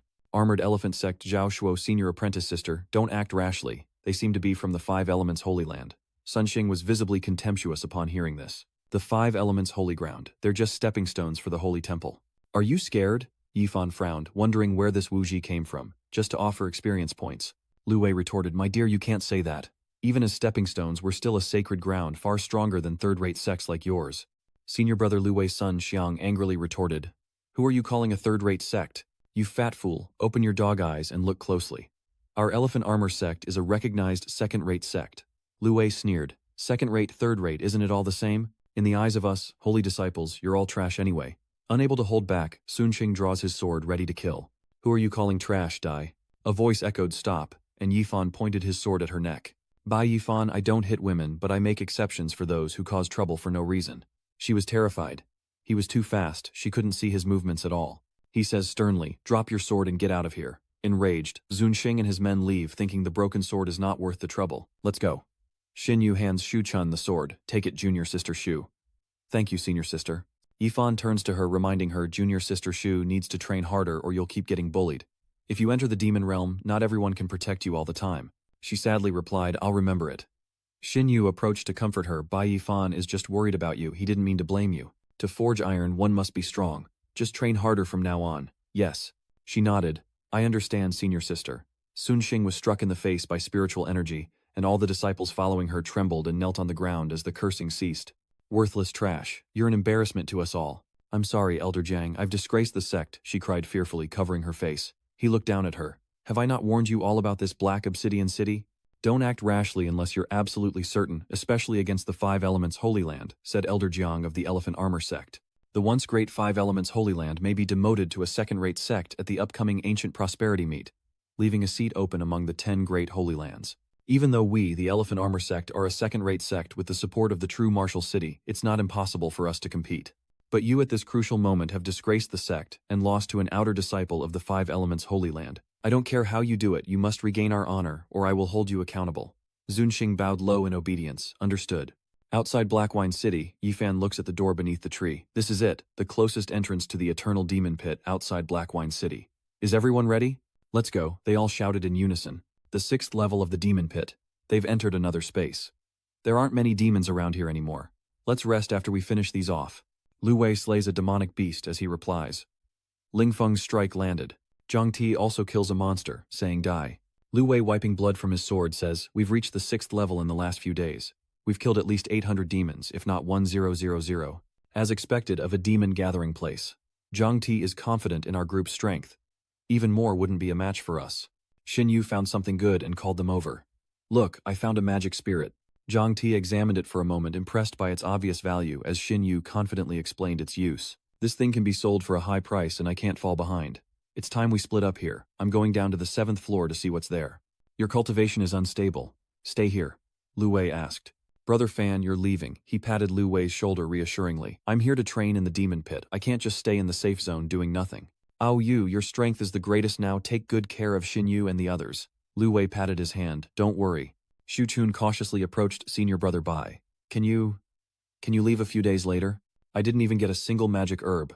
Yifan didn't stay for her, turned and left, telling her to have Awei take her to find one. This demon pit is so big there must be plenty of treasures left. Don't worry, Shuchun, we all have spirit herbs already. The next one is yours, Lu Wei said. Disappointment washes over her face as she witnesses the horrors of the 7th level, where red demons tear flesh from bone. Is this 7th level hell we can't win? They really can't win. This 6th level demon, this Yaksha, is truly terrifying. A disciple hid behind a rock, trembling in fear, thinking of his senior brothers who couldn't withstand 3 moves from the Yaksha and lost their lives here. What trial, what reward? He should just sneak away while they're not paying attention. Suddenly the demon appeared right in front of him, grinning wickedly, and he was terrified. Help someone, help me. The demon gathers power into its weapon and strikes. As the trident is about to pierce him, it seems all hope is lost. He gritted his teeth in frustration, thinking this was the end. He wasn't ready to die. In the nick of time, a beam of light struck the Yaksha, obliterating it, and the others soon followed. Arriving on the 7th floor, the first demonic beasts he encounters are Yakshas. They turn toward the source of power, and he happily says, perfect, I can use you as flying beasts and test my new skills. The disciple stammered in disbelief, I'm saved. He walked over and stepped on the corpse of a Yaksha. Come on, let's play. Yifan looked behind him and saw a group of Rakshasa approaching. Why are there only a few? The disciple shouted. We're done for. They've been led over here. Young man, do you have a shining treasure on you? He asked, gathering his energy with newfound confidence. No, I don't need any of that. The man trembled with fear upon hearing this. What are you talking about? Even stronger senior disciples than you have died here. We're doomed. There are too many of them. We'll never escape. Before he could finish, Yifan reassured him. Don't worry, these few are no match for me. The disciple was stunned as he watched Yifan easily deal with the horde. What, he carries a blood sword on his shoulder? You can't judge strength by appearances. As the Yakshas descended, 7 were at the marrow cleansing stage, and 5 at the aperture opening stage. He unleashed a torrent of power, violent rain, swordplay. Yifan searched around when suddenly a trident flew towards him. Unexpectedly, another strong one had arrived. Piao frowned and used his speed ability, silently assessing the Yaksha floating in the air. This Yaksha is probably at the mid-stage of the Fu realm. Finally, a worthy opponent has arrived. To defeat bandits, capture their chief first. The two sides clash and Yifan enjoys his power. Flame slash blocked, not bad reflexes. He gathers energy in his other hand. If that's how it is, then taste this evolved shattering gold finger. The Yaksha's chest is pierced by Yifan, who wears a satisfied smile.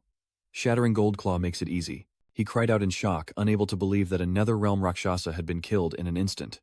With their leader gone, the remaining Yakshas cried out in terror and fled. Is this person really from our sect? They're ridiculously strong. Yifan then creates an energy orb at his fingertip, pointing it straight at the ghouls. Trying to leave, you've already arrived. Then stay here forever. The Yakshas' heads rolled across the ground. The disciple couldn't believe what was happening, repeating, he's too strong. Holding 2 horns in his hands, Notfam is excited. Yaksha horns can be used to make magical artifacts worth 200 contribution points. I don't lack contribution points, but I might as well earn some. He clasped his hands behind his head and walked happily. If a little shattered gold finger is this effective, maybe I should train all 10 toes.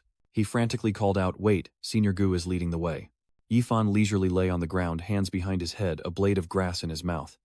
It had been 2 days since then, and he had encountered many kinds of underground monsters. Two-headed demon hounds, black water, demon snakes, carrion beetles, and 3 or 4 groups of yaksha have all been killed.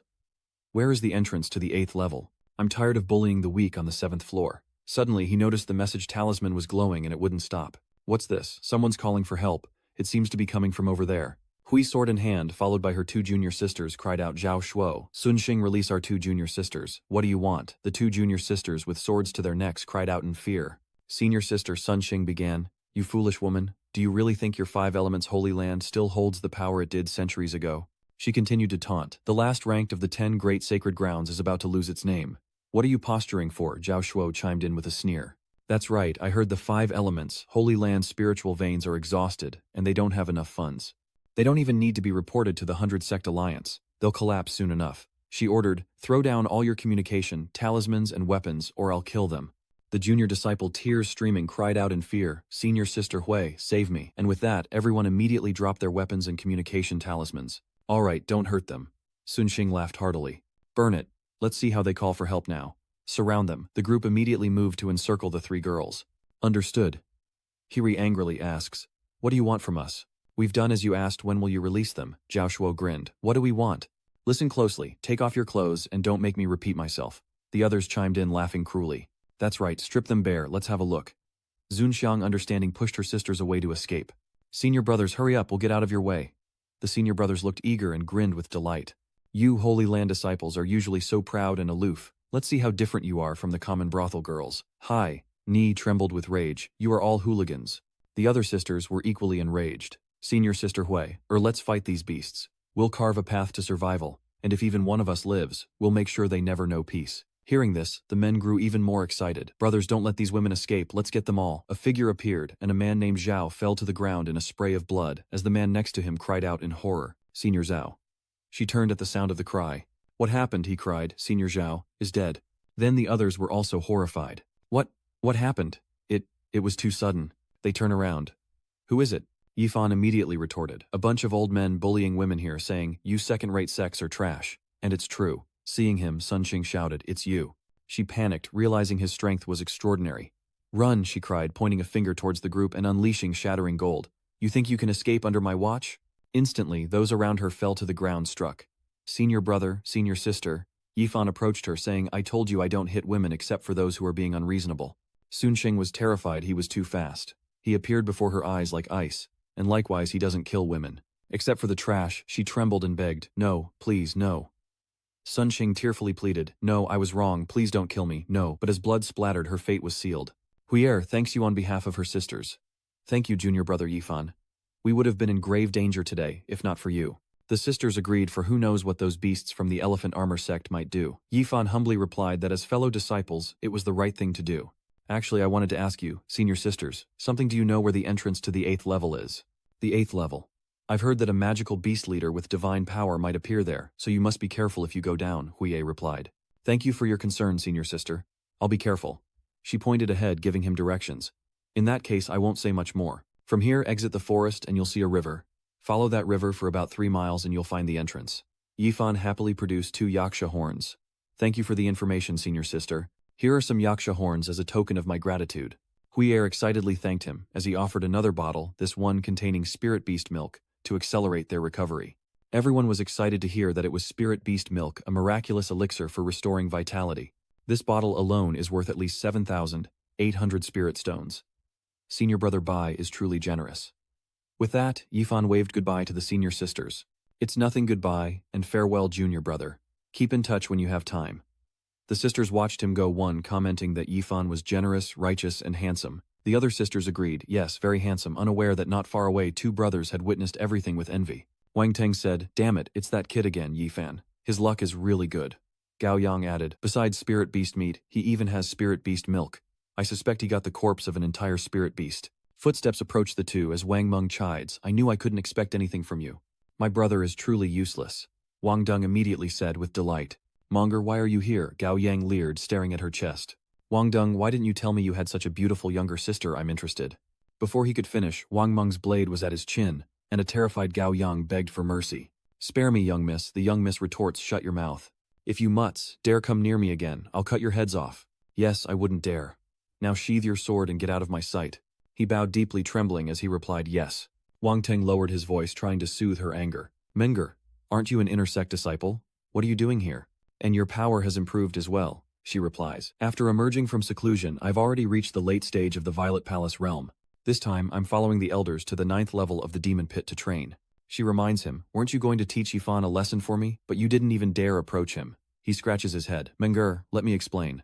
Gao Yang gritted his teeth. With our current strength, even if we find Nifan, we might not be able to eliminate him. This is called a wise man, avoiding present losses. You don't know how strong he is. She smirked. Who said I wanted you to kill Yifan yourselves? I have a plan to ensure he meets his end. Elsewhere in the forest, Yifan discovers a whirlpool in the middle of a lake. Could the center be the entrance to the 8th level? Suddenly, the communication talisman in his hand glowed. Could it be someone in distress calling for help? He quickly flies off, deciding that saving her is more important.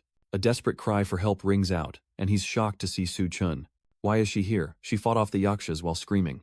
Don't come any closer, get out of here and save yourselves. He attacked the night demons with the shattering gold finger, but his mind raced. Weren't Shu Chun and the others training on the 6th level? Why are they on the 7th? In an instant, the yakshas explode, and she rejoices, knowing she's been saved. Yifan calls out to her, as Shu Chun collapses into his arms. Senior White, is that you? What are you doing here? He quickly responded, I should be asking you that. Where are Aoi and Zhong Yu? Why aren't they with you? She burst into tears. Senior Brother Bai, please go save Senior Brother Awei. We were attacked by a yaksha leader that keeps chasing us. Senior Brother Zhang Ti and Senior Sister Xin Yu are gone. Awei is now in a cave. Senior Bai, please save him. Yifan was a little confused, but still pressed for information. Zhang Ti and Xin Yu are gone. Why did you run to the 7th level? She was stunned.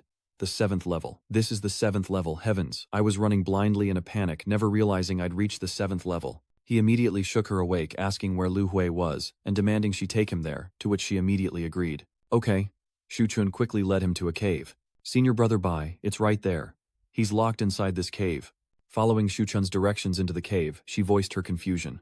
Why is it so quiet inside? Could it be that, Senior Brother, you? Not yet knowing the full situation, Yifan reassured her. Don't worry, let's go inside and see. The cave ahead was endlessly deep, and she whispered in fear, it's so dark here. He calmly replied, it's okay, just stay behind me.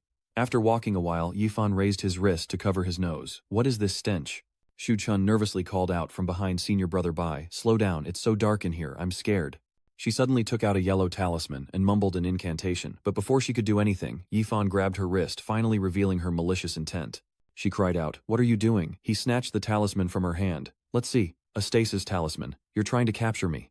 Shu Chun stammered, Brother Bai, what are you talking about? I just wanted a fire charm for light, but I grabbed the wrong one. Not letting her weasel her way out, Yifan showed no mercy, grabbing her neck and saying, do you take me for a fool? Tell me what's really going on. Shu Chun coughed stubbornly, trying to explain. I don't know, Senior Brother Bai, I really don't know. Growing impatient, he growls. I knew something was off from the start. How could a mid-stage marrow-cleansing cultivator like you get here unscathed? How fortunate, he says, clenching his fist. Where are Lu Ui and the other two? Blood trickles from her lips, but she stubbornly refuses to speak. Save me. Just then, an explosion rocked the cave entrance, sending debris flying, and he exclaimed in shock. The entrance exploded. Yifan looked around, but the exit was completely blocked. Suddenly, a cacophony of high-pitched squeals echoed from the depths of the cave, leaving him wondering, what is that sound? The sounds grew closer, and cold animal eyes stared at him. Yifan realized it was a swarm of bloodthirsty bats ready to attack. Yifan releases his grip on Shu Chun, who is being drained by the blood-sucking bats. So this was your plan all along, to take me down with you while she sits on the ground, coughing and clutching her face. After getting Shu Chun settled, he rushed to the cave entrance, yelling, No, you were supposed to let me go. Why is this happening? Didn't you agree to my terms? You said you'd let me go if I helped you. Wang Meng sneered from outside. Shu Chun is truly so foolish. She believes everything we say. Behind Wang Meng, Shu Wei, Xin Yu, and Zhang Tai were bound. 2 hours prior, Zhang Tai's group, including Shu Chun, had been captured and forced to kneel by Wang Deng's gang. Wang Tung threatens loudly, demanding the truth. Zhang Ti ignored him loudly, questioning their motives. What do you want, killing fellow disciples? This is a violation of the rules. Aren't you afraid we'll report you to the elders? He sneered. Actually, I have no grudge against you, but who told you to be so close to him? I'm just using you to deal with him. You insidious villains thinking up such despicable schemes. We'll never let you succeed. I can't let you have your way, but I can offer you a chance. Whoever helps us lure Bai Yifan will be spared. Xin Yu turns away in disgust, shouting, Get lost, you won't get your way. Shu Wei also shouts, Screw you, I'd rather die than betray my brothers. That was enough to enrage Wang Deng, who kicked Shu Wei in the gut without hesitation. So brave, then die. He was kicked far away, and Xin Yu cried out in worry, "Ah Wei. Ah Wei, are you all right?" Wang Teng draws his sword, holding it to Zhang Ti's neck. "Do you want to die too?" he said fearlessly to Kuang Liat. "Do whatever you want." Xin Yu adds, "That's right, did you think I was afraid of the likes of you? Make your move." Just then, Wang Meng noticed Shu Chun, who was still cowering in fear. "Aren't you afraid of death, junior sister Shu Chun? What about you?" Is she pale from being called out? Before Shu Chun could finish, Wang Meng smiled, knelt on one knee, and patted her shoulder. "Shu Chun, junior sister, as long as you bring Yi Fan here, we'll spare you and give you a magic herb." "What do you say?" She began to manipulate her. "See, how long have you been with those people, and you still haven't found a single spirit herb, have you? Do they really see you as one of them?" Shu Chun stammered, somewhat convinced. "I'm evil." Wang Meng moved closer, gently coaxing her. "Actually, you don't need to feel guilty about helping us. Lu Wei, they're all dead and you'll return to the Holy Land safely. And after this, you'll be one of us. Do you know I'm an inner sect disciple? If I protect you, no one in the Holy Land will dare bully you." Unseen by Shu Chun, Wang Meng smiled slyly, full of desire. Zhang Ti couldn't bear it any longer and gritted his teeth. "I despise you, woman. Don't waste your efforts." Junior sister Shu Chun is definitely not that kind of person. But against his expectations, she wavered with just a few words. "What should I do?" And as a result, Shu Chun chose to betray him. Wang Teng flattered with a smile. "It's all thanks to my chore for coming up with such a plan. There's no escape for Yi Fan this time." Wang Meng said proudly. "Enough talk. I need to return to my elder identity to avoid suspicion. Leave the rest to you." Wang Teng watched Wang Meng's departing figure and excitedly replied, "Of course, leave it to us." At the same time, inside the sealed cave, Yi Fan faced the swarm of bats alone. Behind him was the burden of Shu Chun. He observed and analyzed the single attack power of the blood-sucking bats wasn't strong, but their numbers were so great that even a late-stage underworld realm cultivator would have trouble dealing with them. "But if they think they can take me down this easily, they're sorely mistaken." He thought, then activated the talisman, channeling his spiritual energy. Qi Yifan casts the Tree Cage Shield, the strongest defensive charm he possesses, capable of blocking damage for a short time.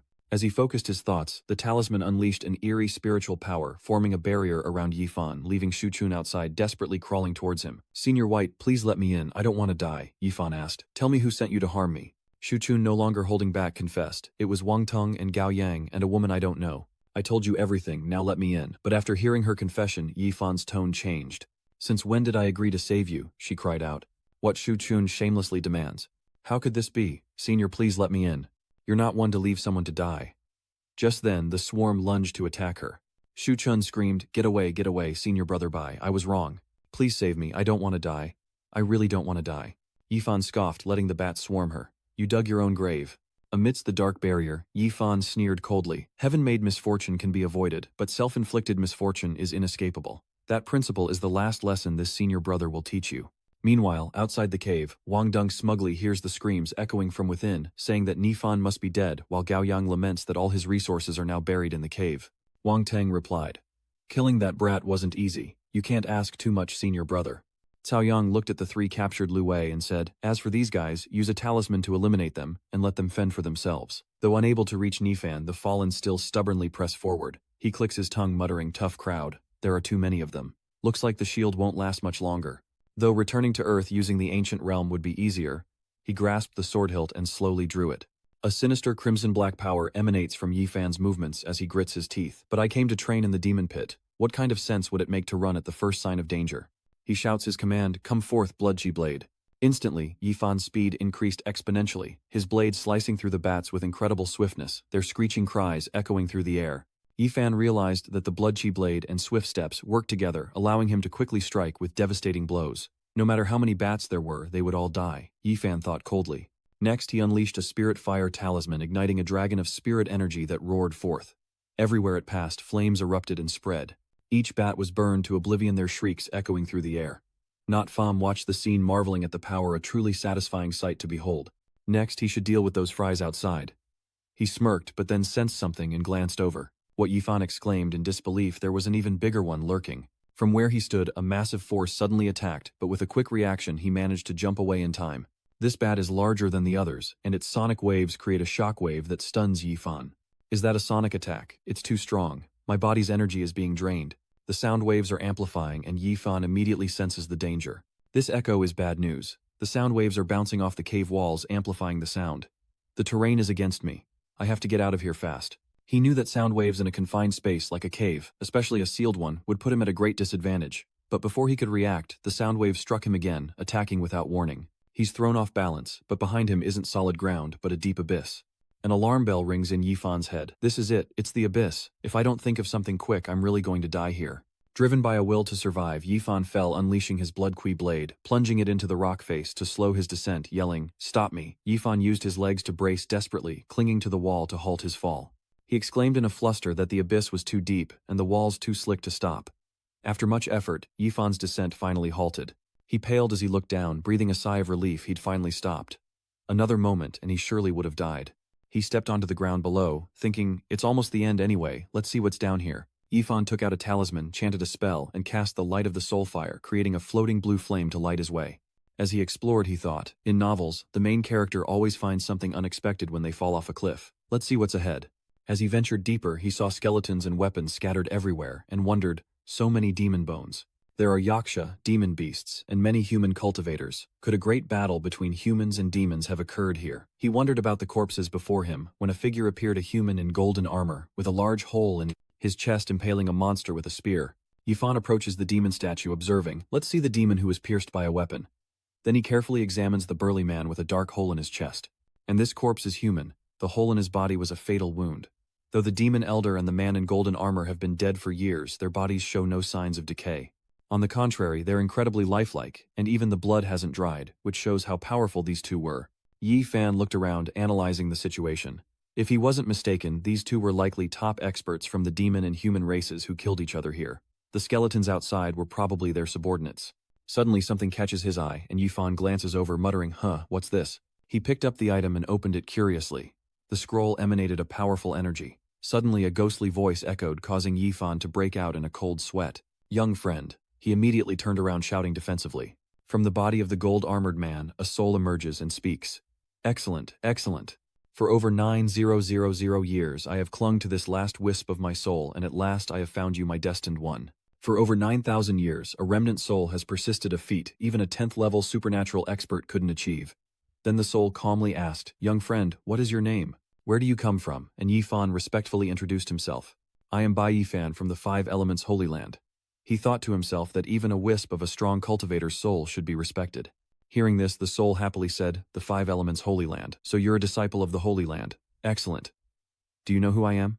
Yifan frowned, his eyes narrowed as he asked, may I ask your name, senior? He wondered what the spirit was planning, thinking that if things went south, he'd immediately return to Earth. Suddenly, the spirit transformed into the true form of the human emperor.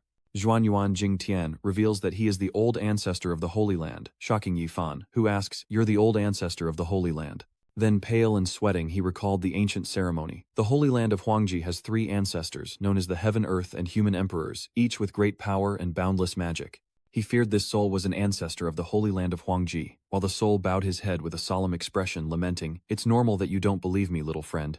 After all, nearly 10,000 years have passed, and the outside world has probably long forgotten my prestige. The human sovereign then recalled fighting on the fiery demon battlefield, saying, during the great war between humans and demons, I led the 3,000 Xuanyuan guards of the Holy Land to fight the 8 desolate demon emperor of the sun, moon demon sect, nearly piercing through the 10,000 ancient demon pits and destroying countless demon lairs. In the end, I fought the 8 desolate demon emperor to this abyss where we met our demise. Meanwhile, Yifan opens the scroll and listens to him continue. Young friend, the scroll you tried to pick up earlier is my life-bound magic treasure. This demon sealing scroll is one of the 3 treasures of the holy exalted ground, capable of destroying all demons in the world.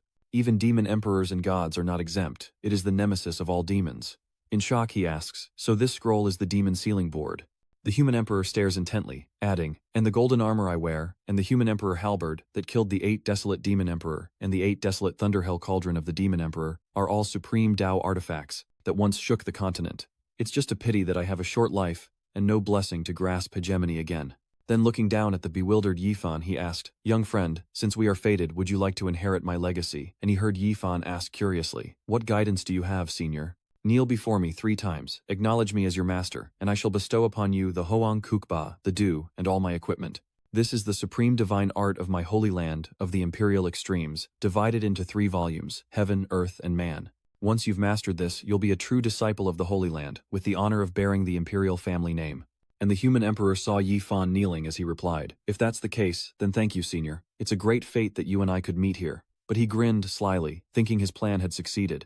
Then the human emperor reached out, demanding Neil and I will immediately bestow upon you a peerless technique. The future of humanity rests on you. But before he could act, Yifan jumped back, refusing him. Caught off guard, the human emperor stammers, what are you planning? With a sharp look and mocking grin, Yifan sneered, Senior, you wouldn't pretend to impart a technique just to seize my body, would you? The human emperor flinched, frowning in denial. How could I? I am the human emperor, one of the strongest of the human race. Why would I seize the body of a junior like you? But Yifan turns to leave, laughing loudly. I must have been mistaken, but I am a disciple of the Five Elements Holy Land, and without my master's permission to study under another would be disloyal and shameless. I don't need this inheritance. Please wait for the next worthy successor. Seeing this, the human emperor flew over, roaring with killing intent. You little brat, get back here. Which left Yifan stunned and speechless as the human emperor's spirit seized him threateningly. I've waited 10,000 years. How can I let you leave? Surrender your body. Having prepared in advance, Yifan touched the ring on his finger, thinking he wasn't wrong. There really was a conspiracy. Luckily, he hadn't used his teleportation chances today. Then he silently called out to return. As a brilliant multicolored light burst forth from the ring space and time shifted, Yifan lay in his bed, raising an eyebrow in relief. He was back, otherwise he would have become the old man's puppet. He stretched and sighed in relief, thinking he'd rest at home and gather some magical artifacts to deal with that old man. But before he could relax, the human emperor in the form of an orb of spiritual energy appeared behind him, glaring and asking, Old man, are you referring to me? As soon as he spoke, Yifan was startled, his pupils constricting as he cried out in alarm while the human emperor flew around in a rage, ranting. Where is this? Why am I here? Damn you, what kind of sorcery is this? I can't feel my spirit energy at all. Yifan perks up his ears, confused. Sweating, he squinted, wondering, what's going on? That spirit is the human emperor. He actually traveled here with me. The soul of the human emperor squinted at the overhead lights, wondering what kind of magic artifact is this? To emit such a brilliant light. Why have I never seen such a thing before? Yifan suddenly realized something, his eyes gleaming. Wait, I remember that anything brought from the continent to Earth besides cultivation methods would dissipate, right? Why is this remnant soul? He raised the ruby ring, pondering that the secrets of this ancient ring may run deeper than he thought. Suddenly, the human emperor flew over in anger, yelling, Hey kid, what's going on? What the hell is this place? Hurry up and return my spiritual power. Before he could finish, Yifan sucked him into the mocha pot with a vacuum cleaner. How annoying, I'll just lock you in here for now. Sending the human emperor into a panic. What kind of soul-sucking artifact is this? After a while, Yifan sat cross-legged on the sofa, raising an eyebrow as he watched the human emperor trapped in a transparent cube angrily pound his fists against the walls. You damned outsider, release me at once. Hearing this, he frowned, annoyed, and warned. Don't waste your energy. Listen, from now on I'll ask a question and you'll answer it. But Song Lao stubbornly refused. I am the human emperor, ancestor. How could I be threatened by you? Immediately, Yifan took out a vacuum cleaner, his eyes bloodshot, and threatened him. Really, to scare the human emperor so badly he'd cry and beg for mercy. I'll talk. Just put away that weapon first, please put it away. Then he poked his finger on the box's edge, frowning as he asked, Are you really the old human emperor of the holy extermination grounds? Hearing this, the human emperor curled his lip and retorted. What a waste of words. Would I lie about this? This made Yifan even more suspicious. As the leader of the human race, why would you want to harm your descendants and try every possible way to seize their bodies? Hearing this insult, the human emperor grimaced, grinding his teeth with contempt. Try being imprisoned in the abyss for nearly 10,000 years. Once you regain your freedom, why would you care about morality? Yifan narrowed his eyes, eager to hear more. Tell me, how many magical artifacts are at the bottom of the abyss, and how many have been destroyed? Are they still usable? He wondered, thinking, I have no shortage of cultivation resources. I only lack magical artifacts and martial skills. The human emperor crossed his arms, closed his eyes, and began to list them. My emperor's pike, emperor's armor, and the 8 desolate demon emperor's thunder prison cauldron are all damaged, their spirits destroyed and completely useless. Then I'll just have to obliterate your soul and let you reincarnate. The human emperor panicked and quickly tried to persuade him. No, these 3 treasures are all broken, but my demon suppression board can still be used. The original form of the demon sealing board was a page of heavenly scripture that fell from the immortal realm, possessing immense power. It can be called a magic treasure of the human race, the nemesis of the demons. Then he shrugged, deciding to play another card. Release me, friend Bai, and I'll teach you how to use this treasure. Trust me, you'll be amazed by its power. But Yifan, unimpressed, simply scoffed. Tell me more. The tiny Emperor Nan strained his arms and rattled off. My demon sealing board has 9 uses. First, it devours souls, especially those of powerful demons, to recover or strengthen itself. Second, it seals and enslaves demons to do my bidding. Third, it allows for the simultaneous cultivation of both immortal and demonic energies. Fourth, it can absorb the essence of heaven and earth, and fifth, it can refine demonic materials. After a moment, the old man continued. Ninth, you don't need to use spirit energy to activate this treasure. Divine power is enough. Listening to the same old story, Yifan feigned disinterest, only praising Li. Hearing it, it does sound pretty impressive. Suddenly, seeing him pull out his phone, the human emperor recoils in fear, shouting, "What kind of weapon are you pulling out to deal with me now?" Yifan, looking at the phone screen, reassured him, it's okay, just continue. Didn't you say you wanted to pass on the Holy Land's greatest divine art to me? I think it's called the Chicken Overlord art. Tell me now, the more details you give, the sooner I'll let you go. But the human emperor was wary, thinking this kid is going down. A hero bides his time. Once I'm free, I'll make him pay. Outside, bathed in sunlight, the old man's voice echoed, the supreme domination chart is divided into celestial, terrestrial, and human. I am the human emperor, so I only possess that part. Time passes swiftly. 2 hours later, Yifan looks at the exhausted human emperor still trapped in the cube and makes a final decision. In short, anyone who masters this skill will become immune to blades, fire, poison, and physical attacks. That's the wonder of this technique. As the old man finished, Yifan checked his phone, impressed by the seemingly miraculous technique and the explanation. Meanwhile, the exhausted human emperor lay flat on his back, tongue lolling, finally done. But before he could rest, Yifan picked up the cube, ready to give him more trouble. Alright, now that you're done talking, there's no use for you to stay. Rest assured, since we met, I'll give you a proper send-off, which made the emperor frown in suspicion. What, you're planning to ditch me after I've helped you? Without my guidance, how could you have possibly remembered such complex techniques? You would never have even scratched the surface. He then plays the recording on his phone, explaining that he must move his energy to the intersection of the 4 main meridians, and the most important thing is to open the intersection point of those meridians. Then he smirked, mocking, "My lord, times have changed." Seeing this, the human emperor paled, sweating profusely, and lamented.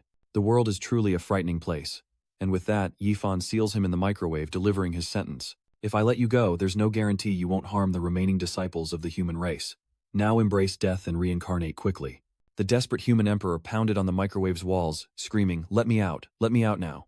The old man had just opened his mouth to speak. Young friend, don't, when he was electrocuted, his body flying, eyes wide and mouth agape. Meanwhile, Yifan silently watched the human emperor being microwaved, not even flinching, but instead offering a blessing. Human emperor, may you rest in peace.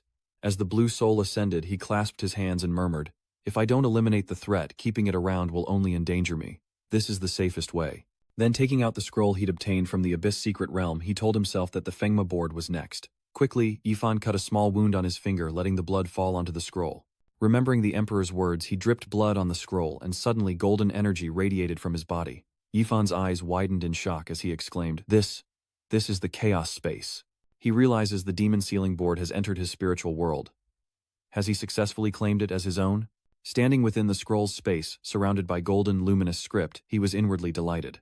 Does this also record the history of the immortal realm's rule over the demonic race, along with methods to combat them? Raising his hands as if to lift the transparent scroll, Yifan marveled at how magical it was to directly imprint the methods into his mind like a miniature world, saving him some trouble. Then with a sly and triumphant look he muttered, this great power belongs to me now.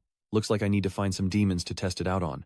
In the 8th level of the Eternal Demon Pit, a monster roared, unleashing red spiritual energy that sent the surrounding cultivators flying, screaming in agony. One person, kneeling on the ground, propped himself up with his sword, supporting his injured body, and loudly reminded senior brother, there are too many of these bloodthirsty demon wolves.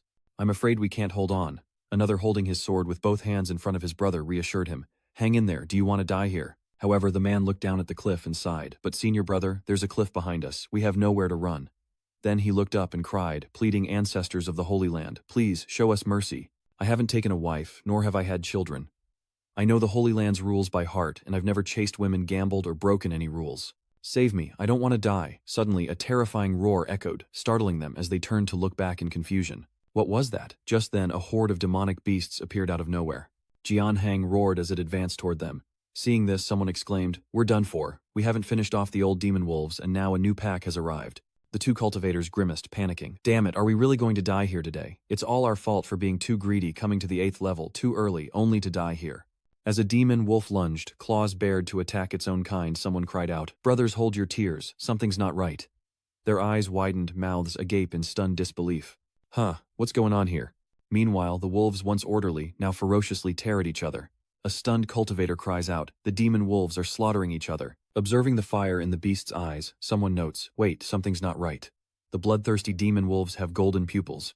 Meanwhile, Yifan watched everything unfold, smiling as he thought, the human emperor didn't deceive me. There is a demon-conquering board, but these demons can indeed be easily subdued, completely transformed into. He recalled how he had once used golden energy to obliterate monsters into ashes and secretly gloated. After using the ancient ring to return from Earth, he quickly dealt with that leader's offspring. Then thinking about using his red and black, lightning-like spiritual power, he muttered to himself. But after automatically opening the acupoint, Wang Deng and Gao Yang disappeared. Now golden inscriptions emerge on Yifan's neck, his eyes flashing gold as he thinks to himself. Meanwhile, the cultivators watched the golden-eyed wolves raise their heads and began to murmur. Look, weren't those wolves all killed before? Are they cheering?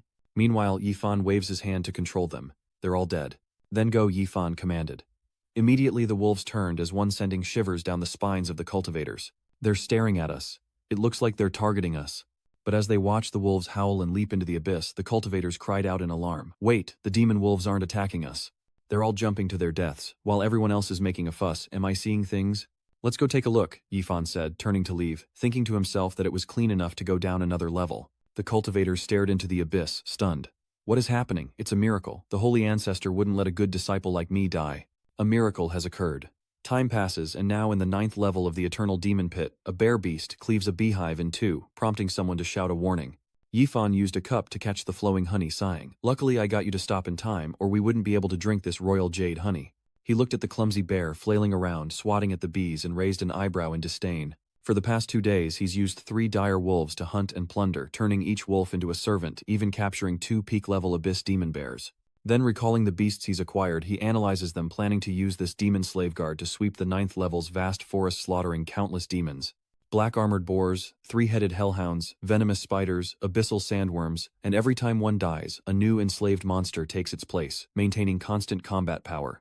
Yifan imagines controlling a horde of monsters with his golden energy, ruling the abyss, expanding his territory and crushing anyone who dares to cross him. Now, with a cold glint in his eyes, he crosses his arms and begins to plot. Wang Tung Gao Yang, you never imagined that my misfortune would bring me such fortune, the supreme demon sealing board of the human race. Just wait, you dared to trap me. I'll make your deaths agonizing. Suddenly, a distant noise catches Yifan's attention, and he glances over, curious. What is that sound? After some time, he looked down upon a grand battle of fire and thunder, wondering what is going on here. The 3 great holy lands and 5 great sects are all gathered here. There, cultivators from various factions brandished weapons, soaring through the sky to fight the alien races below, shouting, "Kill, don't retreat. The Fire Cloud Demon Monkey's lair is just ahead." Seeing this, Yifan gaped, breaking out in a cold sweat, realizing this was the Fire Cloud Demon Monkey's lair. The task of hunting down the Fire Cloud Demon Monkey that the elders had given to the inner disciples before they left must be here. He then leaped from the 1,000-foot cliff, secretly delighted, thinking, it's rare to see such a grand scene. I'll take a closer look. Time passed quickly. The 2-headed flying knight Rakshasa and the chess piece hovered above Yifan, who grinned with pleasure. He walked along, half complaining, and as soon as he reached level ground, he ran into a demonic beast. The density of magical beasts on this 9th level is truly immense. Suddenly, the chess spirit orb's laughter makes Yifan pause, a grim expression settling on his face. Since you're here, become my strength. Then, as he commanded Netherworld wolves to defeat these Yaksha, they leap to attack the approaching Kizi Fu. Realizing he's outmatched, he turns to flee, but Yifan smirks, trying to escape. He calmly commanded abyssal demon bears bring it down. Immediately, the 2 bears unleashed a powerful blow of golden spirit energy, striking the Kizi Manor's chest. Witnessing this, Yifan thought, these abyss demon bears are at the peak stage. Dealing with you is as easy as pie. Seeing it crash to the ground, he thought, perfect, I need a flying demon beast for my mono. Then clasping his hands, Yifan chanted, conjuring golden tendrils of spiritual energy, go demon sealing board. As they turned into blinding cords that bound the 5 Citadel disciples, glowing spirit patterns appeared on their foreheads. With the deed done, Yifan mused, all right, 5 more flying yakshas have been added, and the demon army has grown again. Wonderful. He looked at them with satisfaction, thinking I still have the strength to collect 10 of these. Then a thunderous lightning strike sent the beasts flying. As Yifan hastily dodged, he glanced back, puzzled. What was going on? Fleeing with the speed of light, he wondered, is this immense power coming for me? Then, riding on Chizi's back, he commanded it to turn around and investigate. Arriving at the source of the disturbance, Yifan saw 2 streams of red and gold spiritual energy clashing fiercely in the sky, realizing the earlier attack was just the aftershock of their power. There, a shirtless man battled a crimson monster, and Yifan surmised that they were both exhausted, leading to miscalculated attacks. He missed. Suddenly, the man unleashed a golden blast of energy with a furious punch, shouting, "You're weak and exhausted. Dai Huyet Diet Tula," witnessing everything from above. Yifan stunned notes that without any magical artifacts, a single punch could cause such an explosion. So this is an inner sect disciple, but his opponent is a formidable Asura. Meanwhile, the golden energy orb hurtles toward Bado as Natfam reads up on his opponent, an Asura demon far stronger than a Rakshasa. Possessing commander-level strength comparable to a human's mystic realm, these spine-covered demons are incredibly ferocious and terrifying. They've awakened, their intelligence can speak human languages, and are even cunning and treacherous. Batu growls, "Damn humans die." It then lunged forward, punching the man in the chest, causing him to cough up blood in disbelief. "What? How do you still have the strength to dodge?" And then it chuckled, "In war, chaos is an advantage." Moments later, Badu beats the man senseless, sending him plummeting off the cliff, a technique he learned from humans. After a while, Badu looked at the man lying in a pool of blood at the bottom of the abyss and sneered, "So you must be dead now, right?" Then, engulfed in bloody light, it mocked the human cultivator. "Looks like I've won this battle. I'll take your heart." Suddenly, the chi artifacts roared down from above, startling Badu, who turned and cursed. "Where did you insects come from? I'll blind you all." It unleashed a flurry of kicks threatening the approaching chess pieces, daring them to steal its prey, but it was quickly pinned to the ground, screaming in pain and confusion. "What's going on? Why aren't these low-level monsters listening to me?" Badu retaliates, slashing out with a claw and yelling, "So you came for me. Damn it, die all of you."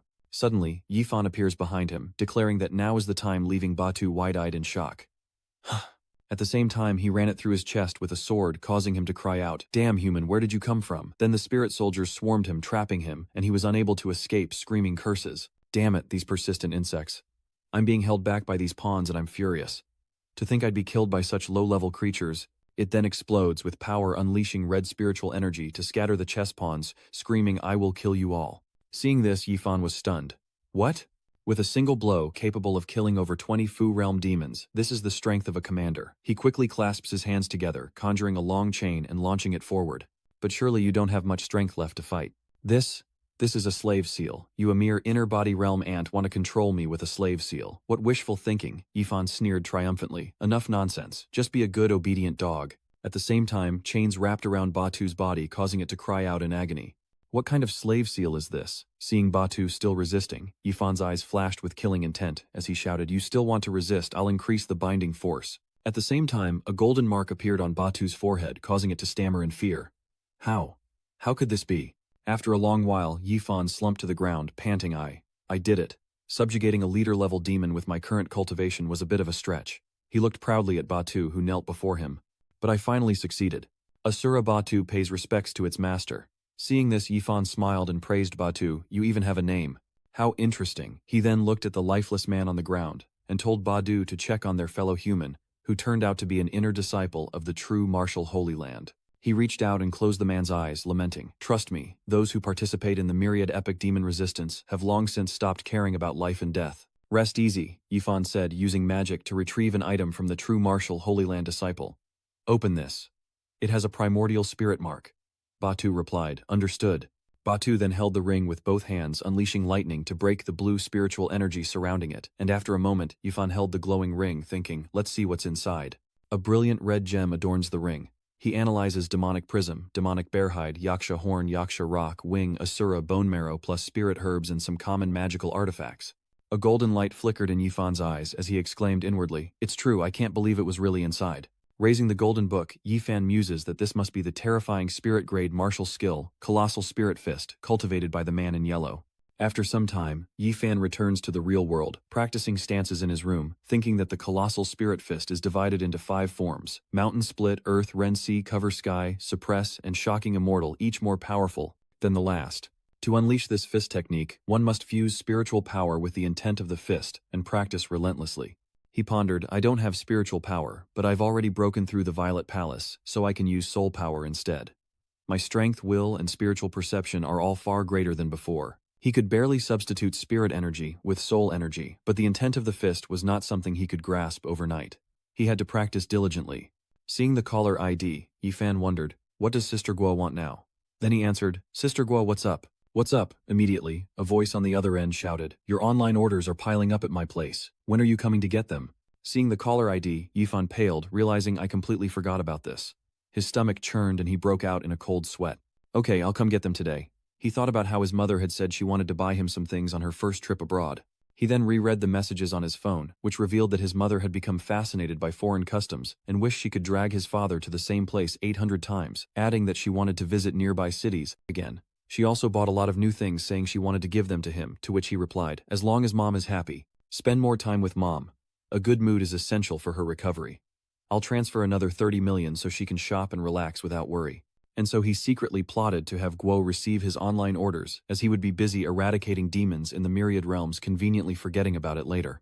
Thus that afternoon he shamelessly made his request. Quote, I need a favor. If any packages arrive for me, could you hold on to them for me? Seeing Yifan's sincerity, she reluctantly agreed. Fine. How many packages could a single guy like me possibly have? Time really does fly. Now, under a fickle rain, Yifan walks beside Guo Rao with an umbrella. It's been a while, Miss Guo. I didn't realize you had so many online orders. I apologize. Hearing that, she turns her head magnanimously. All right, I'm not that petty, and it doesn't seem like you did it on purpose. Well, I'll let you off the hook this time. A moment later, she grabbed the doorknob, saying they were here. As they entered, Guojin's mother spoke up. Yao, you're back. I've been waiting. Then looking suspiciously at Yifan, wait, who is this? Being called out, he scratched his head, sweating, and replied, hello, I'm Jiguo's tenant. My name is Bai Yifan, pleased to meet you. Her unfriendly gaze held a clear displeasure. Guo's mother grumbled, a tenant? Why is a mere tenant so close to my Guo? He's passable in appearance, but he's not wearing a single brand name. You can tell he's poor. Seeing this, Guo Rao unhappily reminds her, Mom, don't be like that, he's still considered my friend. However, she still radiates negativity sarcastically, saying, don't be friends with this type of person, angering Guo Rao. Suddenly, Guo Rao's mother did a complete turnaround, saying, let's not talk about this anymore. Rao, let me introduce you to a young man. This is She Dongcheng. You two get acquainted. A tall man in a blue suit standing nearby with his hands in his pockets spoke up. Hello, it's a pleasure to meet you. Guo Rao, caught off guard, politely responds, ah, hello. Then she lowered her voice, speaking closely to Guo's mother. Mom, didn't we already make it clear? Don't just bring anyone home every other day. Why are you doing this again? But she retorted, look at you, you're 30 years old, not a child anymore. How can I not worry about you? Don't worry, dear. I've thoroughly checked him out. That man is definitely more trustworthy than the last one. Seeing Dongqing's lustful eyes and drooling mouth, Guo Rao blushed and hissed. Ninifan's mother, sweating and awkward, turns away, thinking that lustful gaze is anything but trustworthy. Time passes, and as they all sit at the tea table, Mother Guo speaks. Rao, listen to me, there's really nothing to dislike about young Master She. Barely 30, and already running his own company and business is booming. Sitting next to her, Dongqing scratched his head, squinting shyly. You flatter me, Auntie. My company is really quite small. Then Mrs. Guo pointed at her daughter, reminding her, look how modest little she is. He and Rao are a perfect match. Then she stood up abruptly, annoyed, and exclaimed, Yifan's mother, sit down and have some tea. I'll go get something for you. Seeing this, he replied, okay, thank you, Miss Guo. As she disappeared, Dongqing handed over a business card and started gossiping with Yifan. I wonder what this young man does. Here's my business card. He waved his hand in refusal, apologizing that he didn't have a job and couldn't exchange cards. Hearing this, the man adjusted his glasses, his eyes filled with contempt. This simply won't do. A man without a career is as good as useless with no social standing. You're still young, you can't just sit around daydreaming. You need to find a job. Meanwhile, Aunt Guo heaps more praise on Dongqing. Little Z is right. To be so aware at such a young age, no wonder he's already a boss. He's truly impressive, making him smile with pride. I'm nothing special, just a bit better than the average worker. And if you're interested, I could take you to my factory sometime. If you see anything you like, feel free to take it. Overjoyed, Guo's mother beamed and changed the subject. I just saw your car, is it a BMW or a Mercedes-Benz? Dongqing tossed his luxury car keys and smiled. Auntie, it's just a few $100,000. It's not really a Mercedes. Besides, a car is just a means of transportation. He then looked at Yifan and asked if young people like him preferred Mercedes. Yifan squinted and replied, sorry, I don't study cars and I don't care about brands as long as they can get me from A to B. These words only made Guo's mother more disgusted, thinking that she was right. This kid had nothing but his face, no job, no house, no car, and he didn't even know the Mercedes brand. Suddenly, Dongqing looked at the watch on his hand and exclaimed exaggeratedly, oh my, is it that late already? I have work at the company, so I must be going. Hearing this, Guo's mother smiled, squinting, and said, young She's watch looks like something I saw on TV, a Rolex or something. Must be worth hundreds of thousands, right? Unlike some people's cheap displays of wealth that are just embarrassing. Just then, Guo Rao came out carrying a stack of things and said, Bai Yifan, your large packages are all in the backyard. Some of them seem to be marked as valuable items. Check them out. It seems these items were all shipped from overseas. Seeing this, he agreed, saying yes. Suddenly, Guo Rao, her vision blocked by a pile of clothes, tripped on a desk leg and cried out in pain, then stumbled forward, sending the stack of goods flying as she screamed. Oh no. Yifan quickly reached out to help her, shouting, Miss Guo, watch out. Holding her waist, he asks worriedly, are you all right? Seeing her gratitude, she says, thank you. But when Yifan said it was okay, Dongqing seethed with anger, thinking, damn it, that kid beat me to it. Afterwards, Guo Ru squatted down, looking apologetic at the scattered boxes. But he wondered if his things were damaged. Yet Yifan casually said it was fine, and told him to open them and see. But Dongqing, holding her hot tea, scoffed inwardly, thinking that Brat's things weren't worth much anyway. Meanwhile, Yifan opened one of the packages in surprise, revealing a watch, something he doesn't usually wear. Hearing that, Dongqing rolled her eyes, choked on her tea, and exclaimed, "Huh, this is a Bach Philip." Hearing this, Guo's mother frowned and asked disdainfully, "What brand is that? Never heard of it." Meanwhile, Dongqing loudly scolds, saying it's a watch brand worth millions. Seeing the brand new watch with a cracked face, Guo Rao exclaimed, "Oh no, the watch face is broken, I'm so sorry." But not Famong calmly put it back in the box, reassuring him, "It's okay if it's broken, it's broken. It's not worth much, it doesn't matter as long as you're okay." Hearing this, Dongqing was utterly shocked and started yelling, "Boss, that's a Patek Philippe. It's worth a fortune. Just ignore him." Yifan turns to Guo Rao, saying that his mother told him to give this bag to a friend, but he doesn't have any friends with such unique tastes. Consider it a thank you gift for helping him out for so long. She then hesitated, scratching her head in refusal, saying this might not be appropriate. Beside him, a dizzy Dongqing questioned the casually gifted limited edition AM and Chanel luxury goods. Seeing this, Mother Guo placed a hand on his shoulder, asking suspiciously, "Xiao Shay, what's wrong?" Meanwhile, Dongqing, utterly defeated, stammered, I'm fine, I just almost choked." Chen Yufan jangled his car keys, turning back to ask Brother Shi, "Are you feeling unwell? Or should I take you to the hospital?" Dongqing, now dizzy and sweating, glanced over and asked, "Is that a poorer emblem on the car key?" Guo's mother was stunned, quickly covering her mouth in awe. "Xiaofan, isn't that car of yours a supercar worth millions? This is a real supercar." Beside him, Dongqing hung his head pale, thinking he was done for, completely outmatched. However, his moment of triumph was fleeting. Yifan sat in his brand new convertible, a mountain of unopened boxes piled in the back. "Auntie Guo, thank you so much for everything." Then she worried, "Bai Yifan, can your car really fit all of this?" Standing beside him, Dongqing lamented as he turned his Porsche into a delivery truck. "Would it ruin the seats? This is the first time I've seen this."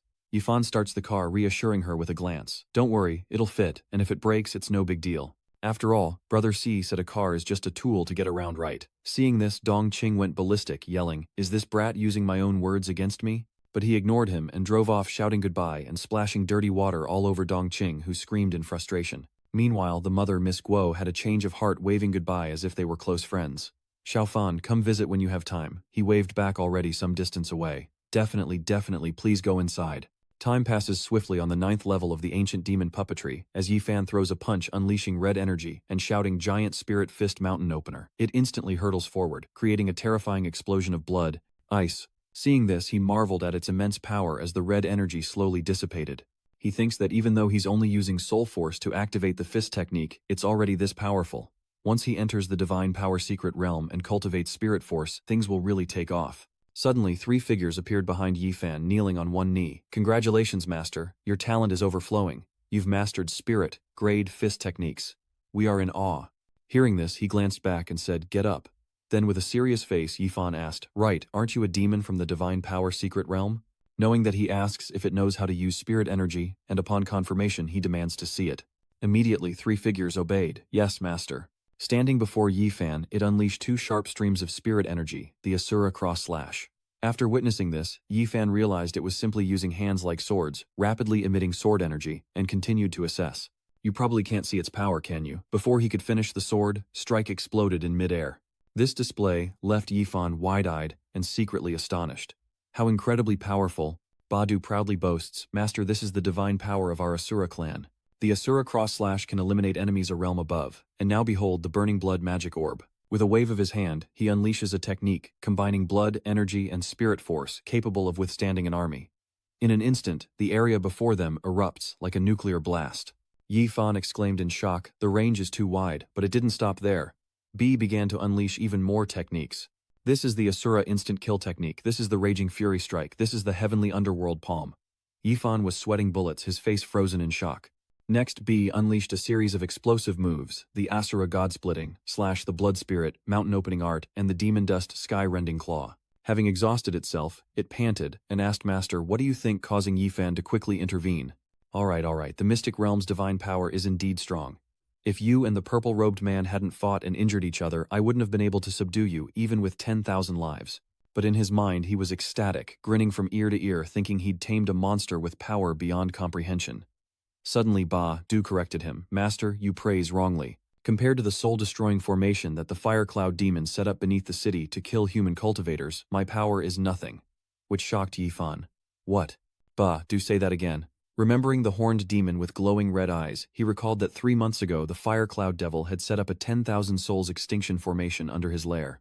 Any human cultivators who dared to mine the soulstone vein would be blown to bits unless they had cultivated to the divine power convergence realm, condensing all their divine power and spiritual energy into a golden core seed to survive. Yi Fan paled, sweat dripping as he felt a sense of unease. The Holy Land disciples and surrounding forces besieged Firecloud Devil Marquis not only to act on behalf of the heavens. They sought revenge for the tens of thousands of citizens of Yan, but also to seize a vein of soulstone beneath the earth. Then he remembered the blue soulstone in the cave.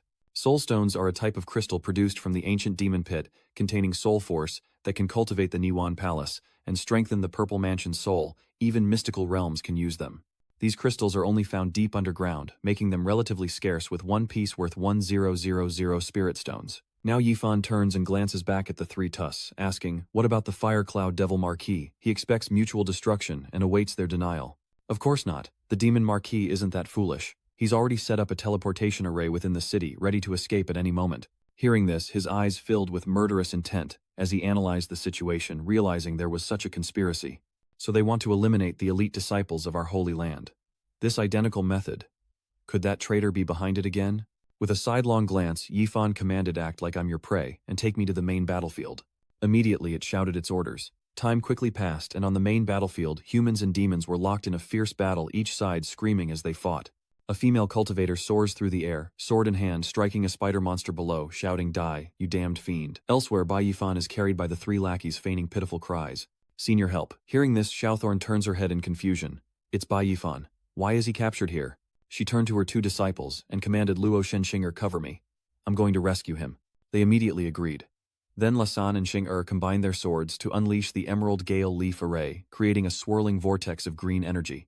Meanwhile, Xiao Toa pierced through the energy, pointed her sword forward, and shouted, Demon, take this, release my people. As she charged, Badu released. Yifan impressed. Such powerful sword energy, Yifan fell freely, screaming, and landed hard on his butt. Meanwhile, Badu, his performance complete, flies away screaming. Humans are terrifying. I'll definitely be back. Meanwhile, Xiao Toa ran to his side and asked Han. Baek Yifan asks, are you all right? Seeing this, he squints and replies guiltily, I'm fine, while inwardly scolding. Mono thinking Badu's acting needs more training next time. Meanwhile, a female disciple, seeing the demon spider collapse, sighed. That's the last one in our sector. Over here, Yifan clasped his hands in. Thank you, Xiao Toa. I was careless and got caught by this demon. Many thanks for saving my life, senior disciple Ye. And she cheerfully reminded him, the demons here are very powerful. You're in our camp, so be careful not to lose your life. Suddenly Luo Sen approached them loudly, questioning Xiao Toa. You made such a fuss to save an outer sect disciple. Isn't that a waste of my spiritual energy? Seeing this, she explained, Luo Sen, he's also a disciple of our 5 elements, Holy Land. How can you say that? But he gritted his teeth, retorting, please, outer disciples barely count. They're just useless pawns to save face. So in your eyes, everyone is unpleasant. It seems this brother is extremely talented, having been accepted as an inner disciple upon entering the sect. These words immediately added fuel to the fire, causing the other disciples to glare at Lasam with rage. Hey Luo Sen, we all came from the outer sect. What did you mean by that? Yes, please explain yourself clearly, one of them snapped. You little brat, what do you mean by that? Ding Mao suddenly appeared, hands clasped behind his back to intervene. Alright Luo Sen, you've already saved him, so don't say things like that. Seeing him, Xiao Suo spoke up in confusion. Elder Ding Luo Sen turned away, grumbling in resentment. Consider yourself lucky. Then Ding Mao solemnly introduced himself to Yifan. I am Elder Ding Mao, leading the inner disciples of the Wood Institute this time. How did a mere outer disciple like you end up in this demon pit? Logically, you should have been devoured by demons long ago. He respectfully reminded them. Elder Ding, this is a long story. I'll explain later. Today I have a major matter to report. We can't go to the castle. It's a trap. Yifan then told Ding Mao and his disciple that the Firecloud Demon Marquis had set up a great myriad souls extinction formation underground, intending to bury all the disciples of the Holy Land within it. Hearing this, everyone was stunned and asked, what did you say? Ding Mao frowned, skeptical, and probed. Do you have any proof? Which Yifan then recounted. I only learned of this by chance. He has other plans, and the matter of subduing the 3 treasures cannot be revealed yet. Suddenly, Luo Sen, standing behind Ding Mao, spoke up. Elder Ding, the true martial Holy Land, and the Dabao Holy Land have advanced to the Firecloud Demon Marquis's fortress. Let's follow them. Soulstone mines are vital to the Holy Land. We can't just stand by and let others take them. He glanced slyly, sneering. In my opinion, Bai Yifan is just afraid of death, too scared to fight with us, so he's making things up. Ye Xiaotian, you really shouldn't have brought back a burden. Hearing this, Yifan glared with bloodshot eyes, his voice dripping with murderous intent.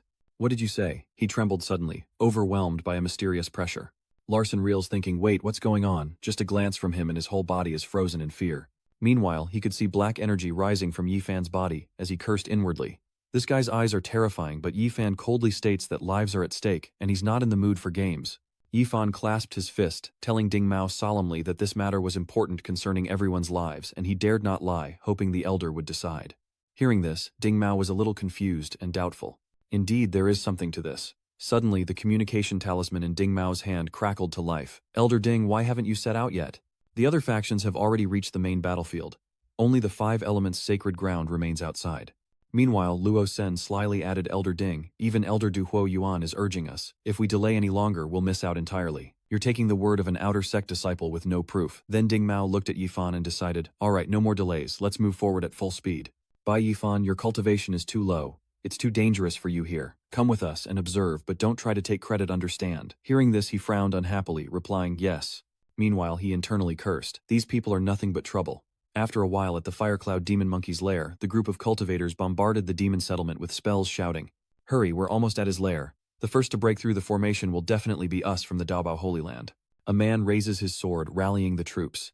With the disciples of the true martial Holy Land here, don't even dream of it, kill.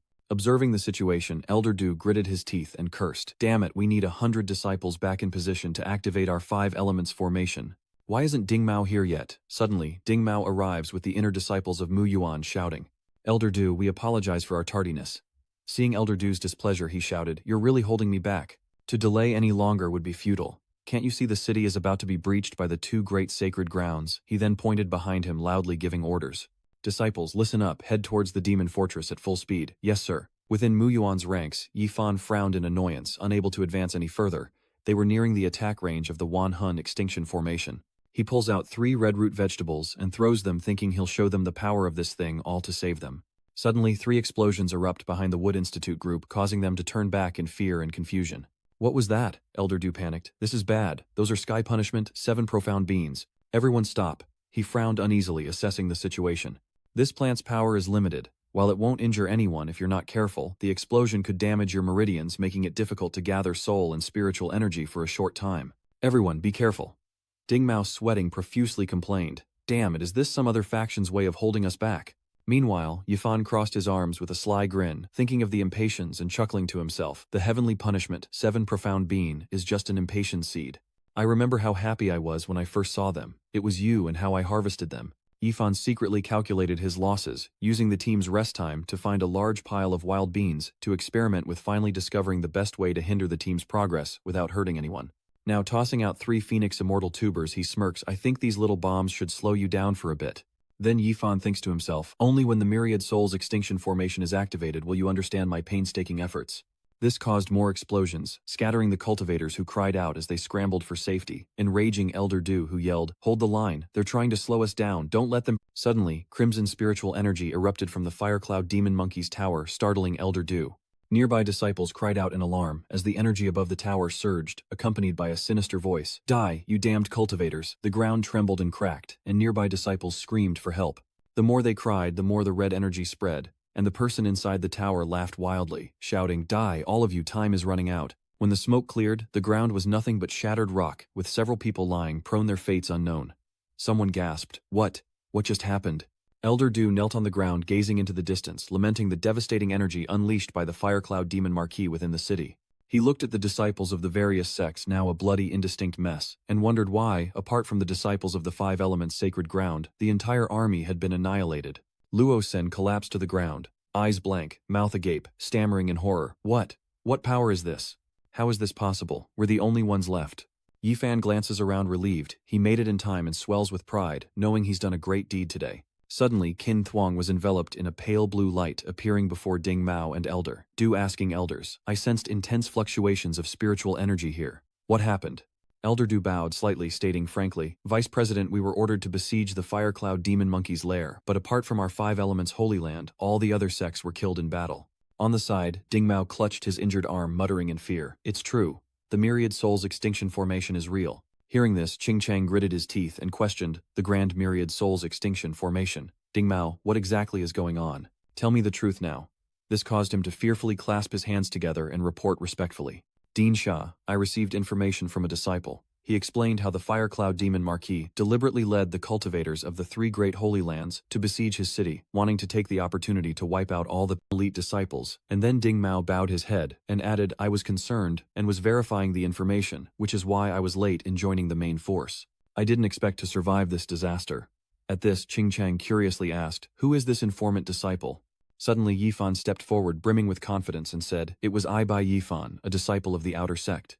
Qing Chang looked at Yifan, sizing him up. "This is the outer sect disciple Jiang Linger mentioned last time. How is it that he's only a kid who's just entered the 2nd level of the Violet Palace realm, yet he's repeatedly achieved extraordinary feats? Perhaps this kid's identity is not so simple." Then he narrowed his eyes, scrutinizing him openly. "His affairs can be investigated later. I can't sense the corpse of the Fire Cloud Devil Marquis. He must have escaped." Suddenly, Qing Chang summoned a dragon that devoured the soul stones in midair, shouting, "Arise." At this sight, the cultivators gasped in astonishment, exclaiming, "Soul stones, so many soul stones." At the same time, Qing Chang loudly commanded, "Disciples, listen up, clean up the battlefield, collect the soul stones and turn them in. There are any survivors, do everything you can to save them." Immediately, they obediently replied, "Yes." Then he looked at the outer disciple still standing there and praised Bai Yifan, "We were fortunate to have you this time, or else the 5 elements Holy Land would have suffered terrible casualties." Before his figure vanished, Qing Chang turned back, adding, "You've done a great service this time. I'll report it to the Institute, head for a reward." This made him happily reply, "Thank you, Elder." Nearby, Xiao Toa placed a hand on Not Fam's shoulder, impressed. "Bach Not Fam, your intel was spot on. You're amazing. We survived a great calamity and found soul stones, so the deans will be pleased. Just wait for the rewards." But nearby, Luo Shen crossed his arms, seething with dark energy, muttering, "Just lucky. What's there to be so proud of?" Suddenly, Yifan Petty, as ever snidely remarks, "Senior Sister Ye, do you smell something?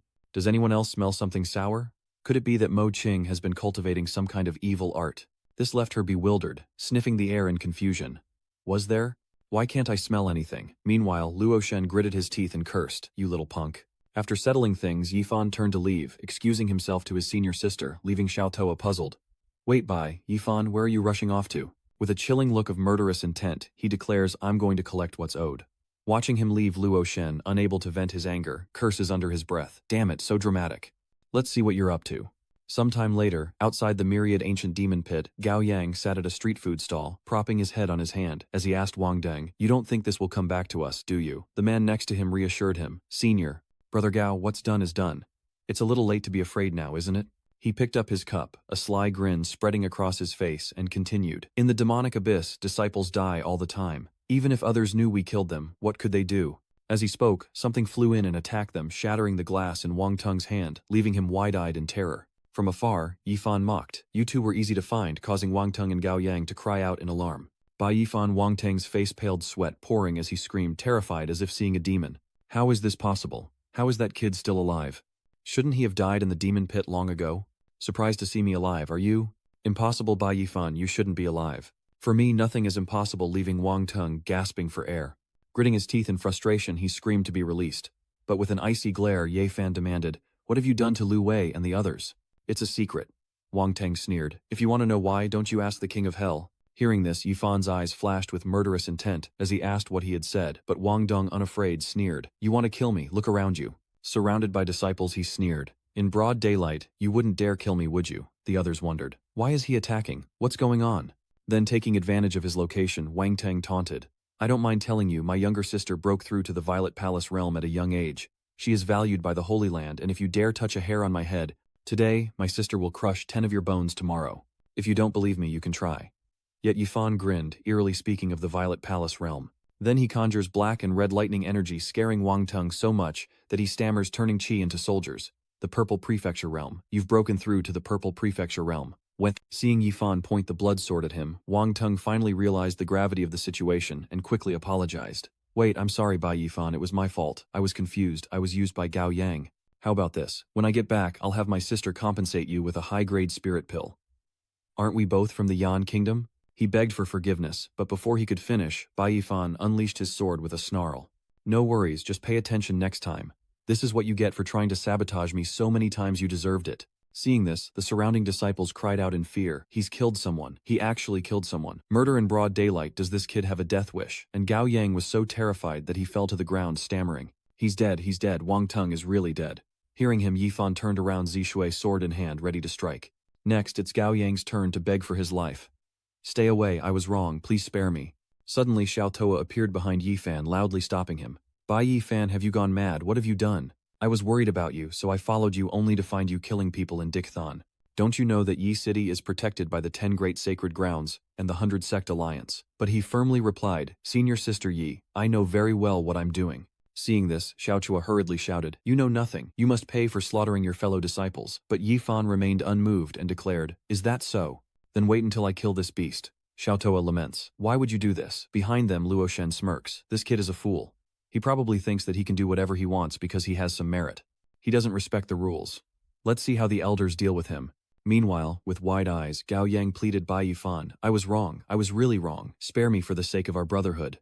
However, he only looked down with murderous eyes and asked, I ask you, you harmed 3 people from Lu Wei, where are their graves? Sweating under the pressure, Gao Yang still denied the crime. We didn't do anything.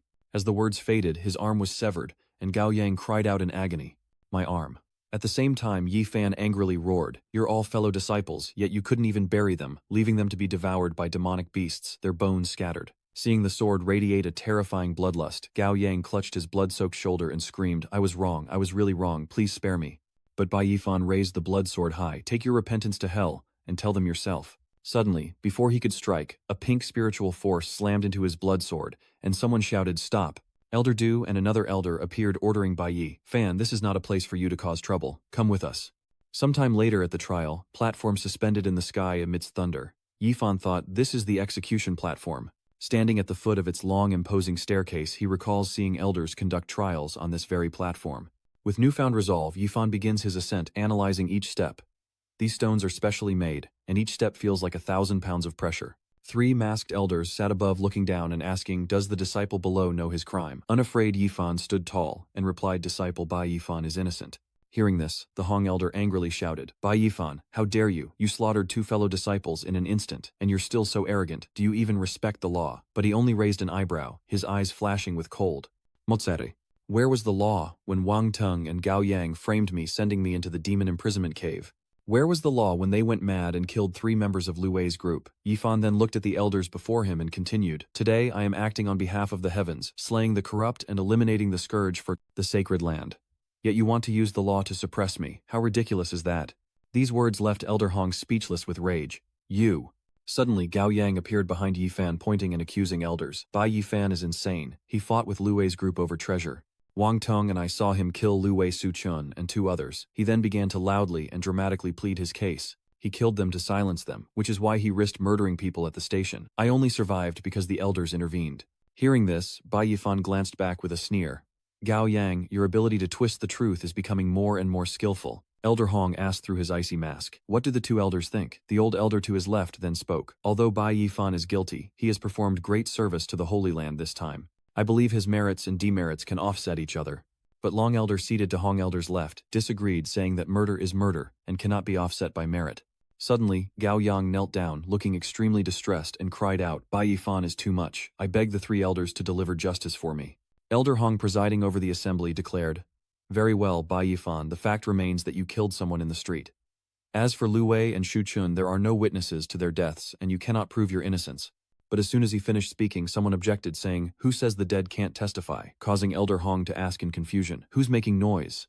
At that moment, Li Wei and Zhang Ti stepped forward to testify. Elder, regarding the 3 deceased, we're here to vouch for Fan. Xin Yu followed behind, cheerfully waving. It's been a while, Yifan. Seeing them, Gao Yang cried out in alarm. Huh? How are you still alive? He asked, his face paling in disbelief. How is this possible? Yifan glanced over, teasing his newly arrived companions. You guys are too late. On the platform, the incredulous Elder Hong looked down in surprise. Lu Wei Zhang, Ti Xin Yu, you're not dead. Lu Wei placed his hand on his chest, boasting heroically. Not only did we survive, but we even achieved breakthroughs while cultivating in the ancient demon pit.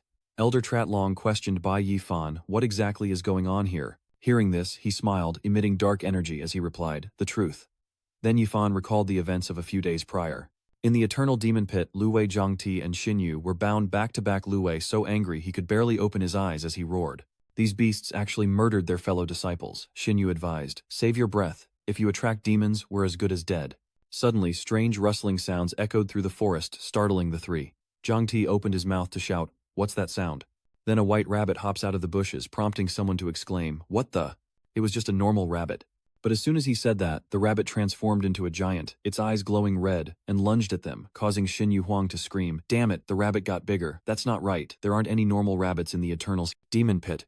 Meanwhile, Lu Wei, eyes wide with despair, cried out, "We're doomed." But then he saw the rabbit being sent flying and wondered what was happening. Unable to see what was happening, he anxiously asked her, "What? What happened to it? What exploded?" As the dust settled, Yifan emerged, asking, "Am I too late?" They cried out in shock, "Brother Pham, Bach, not Pham." He then freed everyone and asked, "I heard everything from Shu Chun. Are you all right?" Then Xin Yu told him that they only had minor injuries, but A Wei was the most severely injured because he wouldn't listen to them. But Lu Wei reassured him, "I'm okay, it's good that Brother Fan is safe." After freeing them, Yifan stood up and coldly declared, "I'll take care of these scumbags. You guys go back first. I'll scout ahead and deal with them later." Seeing this, Xin Yu worriedly made a decision. "What? If you want to go deeper, then we'll go with you." Zhang Ti clenched his fist, determined. "That's right, I want to go with you too and personally take revenge on those beasts." Hearing this, Yifan declined cheerfully, "You're all injured and shouldn't risk it." Xin Yu sadly agreed. "That's right, let alone follow him, the three of us are injured and just getting back to Blackshine City is a problem." Then she suggested, "Let's figure out how to recover from our injuries first and then decide what to do." But just as he finished speaking, a cry of alarm rang out. "Something's wrong." Then a horde of giant rabbits appeared before them. Someone exclaimed, "Damn it, there are so many monsters. We're surrounded." Tamvu wondered, sweating profusely. Did that explosion attract them? Liu Wei drew his sword and stepped forward, saying, "Don't worry, Brother Fan, we can still fight. We won't hold you back." Zhang Ti and Xin Yu echoed on either side of him. "That's right, coming to Demon Pit means being prepared to die in battle." Yes. Seeing their loyalty, Yi Fan chuckled, "You guys talk about life and death all day. It's bad luck." Then reaching into his breast pocket, he added, "Don't worry with me here. Even the King of Hell wouldn't dare take you." As the demonic rabbits glared with red eyes ready to attack, someone worried, "But Brother Pham, they outnumber us and have the advantage in strength." Suddenly the rabbits went wild, leaping to attack, sending the three into a panic. "Brother Fan, maybe we should retreat." He reassured them, "Don't worry, just stay put and shout. I'll handle them all." As Yifan unleashed his attack, golden light engulfed the demon rabbits, blinding and disorienting them. Then the light erupted, incinerating them as Lu Wei and the others watched in stunned curiosity. "Damn, what is this? It's blinding, amazing, incredible. Over 100 demons all obliterated at once." After a moment, Yifan happily sighed in relief as Lu Wei stared curiously at the golden sunflower shining in his hand. "Brother Fan, you're amazing. What kind of magic treasure is that? I've never seen it before." Xin Yu covered her mouth in astonishment, exclaiming, This is the Xuantian Li Yang sunflower, an ancient treasure that was thought to be lost." Seeing her knowledge, Yifan happily explained, "Before we set out, didn't you say to prepare a light-emitting artifact? This is my preparation." Hearing this, Xin Yu praised him even more enthusiastically. "Brother Fan, you're so powerful. Common demons are all afraid of light. This magical artifact emits a powerful blinding light, like a miniature sun, making clearing the demon pit a breeze." He then handed them the Xuantian Liang, telling them to find a way back to Blackshine City to recover. "Once I've taken care of things here, we'll regroup. With this, common demons won't even be able to scratch you." The three of them, Liu Wei, Xin Yu, and Zhang Ti, stared wide-eyed, both delighted and hesitant, asking in unison, "Something so precious, just like that you're giving it to us." "Precious, not really, Song," Yifan replied, glancing at them. "For me, the most precious thing is preserving this friendship, holding the line when my life is threatened and refusing to betray it." Zhang Ti clenched his fist and affirmed, "Yes, Fam.ca, be careful on this trip." He left them behind. He turned and ventured deeper into the forest, waving resolutely, "Yes, I will kill these beasts and let them know who helped me. I repay kindness, and I avenge harm." Time passed, and now standing before the three elders on the execution platform, Yifan affirmed that this was the truth. Elder Hong, hearing this, asked suspiciously, "Is what he's saying the truth?" Immediately, Lu Wei, Zhang Ti, and Xin Wu knelt each, swearing to its veracity. "Elder of Punishments, I, Lu Wei, testify that Wang Teng and Gao Yang plotted to harm Bai Yifan. Before the Elder of Punishments, I, Zhang Tai, testify. Elder of Punishments, I, Xin Yu, testify." Then Yifan frowned and turned to the man behind him. "Gao Yang, didn't you say you saw me kill Lu? Now they're standing right in front of you." At that moment, the Hong elder angrily shouted, "Gao Yang, how dare you? Tell the truth." Overwhelmed by the pressure, he knelt heavily on the ground, hurriedly saying, "I confess, Elder, forgive me. I was deceived, but this wasn't all my idea. The mastermind is the inner disciple Wang." Before he could finish, a beam of green light shot out, accompanied by a furious voice. "Shameless fiend, meet your end." A second later, the spiritual force pierced Cao Yang's heart, causing him to scream in agony. Elder Long looked at his hand, still crackling with green energy, and spoke. "This man received the karmic retribution he deserved. Indeed, I cannot forgive you. As the representative of the punishment hall, I will execute you on the spot as a warning to others." Seeing Gao Yang's tragic death, Yifan felt incredibly conflicted. This elder is suspicious, the punishment was too hasty. Suddenly, Elder Long changes the subject, saying that even though Bai Yifan had his reasons, he isn't entirely innocent either. Even if you had proof Wang Teng harmed you, you should have endured it, then reported him to the disciplinary court. The sect rules would have dealt with Wang Teng, instead of you taking matters into your own hands. Listening to her lecture, Yifan's expression is unreadable. Cultivators must endure. With inner demons growing like weeds, what cultivation or training is even possible? Then Elder Long, without impartiality, declared his high-handed judgment. In my view, a 10-year cultivation penalty is not excessive. Hearing this, Li Wei objects in surprise. What? I won't accept this for Fanjie. And Xin Yu shouts in protest, how can you be so careless? However, Yifan calmly asked Elder, you're quick to judge, but if I were to offer a treasure, how would you rule then? This made the Long Elder pause in surprise. What are you saying? He then produced a flower radiating golden light. I recall that the ancient covenant states that if one can offer heavenly treasures to the sacred ground, they can be exempt from punishment. I wonder if that still applies. I can offer an ancient medicinal herb. Seeing the Xuantian Liyi ghost vine, Hong Elder was shocked and asked, what you actually possess, such a treasure? Long Elder tried to argue that while the herb was rare, a life was precious and offered just one sprig. But before he could finish, Yifan pulled out a whole bouquet, mocking him. What if I offered 10? The two elders broke out in a cold sweat, realizing the immeasurable value. This was truly unimaginable. Elder Long tried to refuse, making excuses. So what if he did? Your life is important. But Yifan pulls out 2 more bouquets, so what about 20? This time all 3 elders gasped in fear. 2, what? Meanwhile, Yifan raised a large bouquet, smiling mockingly. If that's not enough, I have about 30 more of these ancient Xuantian Li Yang flowers. This display of wealth shocked Elder Hong. This ancient spirit tree, he has so many of them. Altogether they're worth enough to buy 10, no 20 cities. Long Elder is shocked and can't help but wonder where he got so many treasures. Holding the Xuantian Li Yang sunflower, Yifan chuckled. A junior accidentally fell into a chasm and found it. On the platform, Elder Hong looked at Elder Long and whispered, what should we do? Meanwhile, Yifan continued to persuade them, but it seemed the elders weren't interested. What a pity these ancient treasures will have to go into the ground with me. He then brought out countless rare treasures and placed them on the ground, saying that these items were originally intended for the Zongwu Hall in exchange for contribution points, but alas, they would have to accompany him to the grave. Good morning, good evening, might as well be buried. Immediately the elder to Hong's left spoke up. Hong, this ancient treasure is extremely rare, not to mention all the demonic materials he has. If he destroys them, it'll be a huge loss for the Holy Land.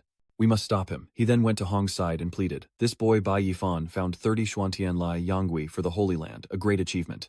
In the Firecloud Demon Monkey campaign, other sects were almost wiped out, and our 5 Elements Holy Land took all the Soulstone mines under the cage. That's no small feat either. Hearing this, Elder Hong softened and began to calculate. So all in all, this Bai Yifan has performed 3 great services for the sacred ground. What luck!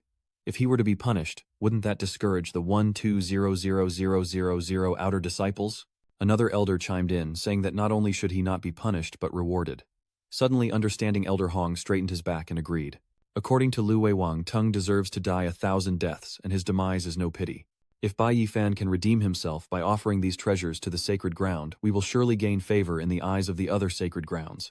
Then he turned to the woman beside him and asked Elder Long, what do you think? She responded ambiguously. If the 2 of you have already decided why, ask for my opinion.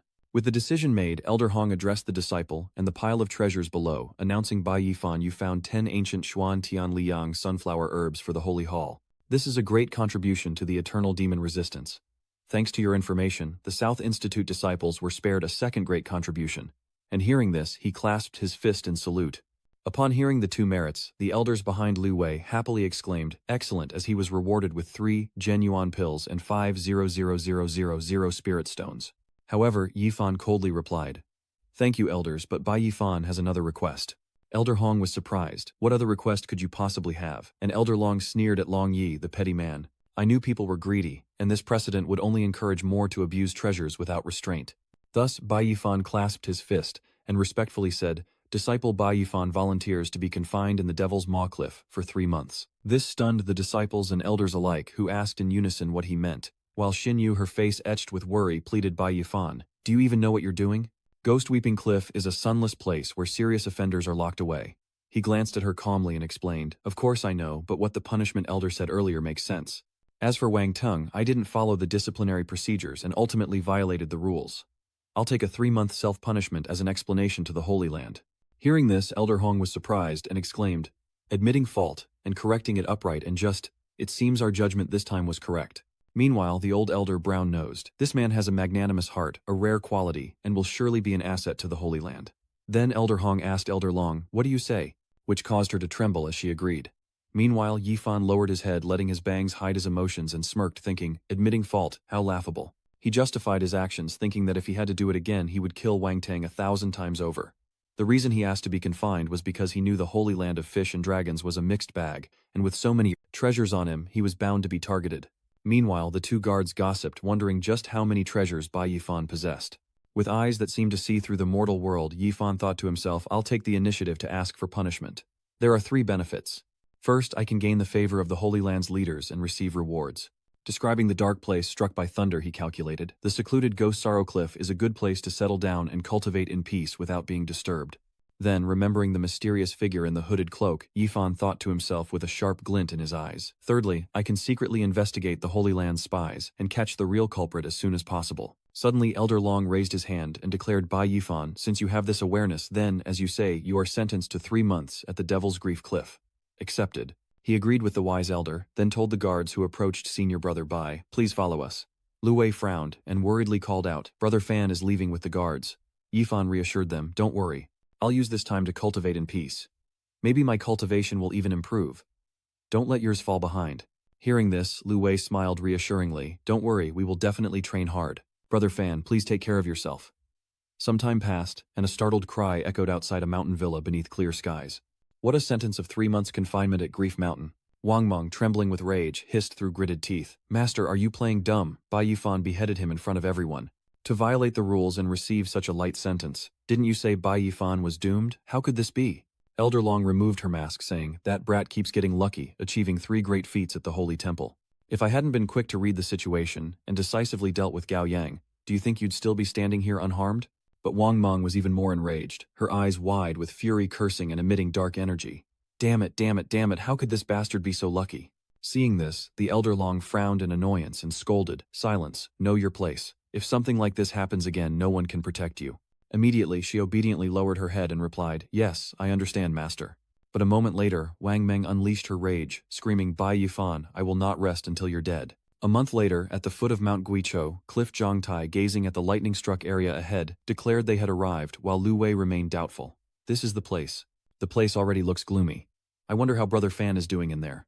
Approaching the guards, Xin Yu holding a basket of food said, brothers, please let us in just for a moment. We'll only stay a little while, and leave right away. One guard scoffed, saying no means no. You think this is a marketplace? Bargaining now, are we grim? Sorrow Cliff holds only the most heinous criminals. If something were to happen, we couldn't bear the responsibility. Meanwhile, the other guards snarled, go on, get out of here.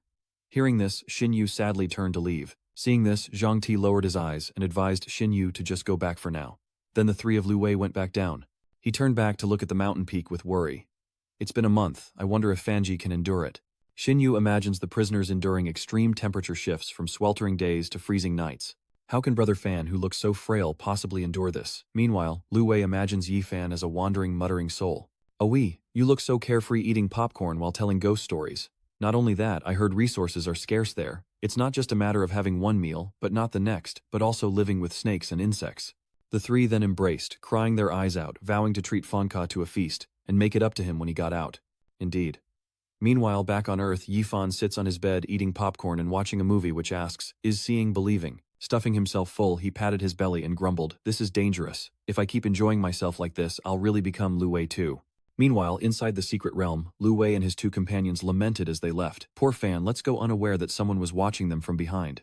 Linga, hidden by the cliff, laments, Bai Yifan, why must you suffer so? 2 months later at the gates of Ghostweep, Cliff, a voice echoes, go out and reform, do good deeds, understand. Someone steps out hearing a final word of advice. A reunion that may never happen again. The boss is outside, Zhang Ti exclaims. Fan is out, and Lu Wei says he sees it suddenly struck by a revelation, his eyes wide with shock. Wait, Brother Fam, why do you look? Tamvu's eyes widened as if she'd seen something incredible. Oh, look at Yifan showing off his 8-pack abs. Is someone's suspicion growing stronger? And he cheerfully asks back, don't you recognize me anymore? Time passes quickly, and at Bai Yifan's residence the 4 raise their glasses, shouting, let's celebrate Brother Fan's freedom. Zhang Ti flushed, squinted, and said with emotion, we thought you were suffering in there, but you've actually improved your skills. Xin Yu chimed in, eager to praise him. That's right, oh we. He even said he'd made progress while training, and would show you when he got out. I didn't expect you to work even harder than him. Lu Wei scratched his head sweating. Don't tease me. Wouldn't my low cultivation lower brother Fan's level? Then looking at Zhang Tai and Xin Yu, he added sarcastically, didn't you two decide to become cultivation partners to break through faster? Hearing this, Yi Fan's eyes widened with curiosity. What does it mean to become cultivation partners? Immediately, Zhang Ti didn't dare to look him in the eye, and shyly replied evasively, our cultivation focuses on the 4 words, talent, partner method, and environment in which partner ranks second, and is also a method to improve cultivation.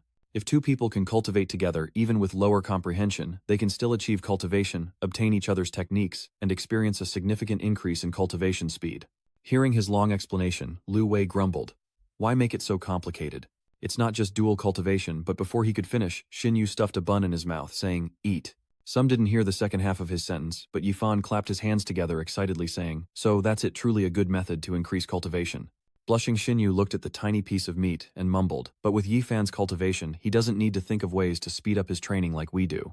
I think he can participate in the Outer Sect competition next month. This left Yifan puzzled. The Outer Sect competition. Meanwhile, Zhang Tia kindly explained that it was an annual event organized by the Holy Land to reward its outer disciples. The rewards were said to be plentiful, and many outer disciples could quickly break through to the divine power realm in battle. Intrigued, Yifan anticipates the spectacle, saying, interesting, let's go explore together when the time comes, but I have something to do first. Sometime later outside the affairs hall, Yifan thinks from the myriad ancient demon pit back to the Devil's Grief Cliff, I haven't had time to deal with the equipment I got. As he stepped through the grand doorway, he announced, hello, I'd like to submit the materials I acquired from the myriad demon pit. The elder managing the hall, resting his chin on his hand, sighed. Just put them on the table, thinking another ordinary outer disciple. What good materials could someone of that cultivation level possibly have? But Yifan just smiled, scratching his head. I have quite a bit, I don't know how many contribution points I can get. Hearing this, the elder narrowed his eyes, looking displeased. Just put them out, he said, thinking, how much could an outer disciple possibly have before Yifan piled a mountain of items on his desk? These are 800 yaksha horns that I obtained. The managing elder was stunned, his eyes wide, and he shouted, what? 800. Then Yifan presented an even larger pile, claiming it was 1,000 bottles of spirit beast milk, causing the elder to exclaim in disbelief. 1,000 bottles of spirit beast milk.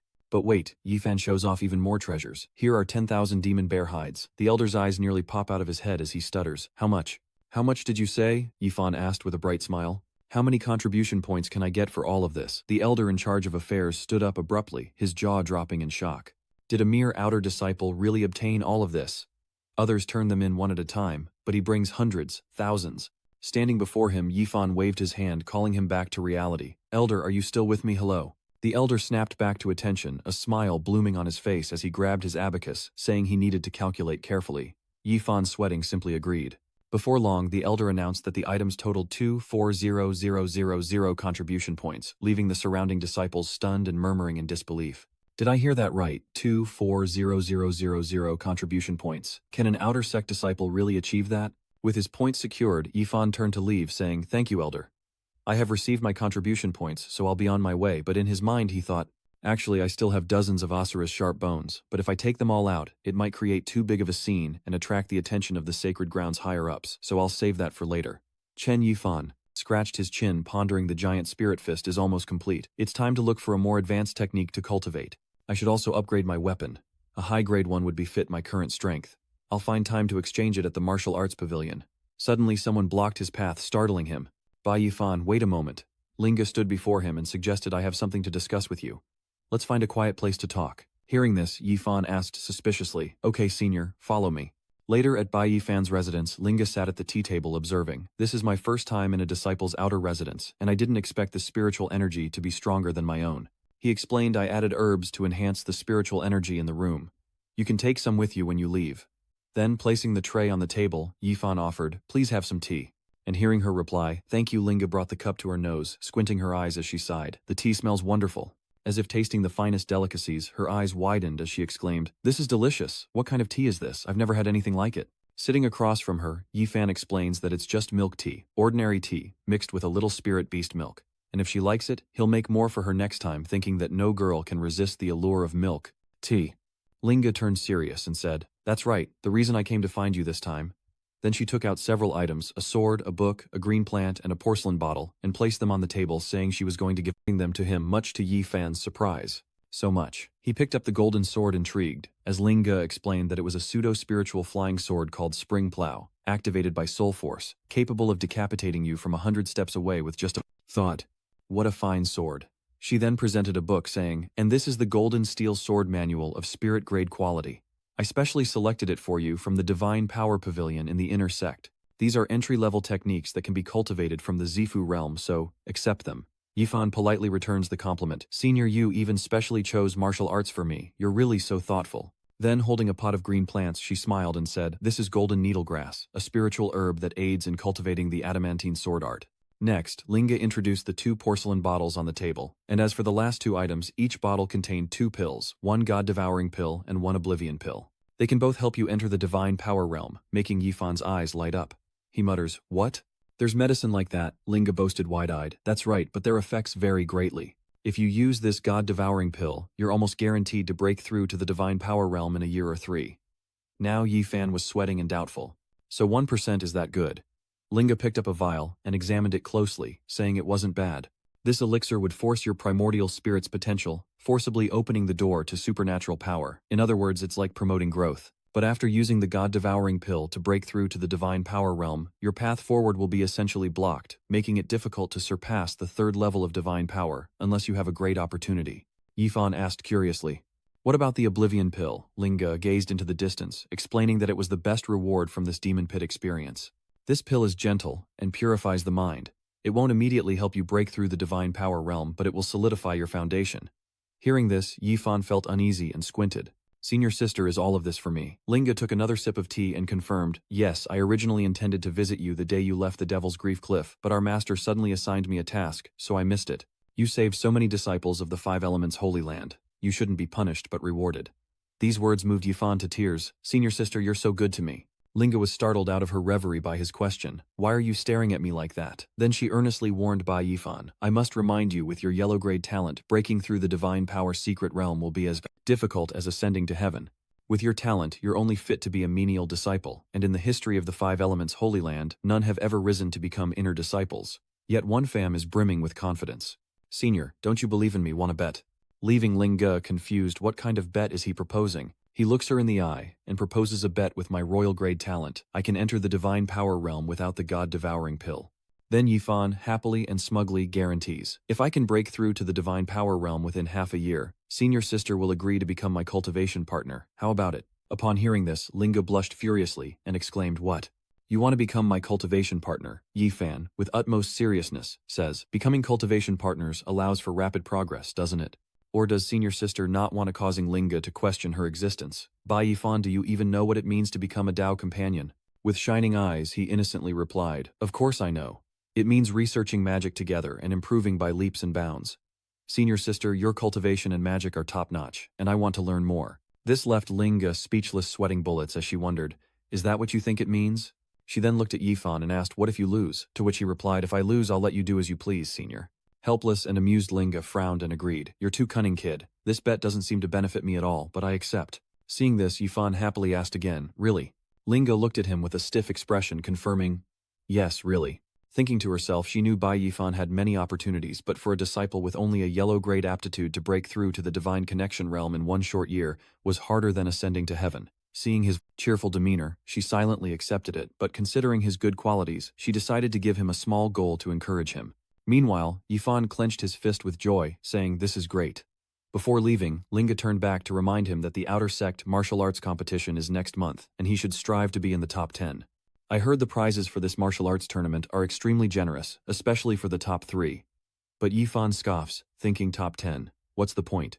He vowed to win the championship for her, then placed his hand on the manual, wondering what this sword technique would be like, especially since senior sister Kwang had chosen it for him. After reading for a while, Yifan exclaimed in surprise that it was actually a sword technique manual, describing a sword radiating a mystical turquoise aura. He analyzed that ordinary and pure swordplay only relies on flying swords to strike enemies without any elemental power. But sword arts infuse elemental power like metal, wood, water, fire, earth, wind, lightning, light, darkness, and poison. Reading this, Yifan broke out in a cold sweat, squinting with concern. It was hard to say which was stronger. His eyes gazing into the distance, he muttered, "The Gang Metal Sword Manual says that, to cultivate this technique, one must first nurture a sword embryo within the body, and the Gang Metal essence found in golden needlegrass can accelerate the nurturing of the sword embryo." He then looked at the herb Ling Ge had given him, pondering, "Is this golden needlegrass, the solid yellow seeds, the sharp needle-like tips, isn't this wheat?" After spending some time in the modern world, Yifan went to a store and asked, "Do you sell wheat here?" The owner waved his hand and replied, "This is a rice shop, we don't sell wheat. At your age, instead of learning something useful, you're out looking for trouble. Go home and play." Turning away, he glances at his phone a bit dejected and decides, "Looks like I'll have to rely on Pinduo and Taobao." Time passes, and half a month later, Lu Wei, along with Xinyu and Zhang Ti, enter laughing. "Brother Fan, you haven't left the house in days. What exactly are you doing?" Holding 2 bundles of wheat and wearing a straw hat, Yifan squinted and greeted them. "Oh, you're all here." Seeing his new image, Lu Hu asked suspiciously, "Wait, Fan, did you suddenly have an epiphany and switch to farming? What do you mean, farmer? Open your eyes and see what this is." Then Lu Hui saw the rice paddies in the courtyard and cried out in surprise. What a whole field of golden needle grass. Zhang Tai was speechless. Golden needle grass was a treasure of the 5 elements sacred hall. Even an experienced elder couldn't get 10 plants in a short time, yet he had grown so many. Meanwhile, Liu Wei happily praised, "You're amazing, Brother Fan." Suddenly Yi Fan had an idea and said, "Perfect. Away, it's been a while since I've checked your progress. Hit me with a punch and let's see." Hearing this, Xin Yu, mindful of the power gap, cautioned, "Bai Yifan, have you forgotten that Awei possesses the Tao Ti bloodline? Ever since you arrived at Ghost Sorrow Cliff, he's been cultivating through mad feasting. Now no one of Eiwi's level, or even those in the Violet Palace realm, can stand against him. So be careful." But Yifan just smiled, placing his hands on his hips and demanding, "Enough talk, try and hit me." Provoked, Liu Wei pushed Zhang Ti aside, saying, "Since Brother Fan said so, you two step back." Seeing this, Zhang Ti had no choice but to agree, and Liu Wei's expression darkened as he clenched his fists. "Brother Fam, don't underestimate me." With that, he took a stance, used the gluttonous giant spirit grand art, transformed into a giant figure with golden energy, and shouted, "Gluttonous giant spirit grand art." Then the massive figure threw a punch, as Liu Wei warned Brother Fan, "Watch out." But with ease, Yifan blocks his immense spiritual power, with one hand saying, "Ah, Wei, why are you dragging your feet today?" Seeing his attack blocked, Liu Wei cries out in shock. He blocked it. Meanwhile, Yifan mocks Liu Wei, saying his intensity is off, and asks if he's even eaten before twisting his ankle 90 degrees. Perhaps he couldn't even withstand one of my simple moves, let alone a counterattack. Before he could react, Liu Wei was sent flying backward, crying out in pain as Xin Yu watched in stunned silence. Everyone look, within Bai Yifan's elixir field, orange spiritual energy radiates like a vast universe. She's suspicious that it's a sword embryo. Liu Wei falls to the ground, wiping sweat and lamenting. Has he condensed and manifested his sword again? "Brother Fan, are you leaving anyone alive?" Seeing this, Yifan not only didn't let go, but raised his hand to use the shattering gold finger, continuing the fight. "Don't let your guard down. It's not over yet. Try this move of mine." Liu Wei broke out in a cold sweat and immediately screamed, clutching his head. I lost no more." Looking at the small holes in the ground, Liu Wei paled, thinking if I'd been hit there would be 5 large pools of blood. He knelt before Yifan in defeat, admitting, I lost, I yield, Brother Fan. Your speed enhancement is just too bizarre." Hearing this, he spread his hands in acceptance, saying, "All right, no more praise, I'm about to float away here." He muses that the wonder of the sword embryo lies in its ability to continuously convert the body's blood and energy into gunmetal sword energy, thereby unleashing sword techniques. In 3 days and 3 nights he has condensed a sword embryo and nurtured gunmetal sword energy. If senior sister Jiang knew, she'd be so shocked, her jaw would drop. With that, Yifan happily returned to his farming, muttering as he continued to refine his golden needle grass. The powerful sword embryo infuriates Liu Wei. "Brother Fan, can you please stop oppressing us?" After some time, disciples bustle about the sect's spacious courtyard. As Yifan approached, they buzzed with gossip. "Look, isn't that Bai Yifan? He killed Wang Tung in broad daylight in Black Shimmer City, and only got 3 months of confinement. Infuriating. Who told him to find the ancient treasure medicine and ruin the Firecloud Devil Marquise's scheme, performing a great service for the Holy Land? Forgiving him isn't too much." Hearing all their gossip, he sighed sorrowfully, thinking black and red are both red. "I'm now considered a famous figure in the outer sect, aren't I?" Suddenly someone ran up and shouted, startling Yifan, who turned around. "Junior Brother Bai, please stop." The newcomer was Xie Yuan Bai, a top 5 powerhouse in the Purple Palace realm, who cheerfully greeted him with his bloodied blade. "It's good to see you're still alive. With your strength, you should definitely rank within the top 20 inches this martial arts competition." These words displeased Yifan, who pursed his lips and asked second senior brother, "Xie, are you strong enough?" Over there, Yuan Bai raised an eyebrow, his eyes revealing disdain as he said, "Everyone saw your actions in the trials at the Myriad Ancient Demon Pit, so don't be so modest." Then he tilted his head and corrected, "Senior brother must have misunderstood my meaning of 20th place. Who are you looking down on?" This shocked Yuan Bai, and someone strode forward to mock Xie Yuan Bai. "You think too highly of this kid. Without the strength of the Purple Mansion's later stage, forget 20th place, even 30th is dangerous. Zhao Rui, with a blade of grass in his mouth and his hands on his hips, sneered. Making it into the rankings after just breaking through to the Violet Palace is already pretty good. Rank 230 must be a dream. At this, the surrounding disciples gasped in shock. It's Zhao Rui, ranked 7th, and Wu Min ranked 5th. Yuan Bai grits his teeth, retorting sarcastically. Zhao Rui, Wu Min, you can't say that. If junior brother Bai hadn't been imprisoned in Ghost Sorrow Cliff for 3 months, he would definitely have broken into the top 20. Hearing this was like the joke of the century to Wu Minru, who immediately called him out.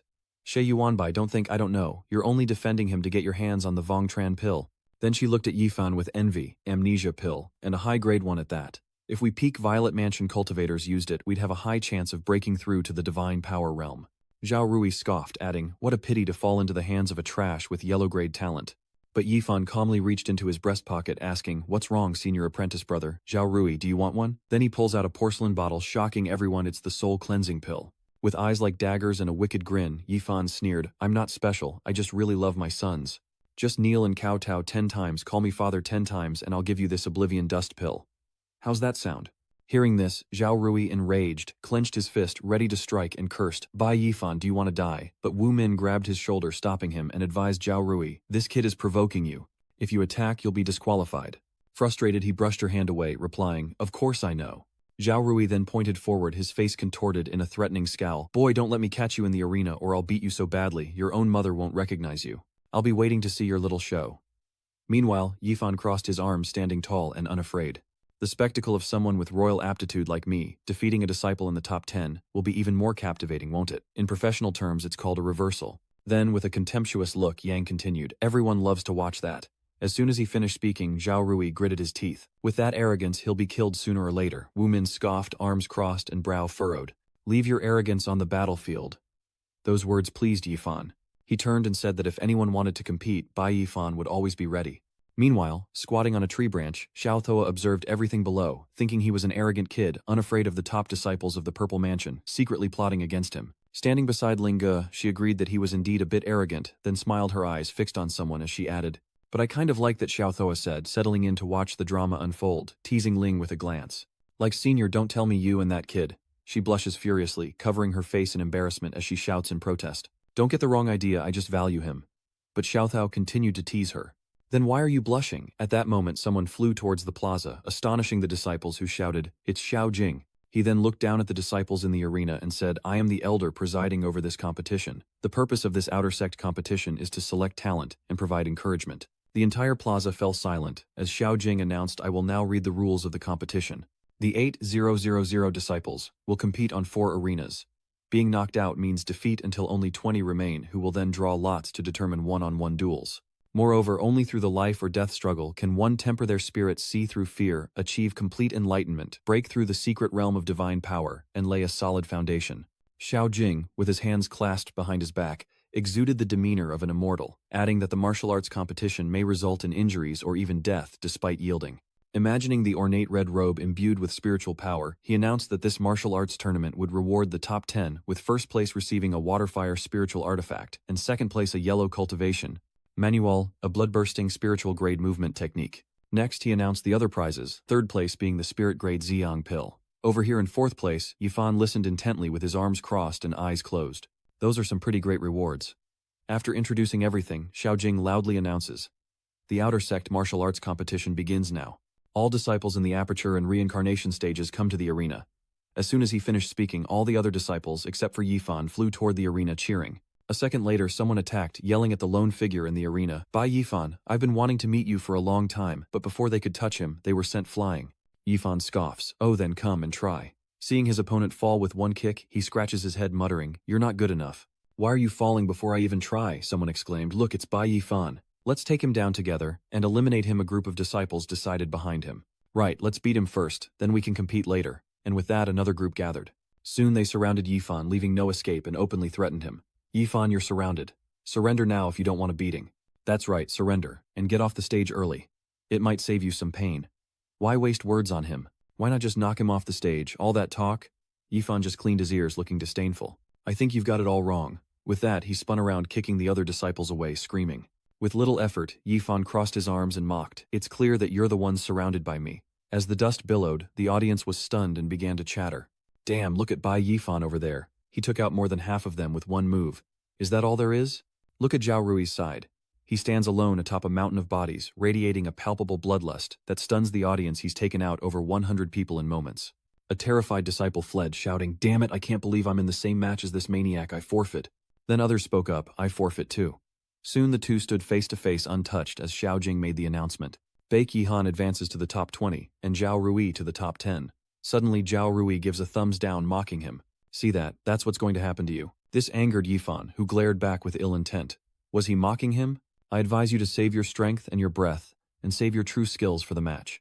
Yifan stared ahead, awaiting his name. Number 17, Bai Yifan versus Zhao Ru. Smirked hearing number 18, Zhao Ru, and thought, "I've finally got you in my sights."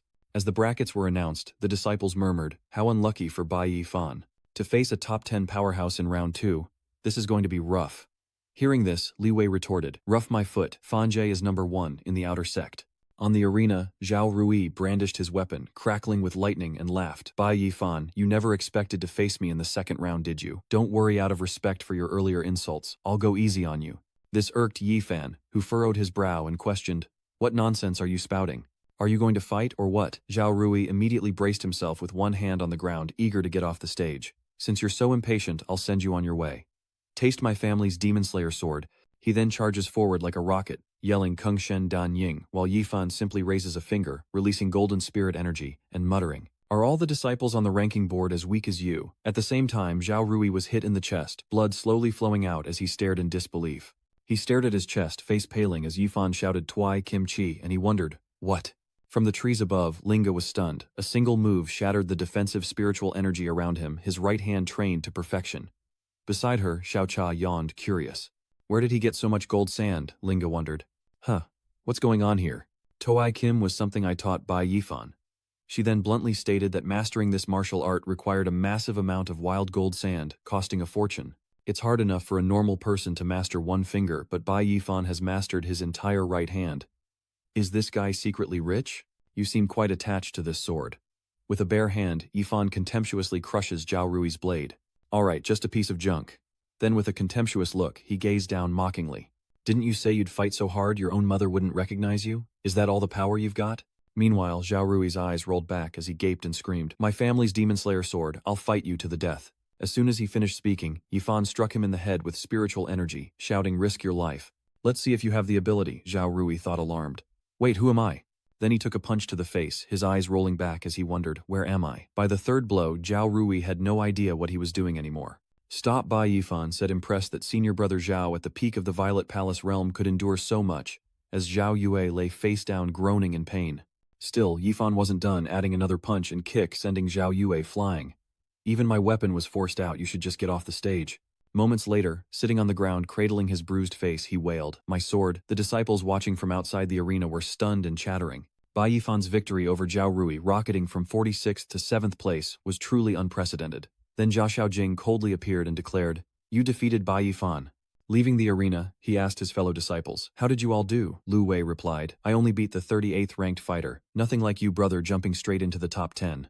Zhang Ti scratched his head, squinting, as he said they stopped at 50th place, while Xin Yu shyly added, This is our best result yet. Suddenly, seeing a disciple sent flying, Yifan wondered, Who is that? How awful. At the same time, the four stared blankly at the contestant who had fallen in front of them, seemingly senior brother C. Then Xin Yu leaned down to ask with concern, Are you all right, senior brother? Meanwhile, the audience erupted in discussion. Look, Xie Yuanbai lost too. What Xie Yuanbai third on the power rankings lost? How could this be? They then looked at the nonchalant young man with the paper fan on the stage and exclaimed, Xiao Shi, the one who fought Xie Yuanbai, is actually the #1 outer disciple. Xiao Shi was covered in dirt, and Yuanbai, clutching his shoulder, frowned and shouted, Xiao Shi, just you wait, one day I will surpass you. Vengeance, Xiao Shi calmly replies, radiating power, the ambition of the insignificant. Meanwhile, Lu Bi, drunk and dizzy, stammered in fear. Xiao Shi, it's Xiao Shi. Wasn't he supposed to be in seclusion and miss this year's martial arts tournament? He's here too. One fan crosses his arms, curious. Is he really that strong? He's won the Outer Sect martial arts tournament for 4 years straight. What do you think? Hearing this, Yi Fan turned to the arena, assessing his opponent. He seemed to have some skill. Xiao Shi looked down at him and asked, You're Bai Yifan. Then he curiously adopted a confrontational stance. Anything you want to teach me. Senior brother Xiao's words made Xiaoxi frown, his eyes like bullets as he said, I recently emerged from the secret realm and heard about your achievements. Truly outstanding.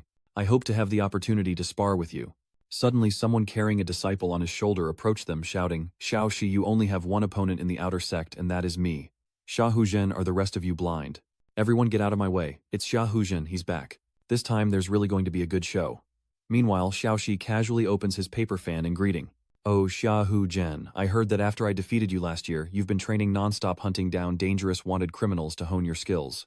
I wonder how strong you are now. Huzhen dropped the body from his shoulder and replied, why don't you find out? Seeing this, the disciples were astonished and curious. Recognizing the corpse's face, they cried out in shock. I remember now, this is Ironhead. Su Kuang ranked 105th on the Holy Hall's wanted list. Xia Huzhen actually killed Ironhead Lion. Everyone turned to him, whispering. This man was a seasoned Purple Mansion expert with a bounty of 2,000 spirit stones. Xia Huzhen, you really killed Shi Gang. Hearing this, Xia Huzhen gritted his teeth and angrily replied, of course I did. I chased him for 7 days and 7 nights to kill him. Quickly carry him to the contribution hall and bring me the contribution points. Immediately, several people rushed to carry the corpse away, saying, yes, senior brother Xiaoho. Suddenly, Hao Zhen unleashed a green energy, calling out, Junior, come here for a moment. Then a man was pulled into the air by that energy, bewildered as he was asked, are you the next disciple to compete? Hao Zhen grabs his shoulder, radiating murderous intent, and asks with a dark expression, you must not be feeling well right now, are you? And upon confirmation, yes, I don't feel well. Can you take my place in the match? I knew it. Xiaoxi said, frowning as he closed his fan. Not bad, Xia Huzhen, seems you haven't wasted your time this year. Looks like I won't be bored in the next match. 2 hours passed, and on the arena floor, a disciple was sent flying by Yifan, who politely bowed and conceded the match. As Yifan leisurely left the arena, the audience erupted in speculation. Is that Bai Yifan again? It was one thing for him to slip into the top 20, but now he's defeating opponents one after another. He's probably in the top 10 now. Watching him fight, they speculate he might even make the top 5. Meanwhile, after defeating his next opponent, Yifan taunts, don't hold back on me, senior brothers. Then Xiaojing appeared to announce, I hereby declare. The 3 finalists are. Yifan indifferently listened as his name was called, Bai Yifan. And as expected, the other 2 are Xiaoxi and Xia Huzhen, who was secretly watching from a tree, as Xiao Suo marveled at Bai Yifan's victory over so many powerful disciples to make the list. Below the stage, Hao Chen stood against the cold, musing that in just 1 year an interesting character had emerged in the outer sect. Suddenly, Xiaojing threw out 3 bags of treasures, announcing that the finals would take place tomorrow. Next, a lottery will determine which of the 3 of you will receive a buy and advance directly. The top 3 immediately raised their hands and acknowledged the announcement. Holding the token in his hand, Yifan wondered to himself. He had planned to conserve his strength in the initial battle. Meanwhile, Xiaoxi raises his card, announcing that he seems to have a buy. Hao Zhen crushes his card into pieces, gritting his teeth and telling Xiaoxi to wait. I'll defeat that buy brat in 3 moves, then we'll have a real showdown. Something suddenly catches his attention, and Hu Zhen turns around puzzled. White smoke billows around him and Hu Zhen is puzzled. Behind him, Yifan nonchalantly picks his teeth, adding insult to injury. Senior brother is only at the peak of the Violet Palace realm. He may not be my match. This made Hao Zhen so angry that his veins popped as he clenched his toothpick. Xin Yu worriedly asked Bai Yifan, are you okay? Xia Huzhen is not one to be trifled with. You provoked him before the match. Be careful. I'm fine. I know my limits. Suddenly Lu Wei grinned obsequiously. How could I be afraid, brother fam? After the outer sect competition, I plan to bet all my assets on you winning. Hearing this, Yifan bumped fists with him, asking happily, good brother, you trust me that much? And hearing Lu Wei's generous assurance that of course he trusted brother Fan and that there would be meat to eat later, Yifan's eyes lit up. No need to wait until later. Come to my place tonight and I'll treat you to a feast. Time passed quickly, and that night, Hu Zhen entered a manor with questions. Junior sister Wang, why have you called me here so late? Wang Meng fawned over senior brother Xiaohu. You're here, please have a seat. As soon as he sat down, he squinted and asked directly, speak. As she poured water for Hu Zhen, Wang Meng began, a pseudo-spiritual level cultivation technique, plus 20,000 spirit stones. I want you to kill Bai Yifan in tomorrow's competition. He turned to her, intrigued. So that's it. You want to use my blade to kill Bai Yifan and avenge your brother. And as Wang Meng confirms, it seems that despite his wandering, he hasn't forgotten the affairs of the Holy Land. I simply want to avenge my brother Wang Teng. Hearing this, Hu Zhen's mood improved, and he replied with a smile. Although spirit-grade cultivation methods are precious, I haven't been wandering around all these years for nothing. I don't really care about these things. Taking a sip of tea, his eyes flashing with dark energy, he continued. Junior sister Wang, if you want to make a deal, you need to show some sincerity. Wang Meng produced a red magic treasure, asking, how about this? This ring can significantly enhance your life force. It's the top treasure my master passed down to me. How about this? Holding it in his hand, Hu Zhen squinted, assessing it. The ring was good, but not good enough. Hearing this, Wang Meng rolled her eyes and cursed inwardly. Damn it, this Xiahou Zhen is really taking advantage of the chaos to rob me blind. On the surface, she squinted and asked with a fake smile, "So what do you want?" Suddenly, Hao Zhen picked up Wang Meng, grinning. "To be honest, I've been building up my strength for the past 3 months to defeat Xiao Shi. It had been so long since Qiu had touched a woman, especially one as beautiful as junior sister Wang, causing Wang Meng to panic and curse him. Then, as if accepting her fate, she shyly replied, "As long as senior brother can avenge us, I'll let you do as you please after everything is done." Waiting for this, Hu Zhen laughed with delight. Then he used his spiritual power to pull Wang Meng's 2 junior sisters over, telling the beauties to come closer, shocking them. Seeing this, Wang Meng was stunned and asked with wide eyes, "Wait, what are you going to do?" Hu Zhen picked up the 2 girls, turned around and said calmly, "Of course I'm going to enjoy the little snacks that my junior sister prepared for me, starting with an appetizer." Hearing this, son, Xing fearfully looked up and screamed, "Senior Wang, save me, no please," veins popping out all over. But Wang Meng reminded Hao Zhen, "Take it easy, you have a match tomorrow, don't affect your strength." Hearing that, he grinned, reassuring them, "Don't worry, Bai Yifan is nothing to me." The next day on the arena, Yifan and Hu Zhen stood facing each other, surrounded by disciples. Someone wondered, "Hey, do you think Bai Yifan can win?" Is that even a question? The Earth Institute has had their eye on Xiahou Chun for 3 years now. Rumor has it he's been practicing a pseudo-spiritual level technique and has already achieved minor success. Others whispered amongst themselves, noting that Bai Yifan's rapid breakthroughs were only due to the god-devouring pill, leaving his foundation unstable. Hao Tran would make short work of him. Look, the elders have arrived. The elders have gathered, ready to observe the semi-final match from the stands. Overhearing someone's remark, "This year's outer disciple competition is livelier than ever." The one who spoke with anticipation was the representative elder of the Wood Division, as the Earth Division elder chimed in agreement. The Water Sect elder covered her mouth, boasting, "I'm calling it now, that special one is destined for the Water Sect, and no one can compete with me." But the Gold Sect elder retorted, "Don't be ridiculous, junior sister. The Water Sect is good, but we must respect the disciples' wishes." Chen Longji, the Golden Punishment elder, representing the Fire Institute, interjected with a displeased expression, "The competition is about to begin, you two should stop arguing." Then she stood up to announce the opening of the competition. "Everyone, this grand competition is the largest the 5 Elements sacred ground has seen in years. To make it even more exciting, and to encourage everyone, we've decided the rules for the top 3 will be adjusted. On the arena, only victory matters and any means are allowed." Yifan silently listened to the comments, thinking, "This year we can risk our lives, how exciting." Meanwhile, Wang Meng was secretly thrilled. "Bai Yifan, this is what I specifically requested before the competition. The rules have been changed by my master, so just wait to die." And because of that, she knelt before Longji, begging, "Master, please help me one more time." Watching them on the arena floor, she gloated, "You owe the Wang family, and today you'll repay that debt in blood." Meanwhile, Hao Zhen, radiating murderous intent, and relying on the divine power ring on his index finger, sneered Bai Yifan, "It's not too late to admit defeat now to avoid crying for your parents later and losing all face." Unleashing golden energy, Yifan mocked, "You should take your own advice." As soon as he finished, Hu Zhen furiously attacked, yelling for him to watch out. Then streams of blue and gold spiritual energy clashed fiercely on the arena floor, filling the air with dust and the audience's gasps. "That's a powerful blow. Surely one fam won't be killed like this."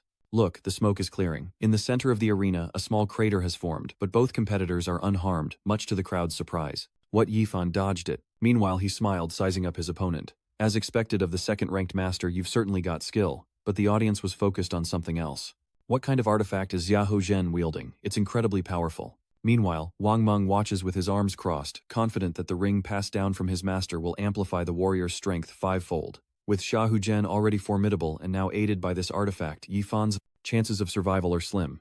Meanwhile, he raised an eyebrow, sneering, "What's wrong, still not using your magic weapon? Let's see how long you can last." Then Hao Chen lowered himself, transforming into a giant tiger with the 10 Tiger Force. This display of power shocks a disciple who recognizes it as the Earth Institute's pseudo-spiritual 10 Tiger Force, confirming rumors that Hao Zhen was accepted by the chief. On the platform, Longji smugly declares that the 10 Tiger Force far surpasses Yifan's Ox Demon great strength, and when mastered possesses the power of a Xuanhuang spirit tiger capable of withstanding the force of 80 bloodthirsty warhorses. With such a powerful technique, he's likely surpassed all other outer disciples by a long shot. But Yifan fearless sneers and summons energy into his hand, shouting, "Bone-shattering claw." Hao Zhen then saw a clump of energy like a flower shatter his yellow spirit tiger, and stammered, "This kid with yellow-grade talent actually broke my soul force shield." Hearing this, Yifan summoned energy around him and mocked, "Senior brother has been out for so long, yet you're still so naive. Then allow me to broaden your horizons." He then punched Hao Zhen in the chest, causing him to cough up blood, a sight that made Hao Zhen secretly lament. "His movements are too fast. I can't even see them clearly." The next moment he sent flying into the air, screaming in pain. Watching from the sidelines, the disciples broke out in a cold sweat, wondering, can Jia Huzhen really pull this off? To be beaten so badly by a new disciple with a mere yellow-grade talent. Indeed, it's hard to believe Yifan could use such strange footwork. Suddenly, Huzhen takes out a spirit pill, cursing, I underestimated you. I didn't expect you to push me this far. Xiao Toa cries out in alarm. That's the chi-burning pill Linja, worries that Xia Huzhen would sink so low just to win. Then, Xiao Thua couldn't help but wonder. She'd heard that after using this pill, it would burn half of a person's lifeblood, increasing their power in a short time, and had been listed as a forbidden drug by many sects. Why does he have it? On the platform, Huzhen strained his arms, radiating purple-pink energy, gritting his teeth and threatening Yifan to surrender to avoid a gruesome fate. But before he could make any headway, Yifan appeared before him, unleashing a devastating attack that left him stunned.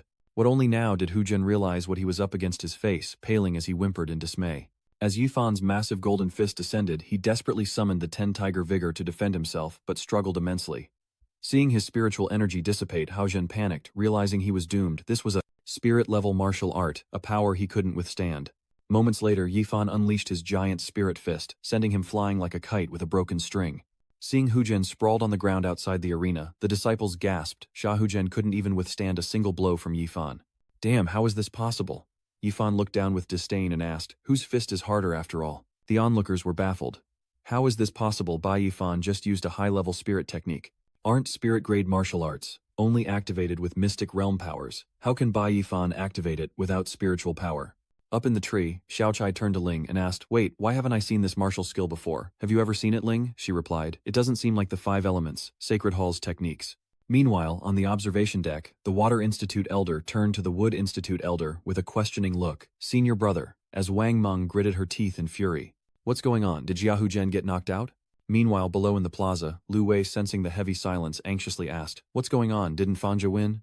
Why hasn't the presiding elder announced the victory yet? Suddenly, Xiao Jing stepped onto the arena floor to question him. Yifan, if I'm not mistaken, the technique you used just now was a spirit-grade martial art from the true martial Holy Land, the giant spirit fist. Explain yourself. Seeing his serious expression, Yifan straightened up to face Xiao Jing while a confused disciple in the audience wondered, what? That's a true martial Holy Land technique. Does this kid have a death wish? And it was confirmed by others. Yes, it's a martial art of the true martial Holy Land, and the person next to him is cupping his fist in salute. Elder, this kid must be a spy planted by the true martial Holy Land. We need to investigate him thoroughly. Meanwhile, Yifan explains to Xiao Jing, Elder, allow me to explain from before the Demon Pit trial. Wang Peng and Gao Yang worked with Shu Chun to frame me, causing me to fall into the abyss. Then he recalled seeing a man fighting a monster in the secret realm. Besides discovering the Xuantian Raging Sun, I also happened upon an Asura locked in fierce combat with a true martial Holy Land inner disciple. My level was too low for us to kill the Asura together.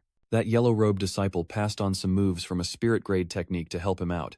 Then he imagined the monster falling and the inner disciple collapsing to the ground. Unfortunately, that Asura's power was too great. The yellow-robed disciple had long been fatally wounded, and before he died, he could only pass on the essence of the giant spirit fist secret technique to me. Xiaojing listened quietly as Yifan explained that although he lacked spiritual energy, his innate soul power was strong. After injecting it into his blood, he could barely activate it, and with his full help he managed to kill the Asura and escape. He then recalled 4 months ago during the siege of the Fire Cloud Demon Ape in the ancient Demon Pit, when an inner disciple of the true martial Holy Land wearing yellow clothes had indeed gone missing. It seems Bai Yifan wasn't lying. Suddenly, Wang Meng from below the arena pointed upwards, exposing the deception. Even if you're innocent as a disciple of the 5 Elements Holy Land, you shouldn't use the martial skills of the true martial Holy Hall. But Bai Yifan raised a finger in protest, saying that before the competition, the elders made it clear that only victory and defeat matter, not the means, right? Slapped in the face, she was furious but helpless and could only yell at him. The disciples around them discussed the two on the stage, saying, this kid has had so many lucky encounters. How is he so fortunate? I can't believe he obtained a spirit-level martial art from the true martial Holy Land. Oh well, luck is also a part of strength. That's right, it's his good fortune. A moment later, Xiaojing spoke up, saying that if that's how the match is set up, then you've done nothing wrong. Song Longji gritted his teeth, unwilling to accept it, cursing inwardly. Damn brat, how can he have so many opportunities? Xiaojing then looked directly at him and announced, Bai Yifan, the elders have discussed it, you are a disciple of the Bai sect, you should still cultivate the sect's unique skills more. The giant spirit fist is permitted for this match, but refrain from using it afterward, especially in public, or it could bring disaster. Understood? Immediately, Yifan clasped his hands in a fist and bowed his head sincerely. This disciple will follow your teachings. Finally, Xiaojing waved his hand to announce, you have won. Hearing this, the audience cheered. Awesome, this match is so exciting, and Lu Wei's group excitedly shouted, Brother Fan is mighty, that's great. However, Wang Meng glared at Yifan with increasing displeasure, cursing inwardly. Damn it, I can't believe Bai Yifan learned a spirit-level martial skill. What luck, but your luck won't last forever. One day I will offer your dog head to the spirits in the sky for my brother's soul. Meanwhile, up in the tree, Linga sighed, thank goodness. Seeing this, Xiao Cha poked her, teasing, Senior, were you that worried? This makes Linga embarrassed and she changes the subject. Just watch the fight. Meanwhile, Xiao Jing looks at the two opponents in the arena and announces that the competition for first place will now begin. Bai Yifan versus Xiao Shi. Seeing them ready, Xiao Jing reminded them, I've reinforced this arena with spirit charms, so feel free to use your strongest skills.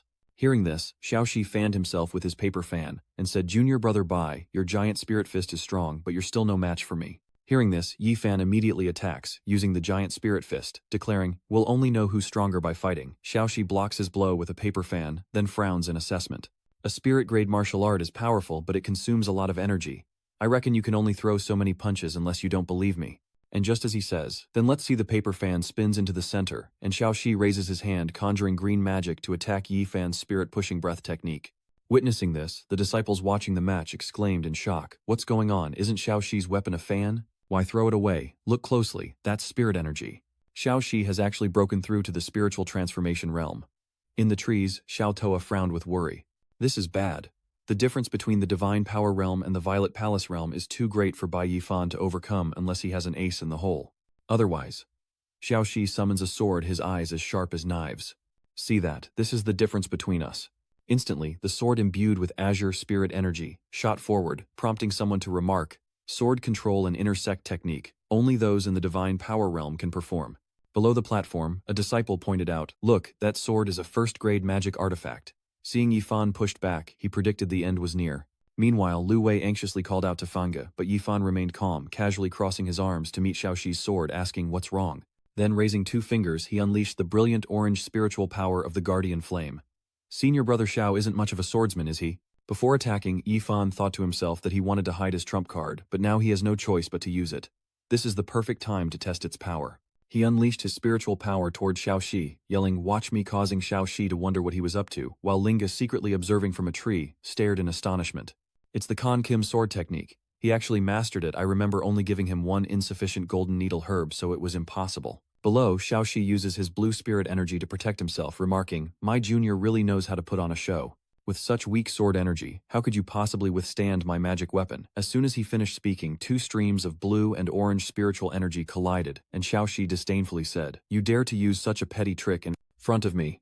But just a moment later, his sword was cracked by the orange spirit energy, and Xiao Shi cried out in shock. My magical artifact, he thought, realizing it was about to shatter. He frowned in anger, refusing to accept his fate, and roared, no, it can't be. His power is clearly inferior to mine. As the orange sword shadows surrounded his own, he cried out, return spirit, origin sword. Grasping the blade, Xiao Shi was relieved. He'd retrieved it in time. However, his defenses were shattered. Seeing the cracks on his sword, Xiao Shi broke out in a cold sweat, emitting a dark aura as he growled, damn it, I was careless. I didn't expect your technique to be this strong. Meanwhile, Yifan, hovering in the sky, warned senior brother Xiao, if you don't go all out, you're really going to lose, shocking him. What? Was that not your strongest move? Meanwhile, he prepares his next attack. Senior brother, the true power of my swordsmanship has yet to be unleashed. As soon as he said that, a rain of sword shadows shot out in all directions, taking an offensive stance that stunned him, and he cried out, the number of sword energies is several times greater than before. The elders gasped in unison, astonished that he could control so many swords. Meanwhile, Lu Wei grinned, saying Fanga looked pretty cool, and Zhang Ti chimed in, saying he looked totally awesome. On the field, Xiao Shi conjures a massive azure dragon, and shelters himself within a bell, chanting dragon roaming swordplay, dragon scale armor, protect me. He realizes the sword's energy seems weak, but is entirely focused at the tip. Uncanny level of control. Meanwhile, Yifan cast a spell, summoning a massive golden sword that hurtled toward Xiao Shi, shouting kill, leaving his opponent in stunned disbelief at the concentration of spiritual energy. This spiritual pressure is too strong. In an instant, Xiao Shi's protective bell shattered, and he fell backward. Seeing this, the audience gasped in shock. Senior brother Xiao had actually been defeated. Yet Yifan remained calm, as if he had expected this, and said with a smile, let's end this here, senior brother Xiao Shi. With the sword's tip inches from his eye, his pupils contracted as he cried out, wait, then kneeling Xiao Shi conceded, I yield. This scene made Xiao Tao sweat, and she exclaimed, am I seeing things? If Bai Yifan hadn't raised his hand, Xiao Shi would have lost an eye. Yifan politely tells senior brother Xiao to accept his defeat, and hear him buttering him up. Junior brother Bai is indeed as his reputation suggests, no need to be modest. Immediately Lui's group cheered. He won, brother Fan won. So strong, what a thrilling match. The entire plaza erupted in cheers. He won. Bai Yifan won, I knew it. This Bai Yifan kid was hiding something, defeating Xiaoxi and becoming the #1 outer sect disciple. The power rankings will need to be updated. Meanwhile, the Wood Institute elder stroked his beard in disbelief. No one could have imagined that the champion of this martial arts competition would be a newcomer who had only joined the sect for less than half a year. Xiaoxi had been champion for 4 consecutive terms, but has finally lost his #1 spot on the power rankings. It seems our 5 elements Holy Land is about to create some new waves. Below, Lu Wei, Zhang and Xin Yu surrounded Yifan, congratulating him. Brother Fan, you're too strong, he said, reminding them, don't crowd me like that. After a while, the closing ceremony began, and Xiaojing held up an item addressing the champion. Bai Yifan, this water-fire magic artifact is your reward, take it. He happily thanked the elder as he accepted it. Overjoyed, Yifan thought. The top 3 are eligible for recruitment by the 5 Elements Institute. These elders will surely fight to take me as a disciple, maybe even come to blows over it. However, the winner was ignored as the elders flocked to Xiaoxi. Xiaoxi, let's talk for a moment. Don't rush. Everyone together. The Earth Institute elder spoke first. Xiaoxi, will you come to the Earth Institute? Your body is too weak.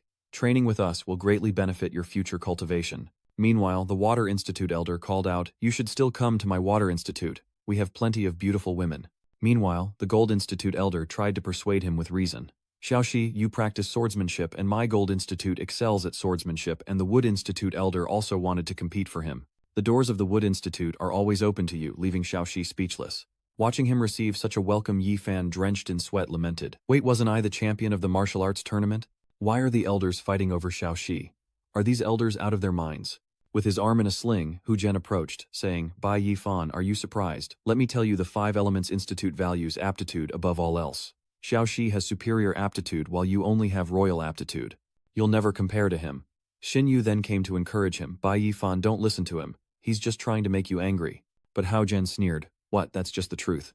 Then he frowned and explained, opportunities are limited. One can't always be so lucky, but the gap in talent will always exist. Filled with dissatisfaction and resentment, Hao Zhen added, moreover, your cultivation only increased so rapidly because you consumed the god-devouring pill. This forced growth is why the elder representatives don't value you. But Song Yifan crossed his arms, denying it all.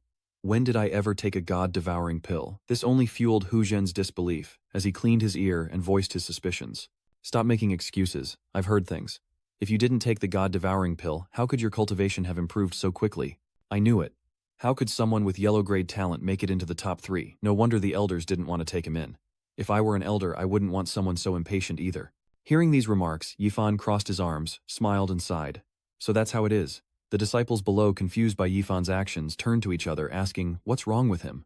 Maybe he's gone mad from disappointment. Or has the god-devouring pill finally taken effect? Hao Zhen, dizzy and disturbed, asks Bai Yifan, what are you laughing at, as a terrifying aura emanates. With a confident smirk, Yifan mocks their ignorance. Why doesn't senior brother Xiaohu open his dog eyes and take a good look at what this is?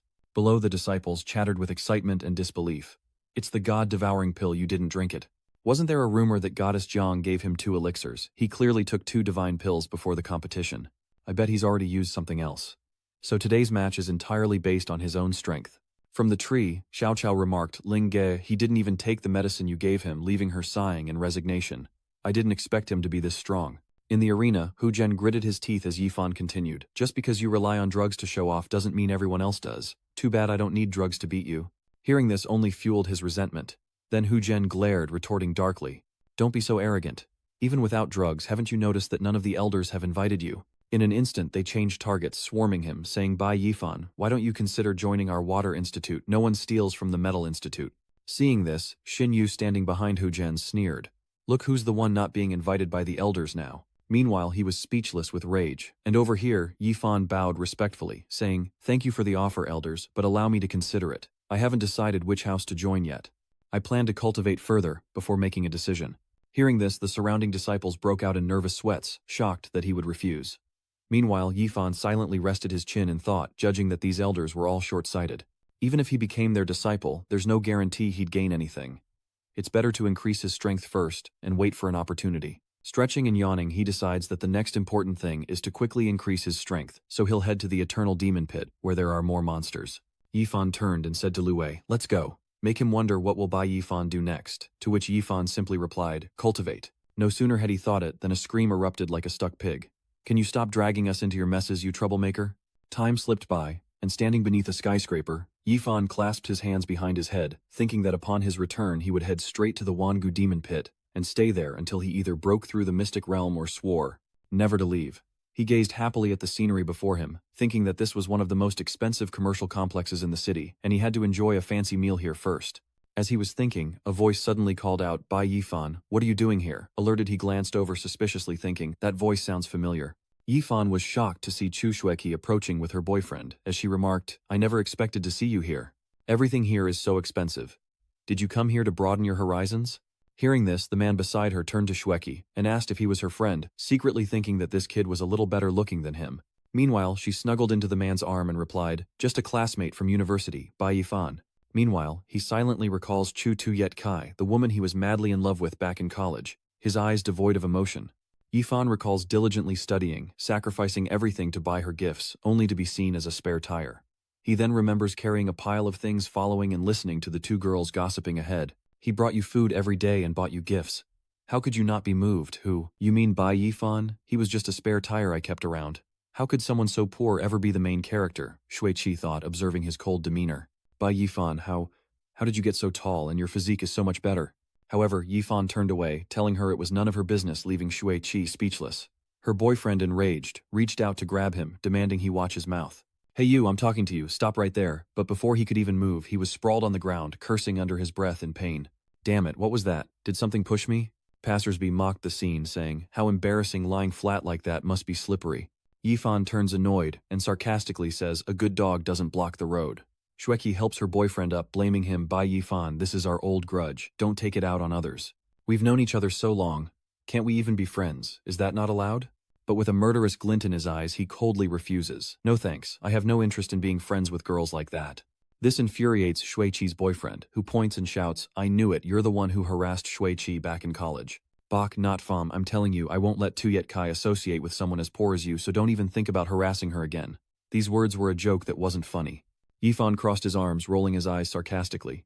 "Me harass her? How laughable. If I were serious about finding a girlfriend, she'd be 10 times more beautiful than her." Shuiqi scoffs, adjusting her hair. "Bai Yifan, don't make me laugh. You only get by on your looks and you don't even have a job. What kind of girl would be blind enough to date you?" the man echoed, wrapping his arm around her waist. "All right, honey, let's not waste our breath on losers like him. This spa was hard to book and I barely managed to get us in." Suddenly a girl approached, calling out in a sweet voice, "Honey, you're making Shuiqi suspicious," causing them both to turn around. With a dazzling smile, Chi Luo apologizes for the wait, leaving someone suspicious. "Don't tell me that's Chi Yu. Why is she here? She's already attracting attention. She's gorgeous, who is she? And she's coming out of the spa's VIP room. Indeed, money talks." Even Shuiqi's boyfriend blushed as he commented. The girl's beauty infuriates Shuiqi, who asks if her boyfriend thinks so too, pinching him hard enough to make him sweat and cry out. "Easy, that hurts." Shuiqi watches as Chile grabs Yifan's arm and pulls him away seductively. "Have you been waiting long? Let's go eat." Shuiqi grumbles in annoyance, refusing to believe this poor guy has such great abilities. "I have to get to the bottom of this." But before Yifan and Chiluo could take a few steps, she called them back. "Hold on, beautiful. Are you really his girlfriend?" Kyla wondered. She turned away shivering and replied, "Yes, I am." "What is it?" Shuiqi said mockingly, arms crossed. "As a woman, I feel I should remind you. Besides his looks, there's nothing special about him. He doesn't even have a job." Hearing this, Chila raised an eyebrow, pondered for a moment, and said, "I own a dozen companies and several dozen properties in the city. The rent alone brings in hundreds of thousands a month. Why would he need a job?" These words made Shuiqi roll her eyes, and he who men was secretly incredulous. "What? Dozens of companies and houses, is this woman for real?" Suddenly, Chiluo hugged Gu Yifan and flaunted herself, adding that Bai Yifan was nothing but a pretty face. "I disagree. Looks are a very important part. It makes me happy to see it every day, which is more important than anything." Seeing this, the men passing by were drooling with hard eyes, full of admiration. Then Chila grabbed his hand and asked, "Darling, what do you want to eat tonight, Chinese, Western, or French?" "I'll take you away from here," she says, leaving Shuiqi seething with rage. "Is this woman the legendary ultimate simp?" Meanwhile, Yifan replies, "Whatever you decide, secretly thinking, I never imagined the normally cold and aloof CEO would be so cute when she's being affectionate." Then the two leave amidst the envy of the crowd. Shuiqi's face darkened, veins popping as she cursed, "Damn it, Bai Yifan. That gigolo is so infuriating. Meanwhile, her boyfriend blushed behind his glasses, lost in his fantasies, thinking that being able to latch onto a woman's skirt was a skill in itself. Why can't I have this opportunity? Hearing this, Shui-Chi was furious, her eyes blazing as she pinched his ear, questioning him. What did you say? Say it again. Causing her boyfriend to wail in pain, his face turning pale. He was wrong, he was just talking nonsense. After a while, Yifan sits across from Chila at the table and says, "Thank you for helping me out earlier." It was nothing, she says, but there's something I want to ask you. This makes Yifan uneasy, and he asks what it is. Then Chila asks bluntly, "What did you do to my wrong?" Yifan asks what she said, while recalling the message wrong sent him. "Bake not fam, after last night I've thought things through. I really like you, but I need some time to sort out my feelings. Also, don't mention last night to my sister." Yifan felt a pang of guilt, realizing she hadn't contacted him since that night. Suddenly, his eyes sharpened like knives. Chiluo probed, but said nothing, only that recently she seemed busier, taking many classes focused on something. So he guessed it was related to him. Then she remembered opening the door to find Dung mumbling at her desk, "Bye Yifan, when I'm better I'll come find you." Hearing that Yifan took a sip of his wine, a tactical drink, feigning ignorance, "Is it? I didn't do anything to her, but I'm already calculating it seems that Tang Rongrong isn't ready to tell her sister yet." Seeing this, Chila said, darkly tracing the rim of his wineglass, "Actually, it's good that she's becoming more self-aware and focused. It's better than being deceived by those unscrupulous people out there. Honestly, growing up, my sister has never lacked for admirers. She's my precious little sister. If anyone wants to be my brother-in-law, they'd better be thoroughly vetted. Indeed, she's the heiress of the Tang Corporation. How could an ordinary person be so lucky?" And Chila laughingly replied, "Well, that's what they say." Suddenly she raised her glass with one hand and rested her chin on the other, saying casually, "I think you're quite good too." Yifan replied, flustered, "Really?" But in his mind he was terrified. "Sis, are you setting me up?" After a moment, Chile adjusted her glasses, hinting with a hidden meaning. "But the Tang family doesn't just have one heiress." This made Yifan exclaim in confusion. What does she mean by that?" Before he could decipher her intentions, Chila stood up and said, "We're done eating, let's go." Seeing this, he could only agree, "Let's go." On the way to the parking lot, Chile asked, "Should I give you a ride home?" Song Yifan refused, "No need, I have my own ride." But before he could finish, a loud shout cut him off. "How could this happen? You didn't see such a big car. Great, now you've hit someone's car. Let's see how you handle this." Yifan and Chila were startled, turning towards the sound. Chila wondered if it was the couple from earlier, the ones Shui-Chi was arguing with. "It's your fault for nagging me the whole time. Otherwise, how would I have hit someone's car?" Meanwhile, her boyfriend argued it was her insistence on driving, blaming him for her poor skills, and then heard her shift the blame again. "It's your fault for nagging me and making me lose focus." Witnessing this, Chi laments that fate has brought them together. She crossed her arms and casually asked, "What are you two doing in front of my car?" "Beautiful lady, is this your car? I'm so sorry I didn't notice and accidentally scratched it. I'm so sorry." Meanwhile, Shui-Chi frowned, thinking, "Damn it, why them?" Yifan, who had been silent until now, crosses his arms, lamenting that they've met again. Seeing this, Shui-Chi's boyfriend clutches his hand, sweating and begging, "Beautiful, I'm so sorry." Seeing this, Shui-Chi angrily shouted, "Why are you being so pathetic? It's not like we're trying to weasel out of it. We'll just have insurance cover it." But the boyfriend scolds, "Easy for you to say. This is a luxury car. Do you know how much the compensation will be? My Tesla Model 3 inches front of this car is only enough to pay the car's purchase tax." Meanwhile, Chile casually raised a finger, stating that the damage would cost around 1,000,000. This number struck Shui-Chi like a bolt of lightning, and she stammered in fear. "What 1,000,000?" Suddenly, Chila whispered to Yifan, asking if he wanted to vent his anger, and listened as he asked what she wanted to do. Then Chila adjusted his glasses, his eyes icy, and said, "How about this? Money means nothing to me. If this girl bows her head and apologizes to us, saying I was wrong 3 times, I'll consider forgiving you. How's that?" Immediately, her boyfriend happily agreed. "Oh really? We apologize. Hurry." Shui-Chi quickly apologized to them. She rolls her eyes, angrily pinching his ear and mocking him. "If you want to apologize, do it yourself. Why should I apologize to them?" This infuriates her boyfriend, who pushes her hand away and scolds her. "What are you playing at? Just apologize, and we can save 1,000,000. If you don't, you'll pay it yourself. After all, I wasn't the one who hit him." Hearing this, Shui-Chi angrily frowned and raised her voice. "Lin Junlei, are you even a man? Why don't you take any responsibility?" Seeing them like this, Chila impatiently cut in. "So, have you thought it over?" Shui-Chi suddenly felt a chill down her spine and shrank back. Li Ni replied, "I'm sorry, I was wrong." But Chile picked up his phone, threatening them. "If you're not willing, I'll have to follow procedure and let the traffic police handle it."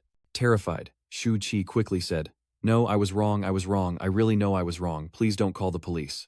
Hearing this, Chile turned to Yifan and asked, "Is this better, sweetheart? What do you think? Should we let them go?" He narrowed his eyes and with a dismissive wave said, "All right, if my girlfriend is generous enough to let it go, then you guys can leave." Seeing their affection, Shuiqi muttered jealously, "Just a rich woman with a fancy car. Why is he so smug? This car isn't even yours." But how could those words escape Chile's ears? She glanced over and asked, "What are you talking about?" Shuiqi paled, afraid but still defiant. "What am I wrong? She didn't mean anything by it. My lady, please don't hold it against me." However, Chila had already picked up his phone. "Hello, Secretary Zhang, it's me. My car was scratched and it's affecting my mood. Come drive it back, and pick out some more ordinary cars from my garage to bring over." Yifan, listening to Chile's instructions, thought, "Make sure they're ordinary cars," wondering what new game the young miss of the Tang family was playing. A short while later, as 3 supercars lined up and drove in, Junlei gasped in shock. "What? These are the most ordinary cars." Meanwhile, Secretary Zhang bowed before Chila, reporting Director Tang, "As you requested, we've brought the most ordinary cars from our garage. Do you have any further instructions?" Meanwhile, she crosses her arms, quick to praise. Looking at the car brands, Tuan Loi gapes, sweat dripping as he trembles. An Audi S7, a Mercedes-Benz, a BMW M8. There's even a Maybach S680. Is this normal? This woman is truly something else. Chila clung to Yifan, acting spoiled, saying these cars just sit in the garage, practically rusting. "Pick any car you like to take me home, darling, and then it's yours." Seeing this, Junlei, eating a pile of sour plums, asked Sister, "Are you considering another lover? This charade has to continue. Who could stand this sourness?" Hearing that Tuyet Kai turned into a furious demon, gritting her teeth and scolding Lin Tuan Loi. "What are you saying? Does he really want to be a kept man?" he brazenly questions. "Weren't you only with me for my money in the first place? What's the difference if the genders are reversed?" The two then turned their backs on each other in anger, and Shuiqi told Fei that she must have been blind and that they should break up. Seeing this, Tuan Loi agreed, saying, "Fine, let's break up. I've had enough of your princess attitude. I'm done serving you." Caught off guard, Shuiqi pointed and scolded. Shuiqi, I must be cursed. I'm surrounded by gigolos like you." Yifan, exuding a sharp aura, sneered gigolos. He then pressed the car key and said, "Darling, we can't be too humble when we go out." Shuiqi looked at the car and asked suspiciously, What kind of car is this?" To avoid being misunderstood by these judgmental eyes, he added, "Honey, get in. I brought my car today, so let me drive you home." Astonished, Tuan Loi exclaimed, "A Porsche 918 Spider, that's his car." Meanwhile, Shu Qi could only stammer, while Qi Luo's eyes widened in amazement. How wonderful, she thought as she gave orders to her subordinates. "If that's the case, Secretary Zhang, please have someone come and drive these cars back." And he replied, "Yes." As the car roared to life, Shuiqi cried out in disbelief, "How could this be? Didn't you say this car was worth over 15 million? Why is he in it?" Yifan leaned against the window, mocking Zhu Shuiqi. "Didn't you say I leech off women? Take a good look." Then he shot them a look that could kill, adding, "We're clearly a united front." Hearing that Shuiqi was furious and roared, Bai Yifan drove off, leaving them in a cloud of dust.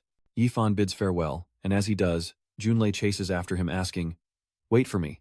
Would you guys mind if I joined your group?" On the Five Elements Sacred Ground Plaza, Lu Wei's group tries to persuade him. "I mean, don't be so strict about gender.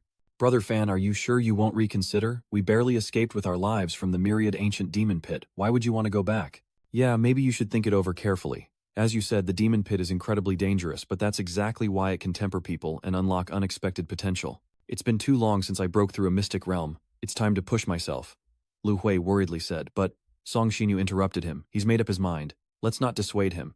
And Not Fam asks them to take care of the spiritual plants in his courtyard garden while he's away, then presents them with a black box. He instructed, "Also, this box contains some elixirs and treasures, all for you. Your cultivation cannot fall behind." Watching Yifan leave, Zhang Tai waved goodbye. "Rest assured, we will take good care of it for you." Meanwhile, Lu Wei tearfully says, "Brother Fan, I'm going to miss you so much." And with Yifan's farewell, he promised to return a changed man in 3 months. Time passed swiftly, and Yifan walked the streets of Black Radiant City, contemplating the deepening layers of the eternal demon pit. If you're not a divine power mystic realm cultivator, you likely won't return. I'll rest here for now and prepare thoroughly before setting off. Suddenly he heard someone shout, filled with doubt. A man lay in a pool of blood while a girl in a hat grabbed someone's arm, preventing them from leaving, saying, "You stole my fire lotus and killed my father. Do you think you can just leave?" Shui Fanglin of the Elephant Armor sect brushed her off, sneering, "I'm doing you a favor by taking this fire lotus. Your father was just too stubborn to sell. I only gave him a kick. If anyone's to blame, it's him for not knowing his own limits." Meanwhile, the disciple beside him mocked with a shameless grin, "Spot on." Hearing this, the girl angrily retorted, "You're nothing but robbers. Give me back the fire lotus seed." Sung Fanglin, enraged, pushed her away and shouted, "Stop being annoying and get lost." Sending the girl staggering back with a cry, his hat fell off, followed by a frustrated shout. A bunch of ignorant fools courting death. Kai Huan sat on the ground, clutching her injured arm and whimpering. "Are you guys going to pay me back?" Seeing her face, Fang Lin smiled with delight, marveling that she was such a beauty. Terrified, Kai Huan stammered, "Don't come any closer, what do you want?" Seeing his revolting tongue, he replied darkly, "You'll find out soon enough," and ordered his disciples to follow. "Hold her down for me, and I'll let you enjoy her later as a reward."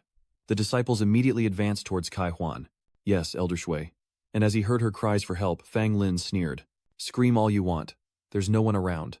As they moved to capture her, Kai Huan trembled, crying out, "Help, help me." This only excites the group more as they threaten, "Little girl, don't resist, or you'll get hurt." Tears streamed down her face as she resigned herself to her fate, curling up into a ball on the ground. Kai Huan froze, demanding they return her fire lotus seed, but Fang Lin just sneered. "Scream, why aren't you screaming? I love to see people squirm."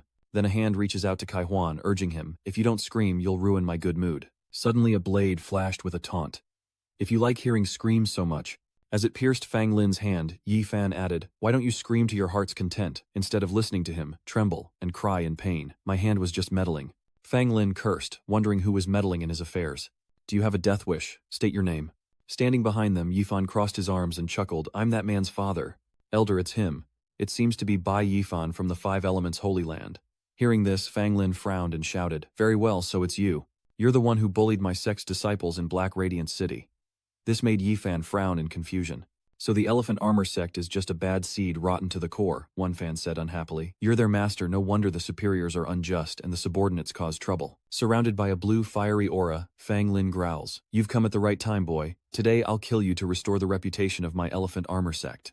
A disciple eagerly chimes in. "Our elder recently broke through to the Sky Passage secret realm, the Spirit Refinement realm. This kid is walking right into his doom. Today he's a goner." However, their words failed to stir any emotion in Yifan, who summoned his three familiars.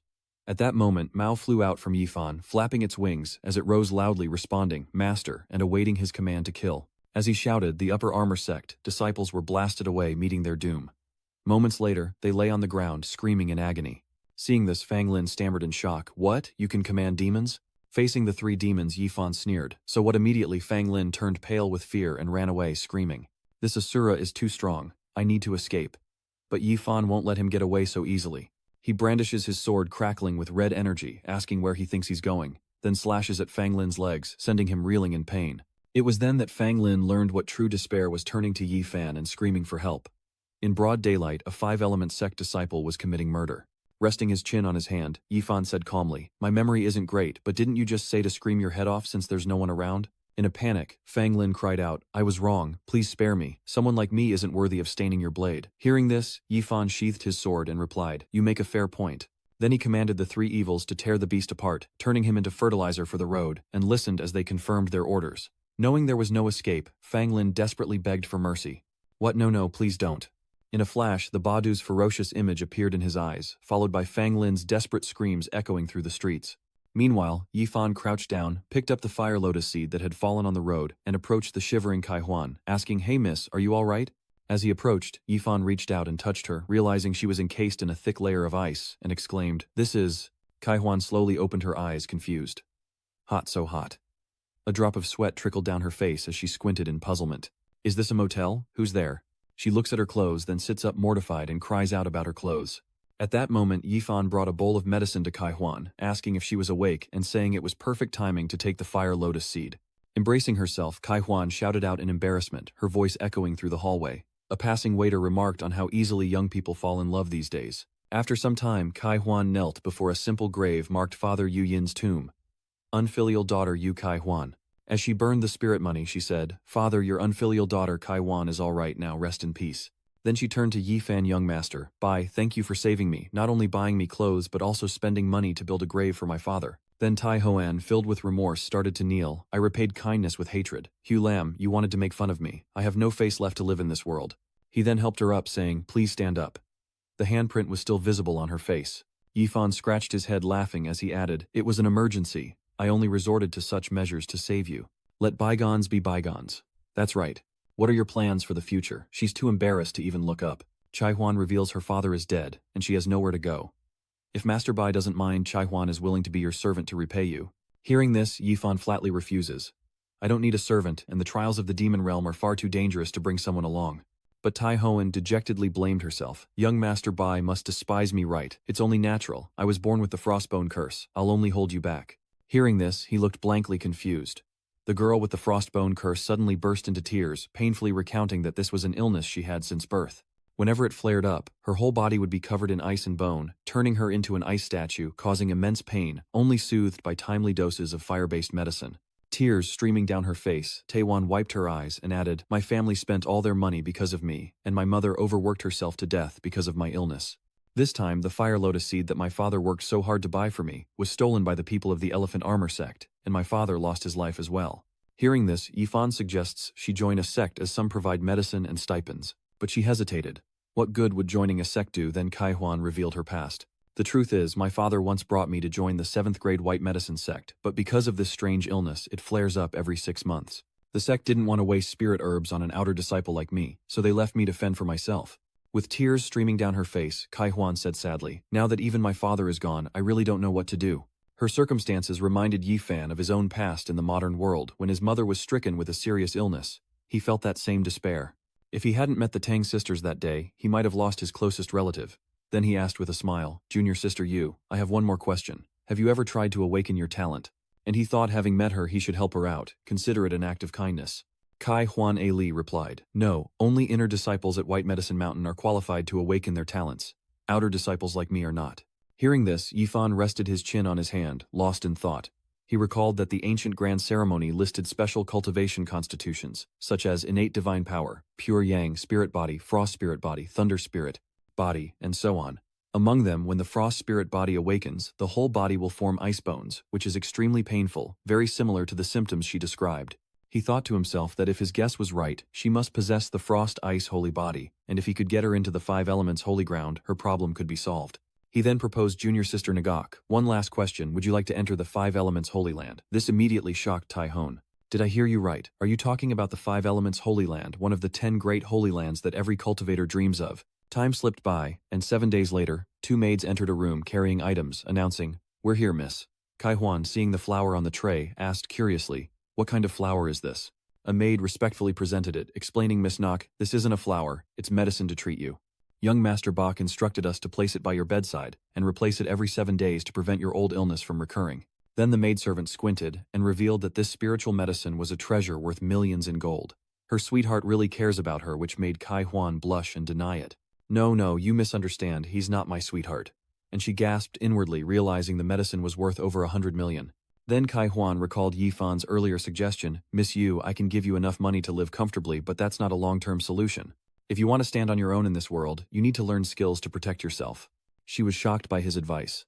If she wasn't strong enough and encountered another elephant armor sect, she'd be at their mercy. Yifan even made a wonderful suggestion to Kai Huan if she agreed she would stay in this city for 3 months and wait for him. "I'll find you a quiet place to stay. Once I've taken care of my affairs, I'll come and take you to the 5 elements holy land." When he asked if she agreed, Kai Huan immediately and happily accepted, agreeing to all of Bai Gongzi's arrangements. Sitting on the bed, Kai Huan listened to the maidservant, "Please don't refuse. These are incredibly precious medicinal herbs, difficult to obtain even a single one."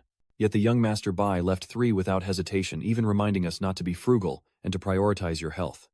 "Where can you find such a good man?" Then the maid politely added, "Young Master Bai has already paid the rent for this courtyard for 3 months, so please rest and recuperate here. If you need anything, just let us know."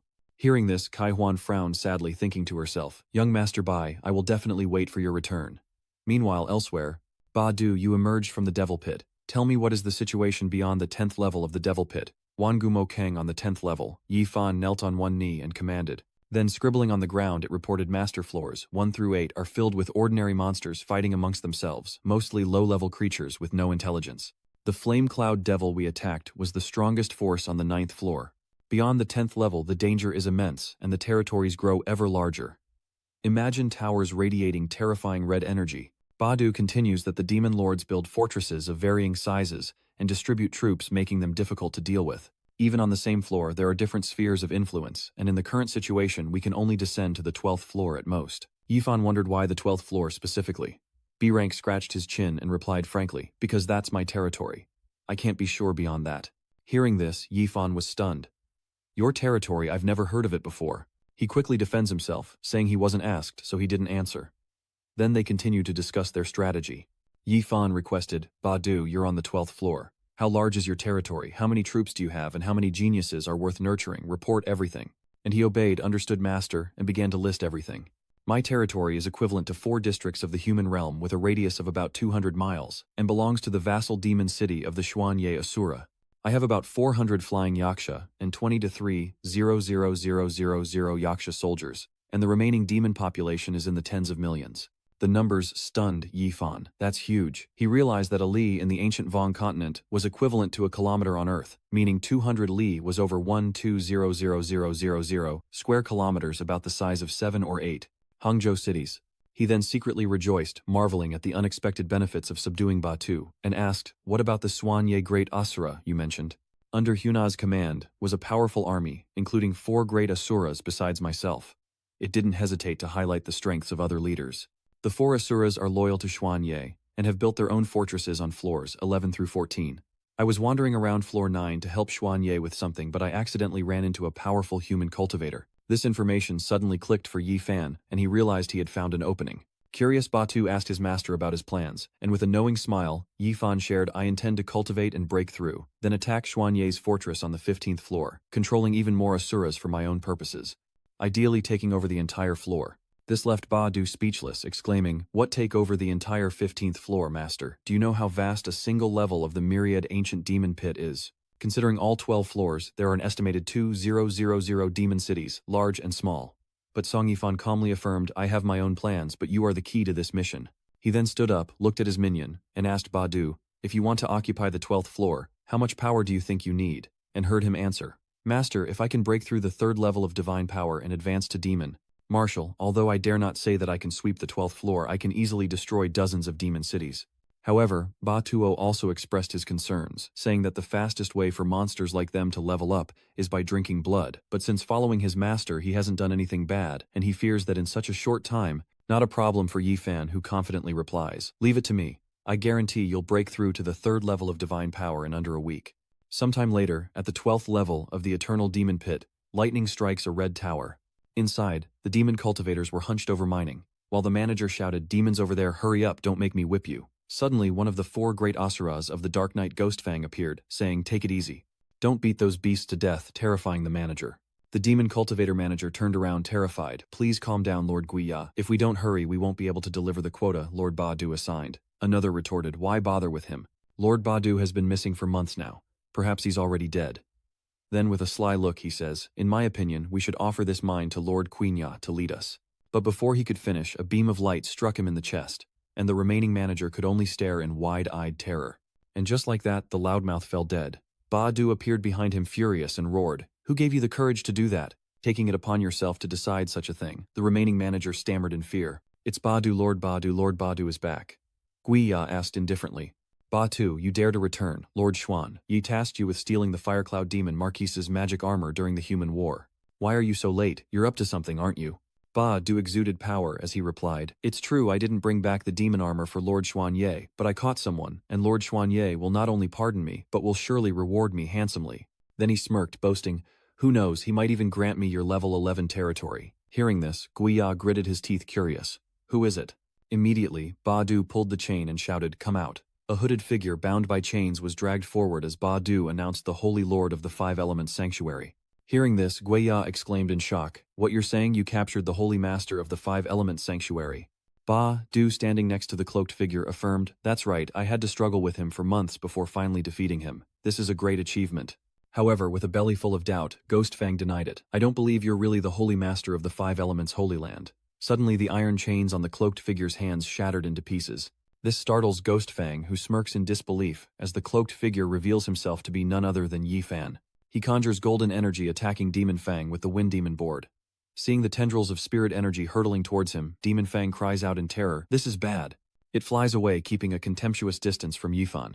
How dare a human who hasn't even mastered the mystic realm try to enslave it? Batu colludes with humans and betrays Lord Xuanye. "Just wait until I get back." Before Guiya can react, Batu appears behind him, ready to strike. "You're not going back."